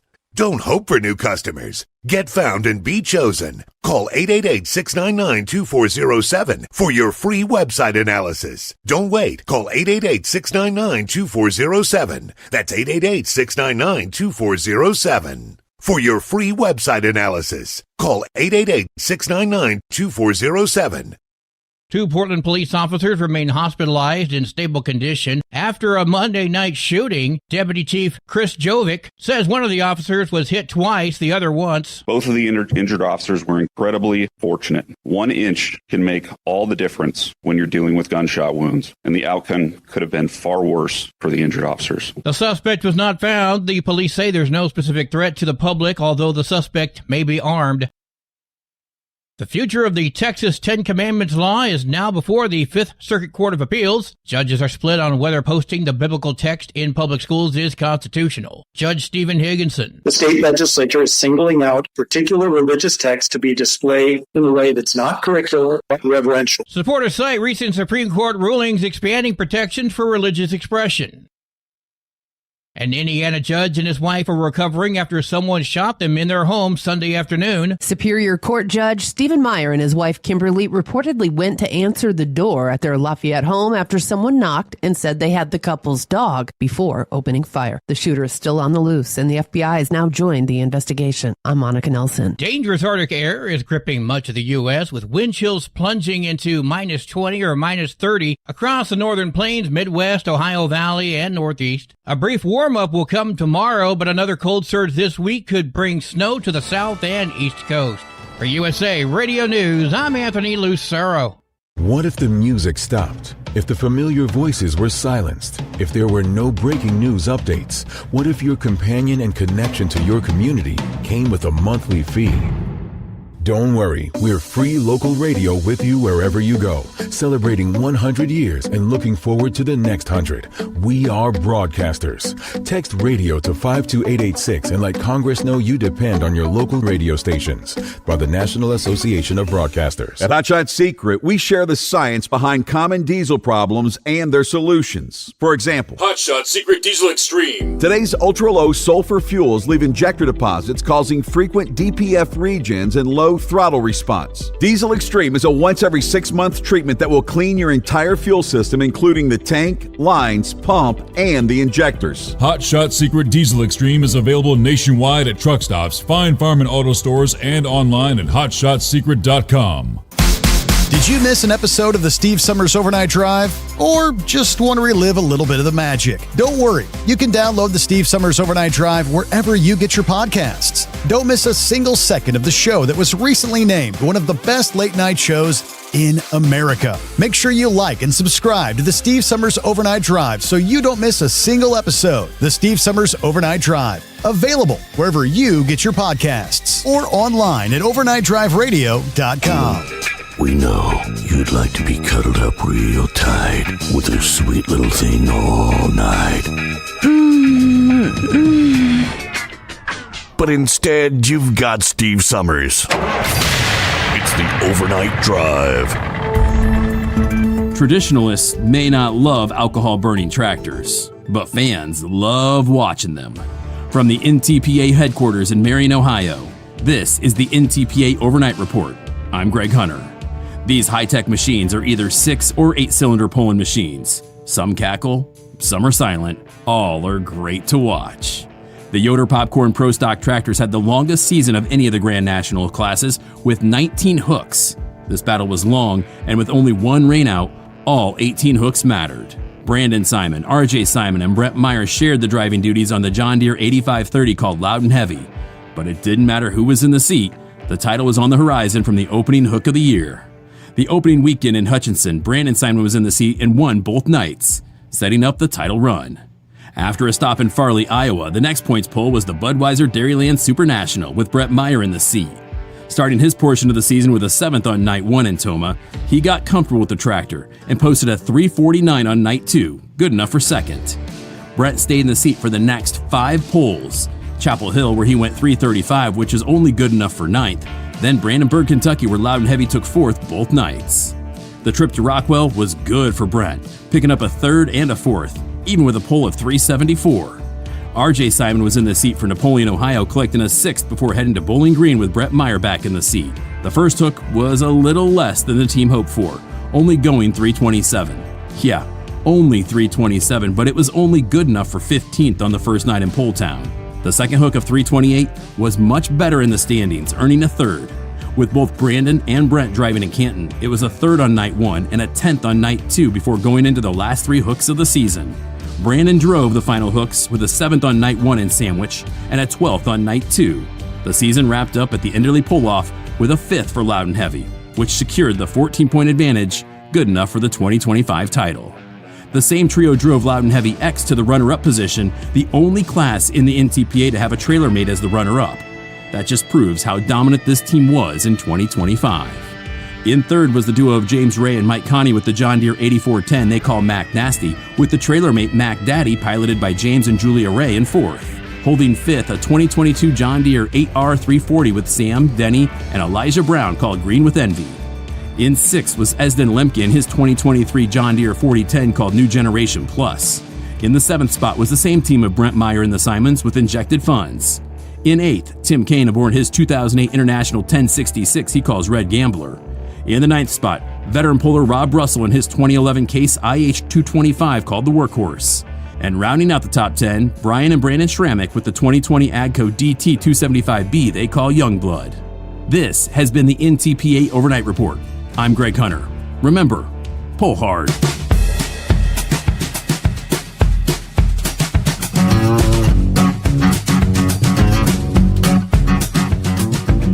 All righty, final hour. Kick things off this round with a market update.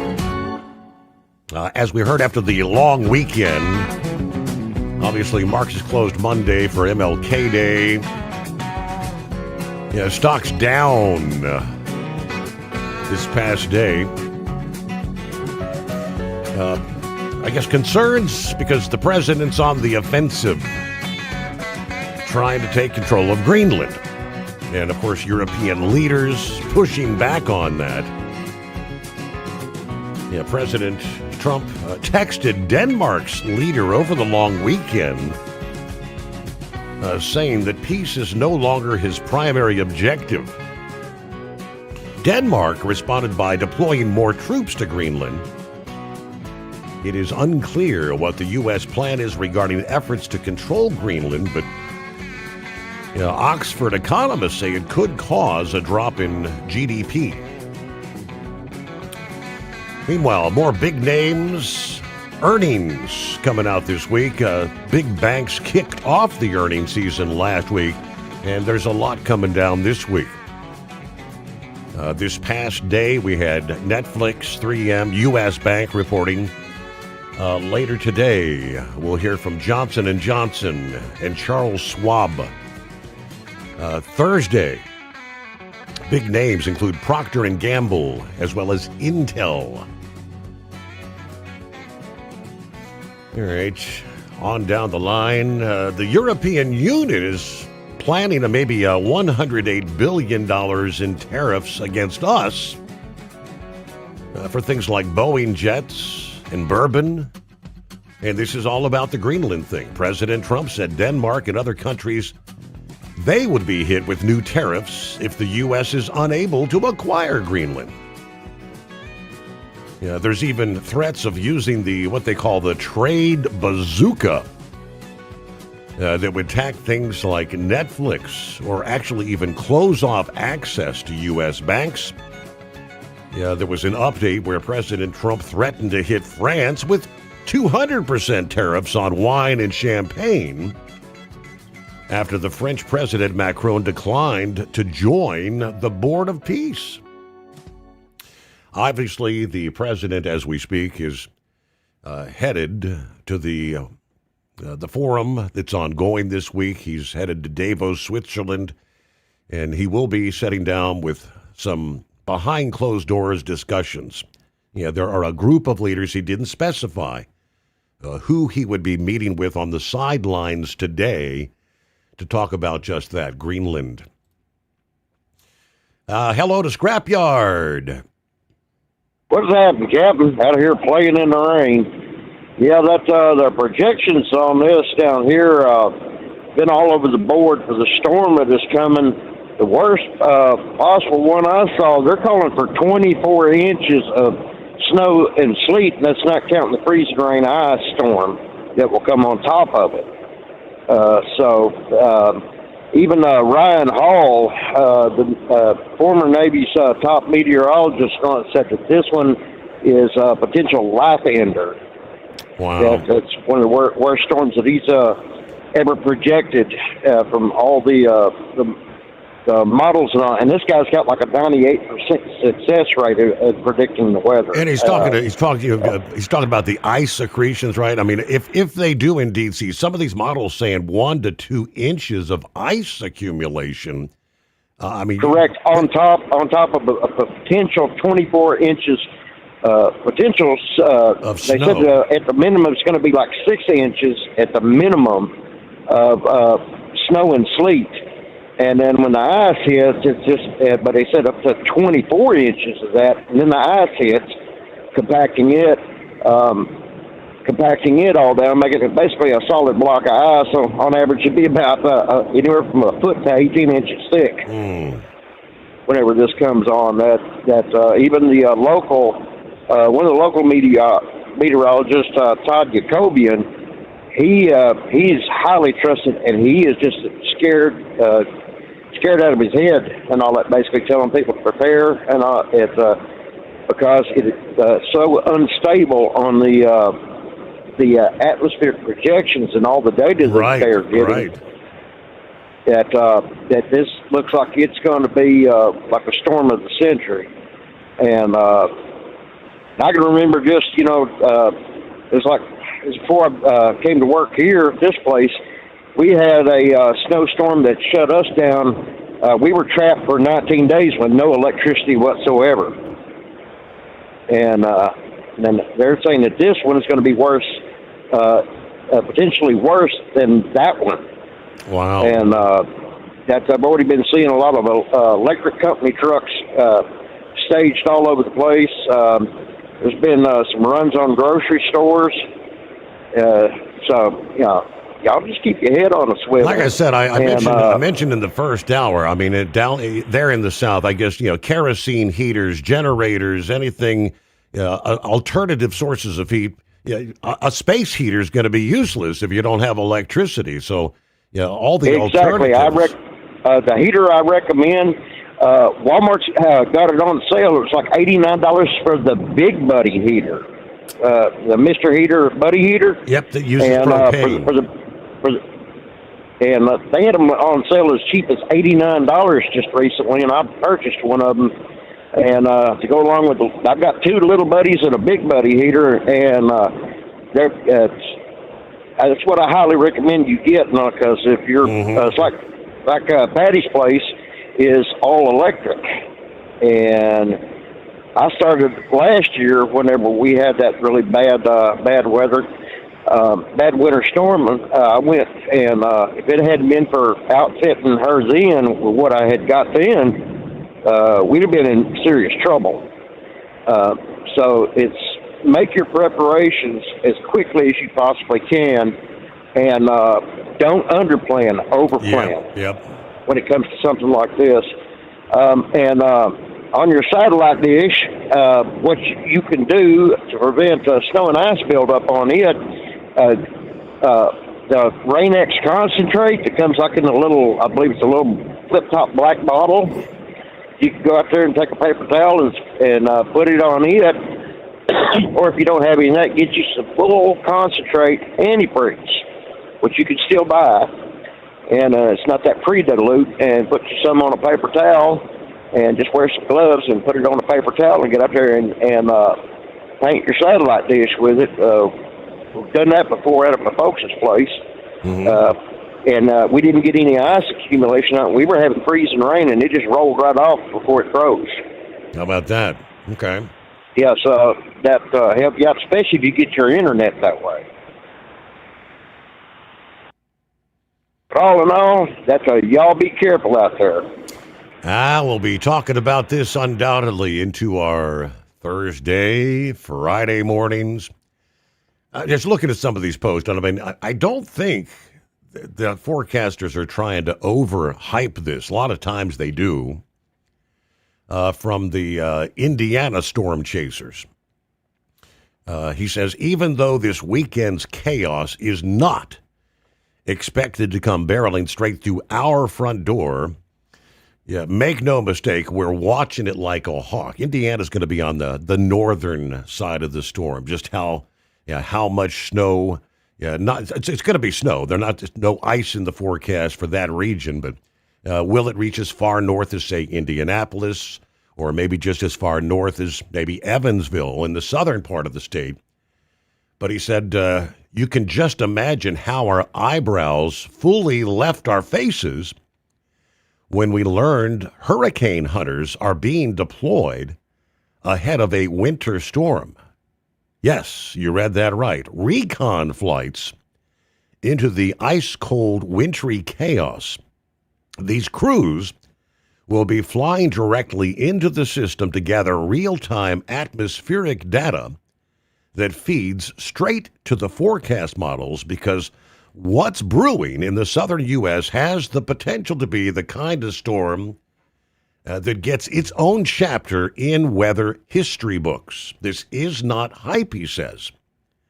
This is pause what you are doing and pay attention kind of science, and maybe get your southern state dwelling friends and family to start paying attention to their upcoming weather, because this could be a winter storm so unusual and intense that we're borrowing hurricane tactics to understand and forecast it.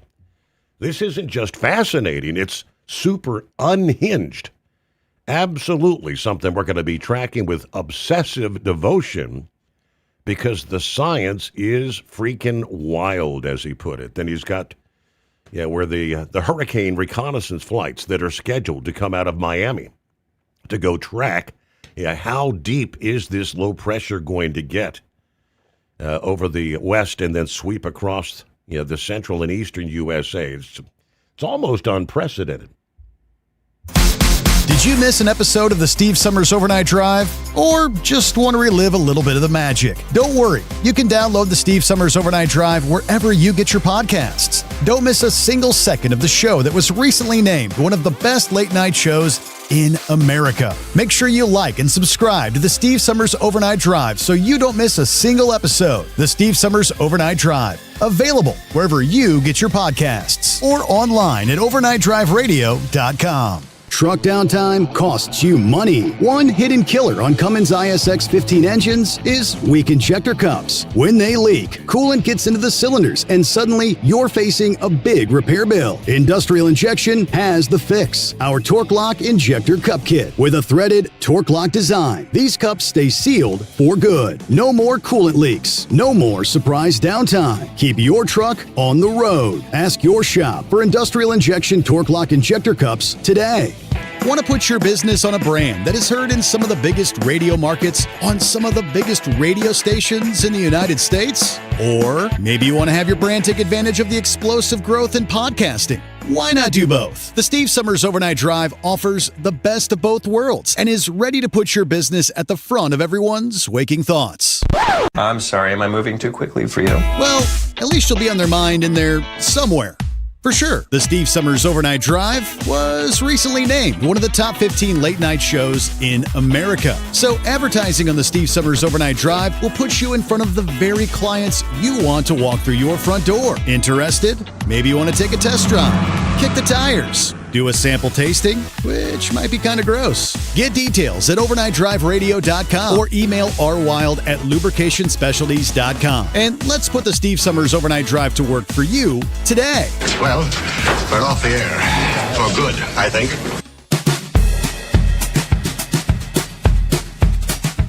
Yeah, let me move on down to next on the list. I had forecasters, the website Weather in Kentucky, posted just a couple of hours ago.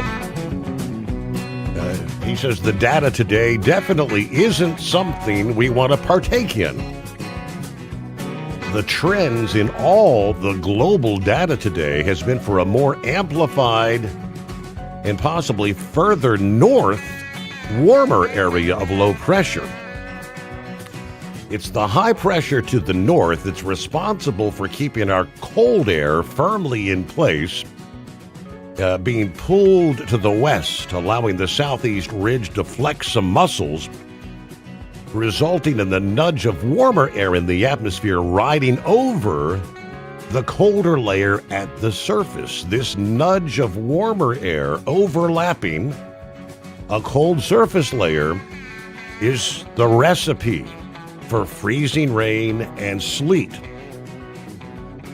All the global data has leaned in this direction. If anything, the operational models are now moving towards what the AI versions originally suggested a couple days ago, which is a further north tracking system. Like I said earlier, big shifts can still happen, but we do not want this to go north, as that would eventually introduce a significant icing scenario for our area. And again, this is in the state of Kentucky.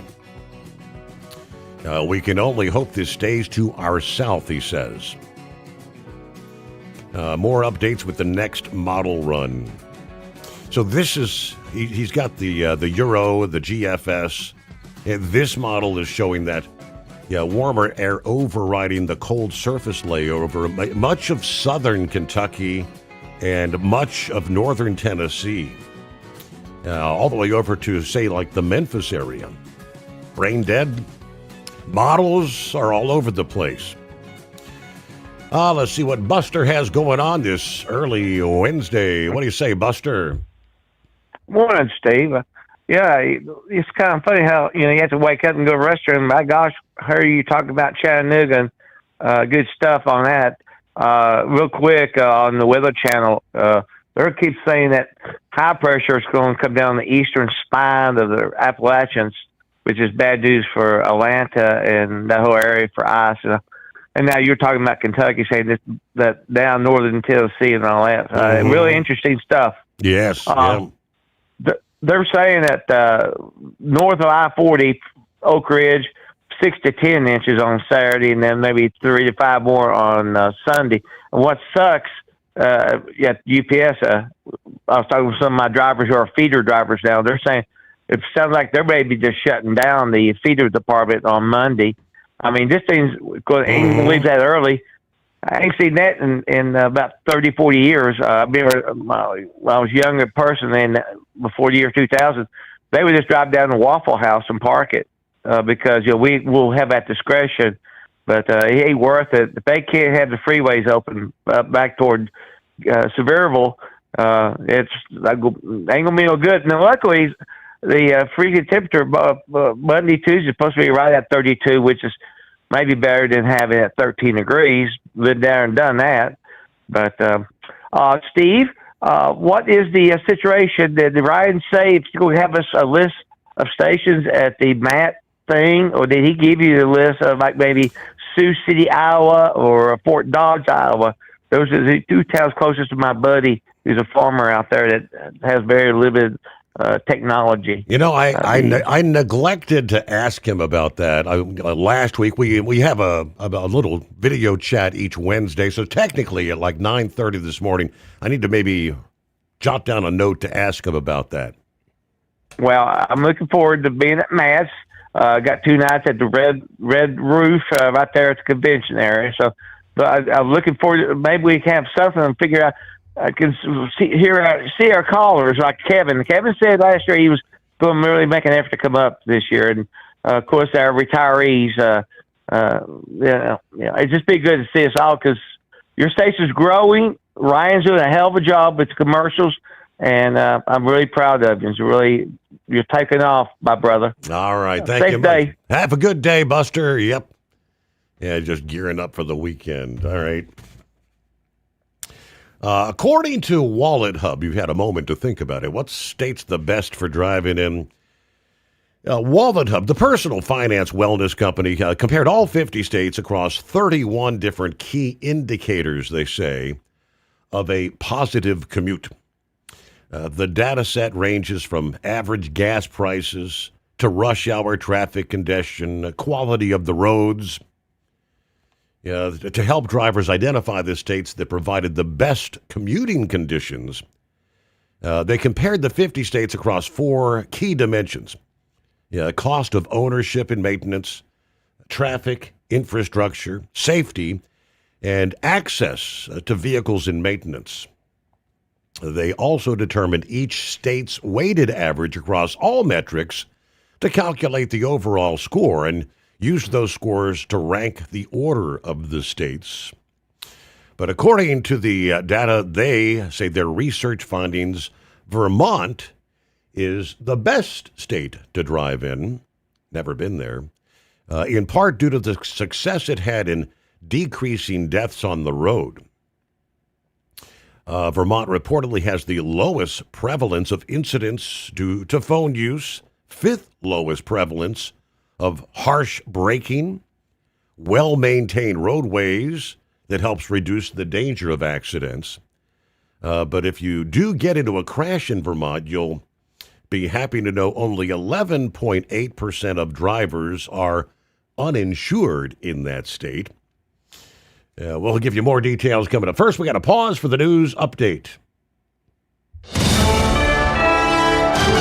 USA Radio News, I'm Anthony Lucero. DHS Secretary Kristi Noem says over 10,000 arrests have been made in Minneapolis as the Trump administration continues to crack down on illegal immigration. The Homeland Security Secretary took to X Monday to say over 10,000 arrests were made of what she called criminal illegal aliens who were killing Americans, hurting children, and raining terror in Minneapolis. The Pentagon is awaiting potential orders to send about 1,500 troops to Minnesota. This comes as anti-ICE protests continue in the state after the deadly shooting of Renee Good by an agent. President Trump has said he may invoke the Insurrection Act as a result of the unrest. However, on Friday, he said he may not use it anymore. I'm Monica Nelson. California Governor Gavin Newsom urged European leaders to stand united against President Trump. Diplomacy with Donald Trump, he's a T-Rex. You mate with him or he devours you. While speaking in Davos, Newsom criticized leaders for flattering Trump publicly while mocking him privately as tensions rise over Greenland.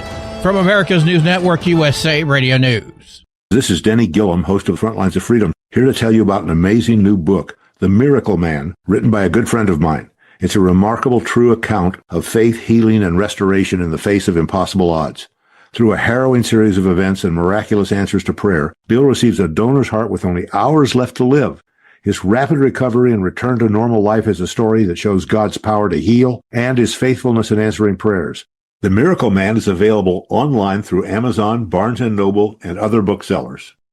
Lisa Wolf here to tell you about our newest website for old-time radio lovers. It's 100radioshows.com. At this site, there are 5 old-time radio shows waiting for you to download free as our gift to you. And be sure to browse the additional 700 old-time radio shows available to you for 70% off by using the promo code RADIO at checkout. This is a limited-time offer, so log on to 100radioshows.com. That's 100radioshows.com. Want to put your business on a brand that is heard in some of the biggest radio markets on some of the biggest radio stations in the United States? Or maybe you want to have your brand take advantage of the explosive growth in podcasting. Why not do both? The Steve Summers Overnight Drive offers the best of both worlds and is ready to put your business at the front of everyone's waking thoughts. I'm sorry, am I moving too quickly for you? Well, at least you'll be on their mind in there somewhere. For sure, the Steve Summers Overnight Drive was recently named one of the top 15 late-night shows in America. So advertising on the Steve Summers Overnight Drive will put you in front of the very clients you want to walk through your front door. Interested? Maybe you want to take a test drive, kick the tires, do a sample tasting, which might be kind of gross. Get details at overnightdriveradio.com or email rwild@lubricationspecialties.com. And let's put the Steve Summers Overnight Drive to work for you today. Well, we're off the air. For good, I think. Truck downtime costs you money. One hidden killer on Cummins ISX 15 engines is weak injector cups. When they leak, coolant gets into the cylinders and suddenly you're facing a big repair bill. Industrial Injection has the fix. Our Torque Lock Injector Cup Kit with a threaded Torque Lock design. These cups stay sealed for good. No more coolant leaks. No more surprise downtime. Keep your truck on the road. Ask your shop for Industrial Injection Torque Lock Injector Cups today. At Hot Shot Secret, we share the science behind common diesel problems. For example, Fuel additives. most fuel additives either impact performance or provide protection. Hot Shot Secret Everyday Diesel Treatment provides both performance enhancement and fuel system protection. Everyday Diesel Treatment delivers a 6-in-1 premium fuel treatment for every fill-up, every time. Everyday diesel treatment is available at truck stops, Tractor Supply, O'Reilly's Auto Parts, and online at hotshotsecret.com. Your factory fuel filter is letting you down. AirDog heavy-duty diesel fuel systems don't just filter your fuel. The AirDog fully optimizes your truck's fuel system for peak efficiency. The factory-provided filter simply removes particulates and water from fuel. The AirDog system removes all contaminants, including entrained air, water, and particulates, and feeds the engine pump with optimal pressure. Check out airdogdiesel.com to learn how you can capture every bit of performance and efficiency from your fuel system. Did you miss an episode of the Steve Summers Overnight Drive? Or just want to relive a little bit of the magic? Don't worry, you can download the Steve Summers Overnight Drive wherever you get your podcasts. Don't miss a single second of the show that was recently named one of the best late-night shows in America. Make sure you like and subscribe to the Steve Summers Overnight Drive so you don't miss a single episode. The Steve Summers Overnight Drive, available wherever you get your podcasts or online at overnightdriveradio.com. Keep the bugs off your glass and the smokies off your ass. This is the Overnight Drive with Steve Summers.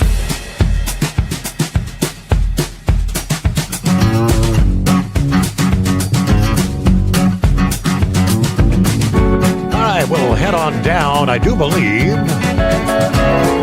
somewhere in the Lone Star State. Tom. Hello there, Steve. Doing all right. You What's got happening, me? Tom? We got you loud and clear. All right. Well, this weather everybody's talking about, I'm down here Houston way, and I think you can probably draw a line from Waco to Huntsville and then over across to Alexandria, Louisiana. I think that's as far as the ice is going to get. Mm-hmm. We're going to get cold, but I don't think it's going to be as bad as they're talking about down here. But I'm calling because in the last hour, fella called his brother, carried his weapon into the church with him. Mm-hmm. And here in the state of Texas, that is legal as long as you have the approval of the elders of the church, the administration of the church, or whatever. And there was a situation there in White Settlement, Texas, outside of Fort Worth, I think about 4 years ago, where the guy came in and started shooting people. And 3 of the men had their pistols with them. Mm-hmm. And one of the gentlemen was a range instructor at a local gun range. And 3 shots, and that man was over with. Mm-hmm.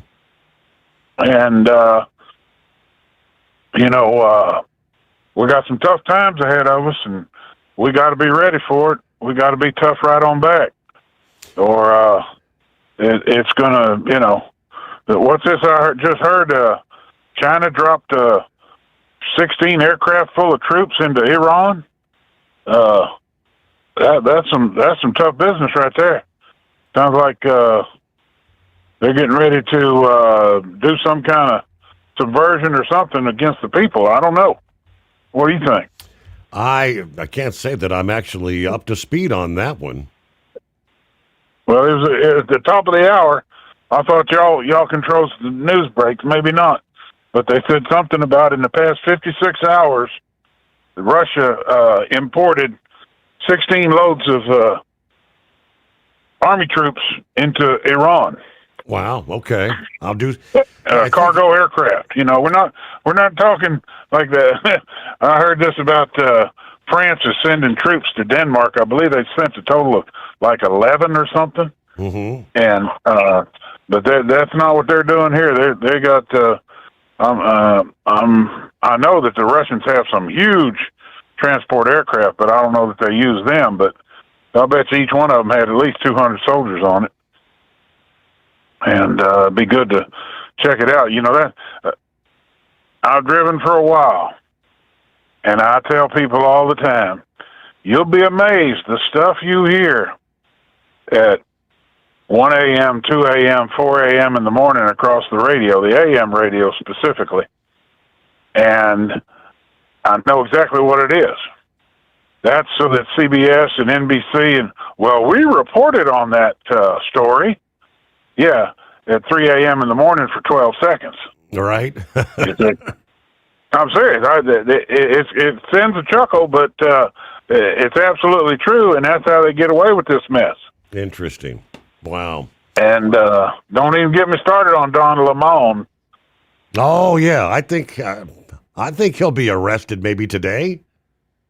Well, I'd like to see him strung up myself. I don't know who he thinks he is. All these people got this little, what do they call it, podcast, and they try to believe that they're Edward R. Murrow, right. Back in the 30s. And untouchable. Or what was his name? Dan Rather, when he was reporting from Vietnam on the ground,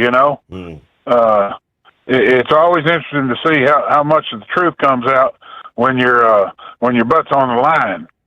And they got this one guy over there in Iran and Lebanon and Gaza throughout this whole thing. Trey Yankst, I believe, is his name.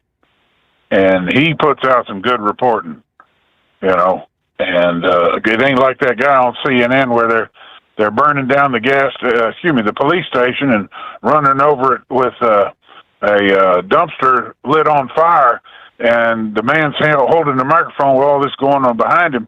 Well, it's mostly a peaceful protest. You remember that one? 100%. Yeah, peaceful protest with everything burning. Yes, sir. The police station burning. Yes. We ain't talking your local 7-Eleven or a tire shop down there on Oak Street. Oh man! But to all my trucking friends out there, y'all keep the greasy side down, and if it comes bad, pull it over. There you go. I remember spending one year spending New Year's Eve, Amarillo, Texas, at the Texan restaurant.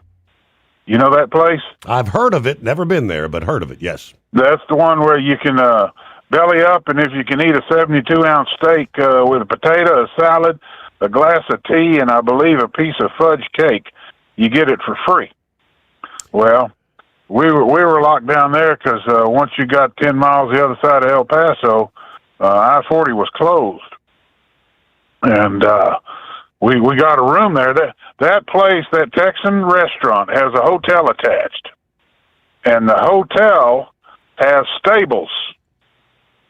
So all the cowboys, when they're traveling the roads, that's one of their number one stops because they can pull their horses out of the trailer, stretch them out a little bit, and let them sleep overnight in the stable versus standing up in a trailer.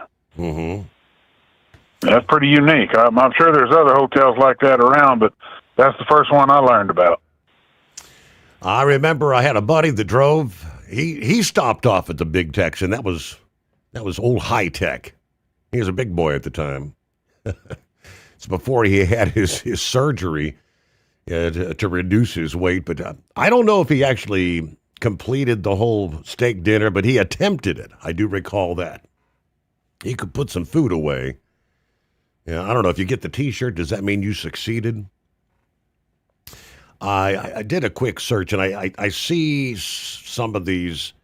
I'm not seeing any like credible news sources per se talking about these flights into Iran. One here says, several accounts on X posting that, like 16 Chinese military cargo planes landed in Iran over the last 56 hours, claiming it's the largest military aid transfer from China to Iran ever. But in reality, it seems to be made up. Flight tracking data from Flight Radar 24 shows no evidence of that happening. No satellite imagery confirms it. At this point, not a single credible news outlet reporting on what would be a massive, impossible to hide military operation involving 16 cargo planes. I mean, think about it. 16 cargo planes landing in Iran would be visible from space, trackable in real time, immediately reported by every intelligence agency on the planet. This guy says, I think it may be misinformation designed to stoke fears about China and Iran's military cooperation. Next poster says, it won't be instant, but I think it may actually be on the news with some evidence. One other post I'll share from, and this is like from Reddit, people talking online. I'm Iranian. I've connected to the internet with a lot of difficulty after about 10 days. They control almost everything that gets out. Do not believe their narrative. Participating in streets may have been suppressed, but the protests have not phased out. Anger is boiling in the population, but it is extremely repressed. There's unofficial martial law in most cities. This truly isn't like the other times. The will and the hate has not gone away. Everyone is watching opposition news on satellite television. This society will never turn back to what it was given. Now, they've killed 20,000 people. In my small city, one of the co-workers' cousins were shot dead. Not even participating in protests. They were just emptying their shop. When they went to receive the bodies, they said there were more than 100 dead bodies in a city of less than 2,000 people, or 200,000, I'm sorry. People are silent for now because suppression is extreme, but it is not doable long term. The U.S. and other nations know that. Also, some F-15s have landed in Oman. So this isn't the only equipment being moved right now. So things that are going on in the world around us. Oh, by the way, Tom, I got your phone number down there. Tom gets a big cookie this morning. First time caller code, $60 voucher to try out our Hot Shot Secret products. And thanks for the update. Yeah, down toward the Houston area. I think he's going to be okay as far as it's going to get cold, but you're not going to deal with the incredible ice, the freezing rain and all that. But 844-844-3388. Plowboy, what's going on in your world? Not much, just looking at this damn weather, Steve. I mean, it don't look good, but I think actually we're going to be on the northern side of it. God, I hope so, but then again, I'm going to say it in reverse. I'd rather have a little bit of snow than all that damn the ice numbers behind the damn minus sign. That's what I hate. I mean, they're talking like 2 to 3 days of that garbage, but what is it? 12 days so that little idiot pops his head up out there in Pennsylvania and says, Punxsutawney Phil. Yeah, who gets the privilege of shooting the damn groundhog? You got that right, brother. I mean, that damn thing. But yeah, and everybody will be out there. All I can say, I hope that bastard they just nail him in the ground, and so he doesn't pop his head out and get scared or see his shadow and all that crap. Seriously. If I go into a church, or Walmart, or anything, I don't say a damn word to nobody. Carry freely, because, hey, what are they going to say if you knock the perp down? I mean, I'm not the one to play games, Steve. I'm not. But speaking of playing games, we're talking about this parking issues and all this earlier in the show. Why don't they appropriate that money to places in California that we have called your show before and bitched and raised hell about no parking and all this? Take that money that Gavin Newsom was going to blow on his whatevers, what he wanted to. Take, what is it, $160 million Sean Duffy's got in his pocket that belongs to California? Yeah. Build a nice, 5-star parking lot for us drivers out there. And then they can't say they didn't get to the state. They didn't hold the money. We just built what the hell we needed there. And do it to every damn state that's trying to go along with it. You really want to ruffle your feathers? Thinking about that $9 billion them damn Somalians blew out their ass up there in Minnesota. How many trucking spots did that built? Nation damn wide. That would have $9 billion divided by 50. You could have revamped the entire parking structure, for trucks in the country with $9 billion. Alrighty, a quick time out. The Steve Sommers Overnight Drive, live from the Hot Shot Secret Studios. Want to put your business on a brand that is heard in some of the biggest radio markets, on some of the biggest radio stations in the United States? Or maybe you want to have your brand take advantage of the explosive growth in podcasting. Why not do both? The Steve Sommers Overnight Drive offers the best of both worlds and is ready to put your business at the front of everyone's waking thoughts. I'm sorry, am I moving too quickly for you? Well, at least you'll be on their mind in there somewhere. For sure, the Steve Sommers Overnight Drive was recently named one of the top 15 late-night shows in America. So advertising on the Steve Sommers Overnight Drive will put you in front of the very clients you want to walk through your front door. Interested? Maybe you want to take a test drive, kick the tires, do a sample tasting, which might be kind of gross. Get details at overnightdriveradio.com or email rwild@lubricationspecialties.com. And let's put the Steve Sommers Overnight Drive to work for you today. Well, we're off the air. For good, I think. It's no secret, today's diesel isn't as good as it should be. Diesel lacks lubricity. That can lead to fuel system failure, costing thousands in repairs. But you can prevent those issues with Hot Shot Secret products. Clean injectors, boost cetane, increase fuel economy while adding 4 times more lubricity than the leading competitor. Claims proven by real-world use and confirmed by third-party ASTM testing. Available nationwide at truck stops, farm and automotive stores, and online at hotshotsecret.com. Hot Shot Secret. Powered by science. Did you miss an episode of the Steve Sommers Overnight Drive? Or just want to relive a little bit of the magic? Don't worry. You can download the Steve Sommers Overnight Drive wherever you get your podcasts. Don't miss a single second of the show that was recently named one of the best late-night shows in America. Make sure you like and subscribe to the Steve Sommers Overnight Drive so you don't miss a single episode. The Steve Sommers Overnight Drive. Available wherever you get your podcasts or online at overnightdriveradio.com.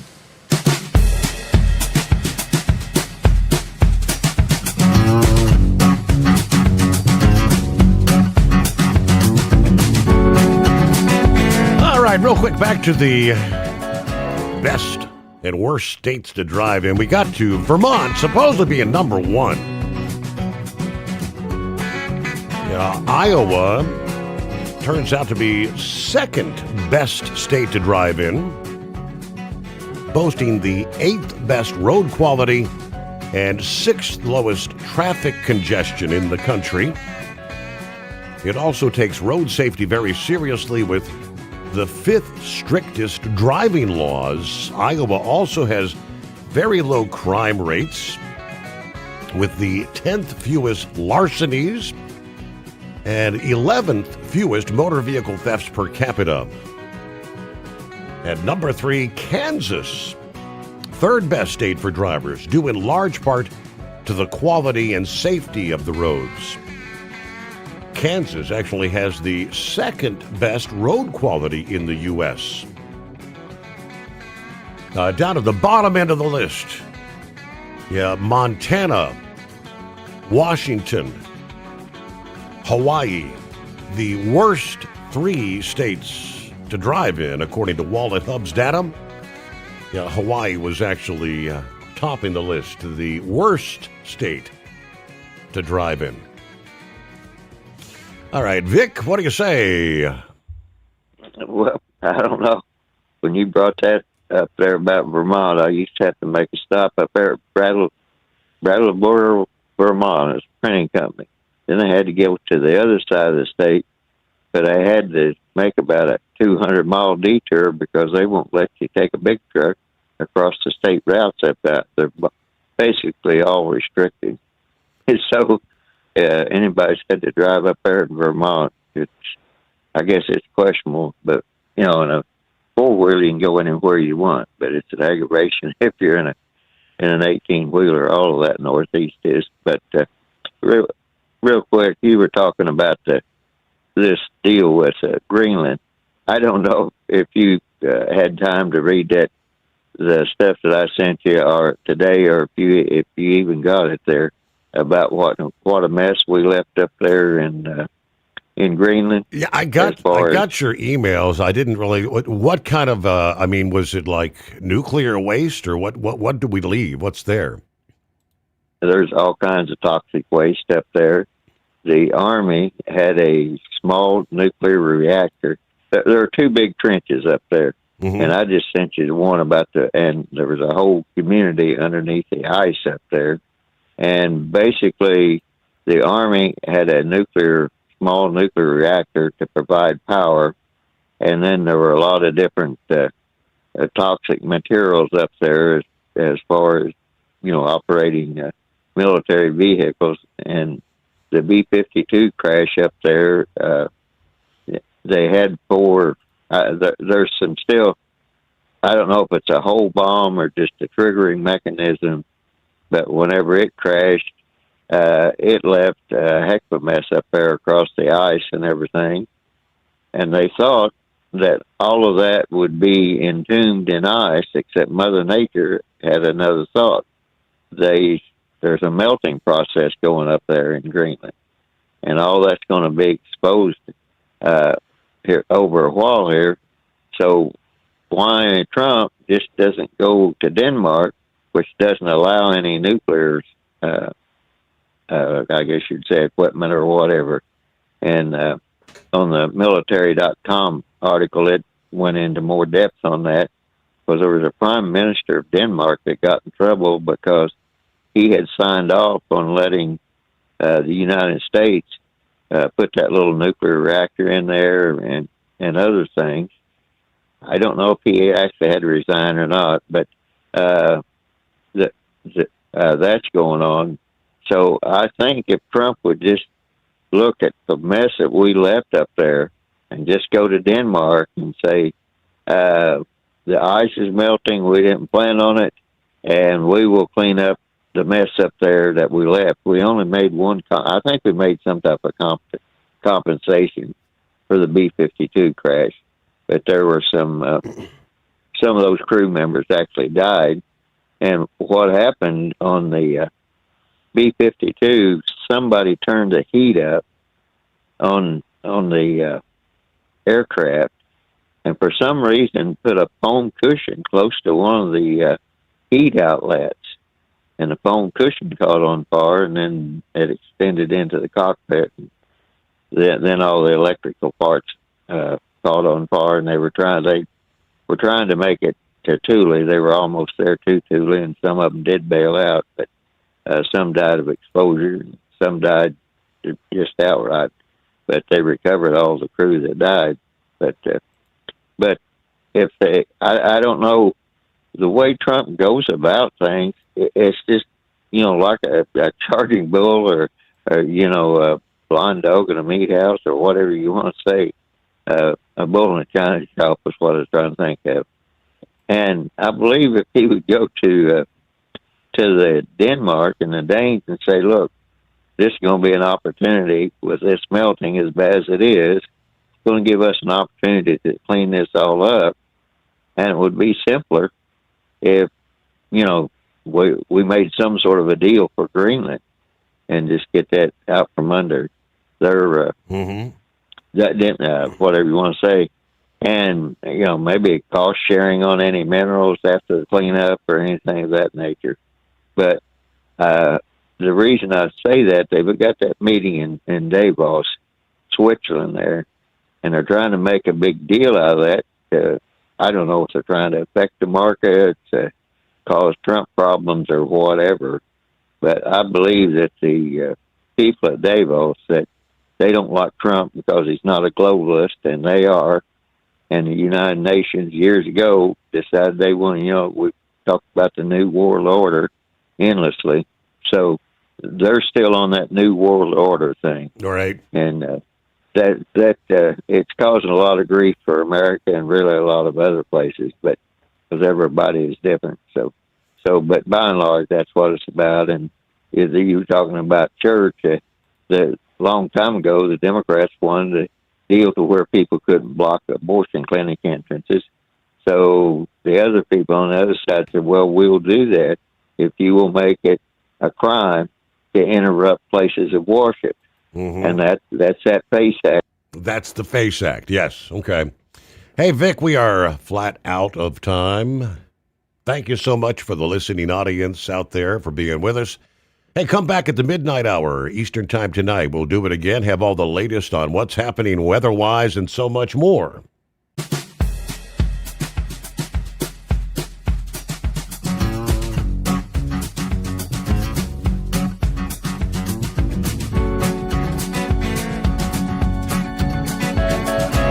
You'll never guess the places that I've been. You never guess the places that I've been. 'Cause everything is like a dream, yeah, but only in that dream that I live in. I'm never gonna let the day begin. Never gonna let the day begin. 'Cause everything is like a dream, yeah, but only in that dream that I live in. Oh, don't wake me up before you go, and I'll just make this bed my home. Oh, darling, please just let me sleep. Give me my dreams.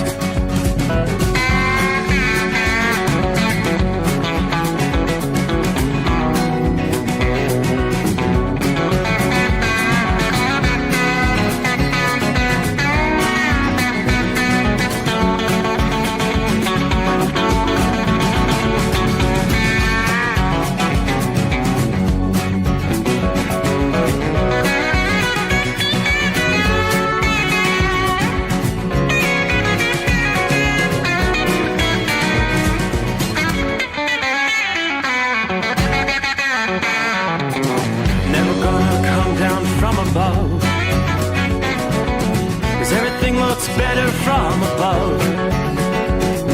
Nothing's ever as it seems, yeah, except in that world that I dream of. Never gonna lose the ones I love. Never gonna lose the ones I love.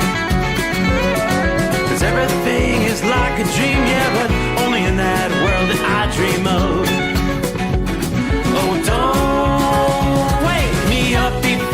know, 'cause I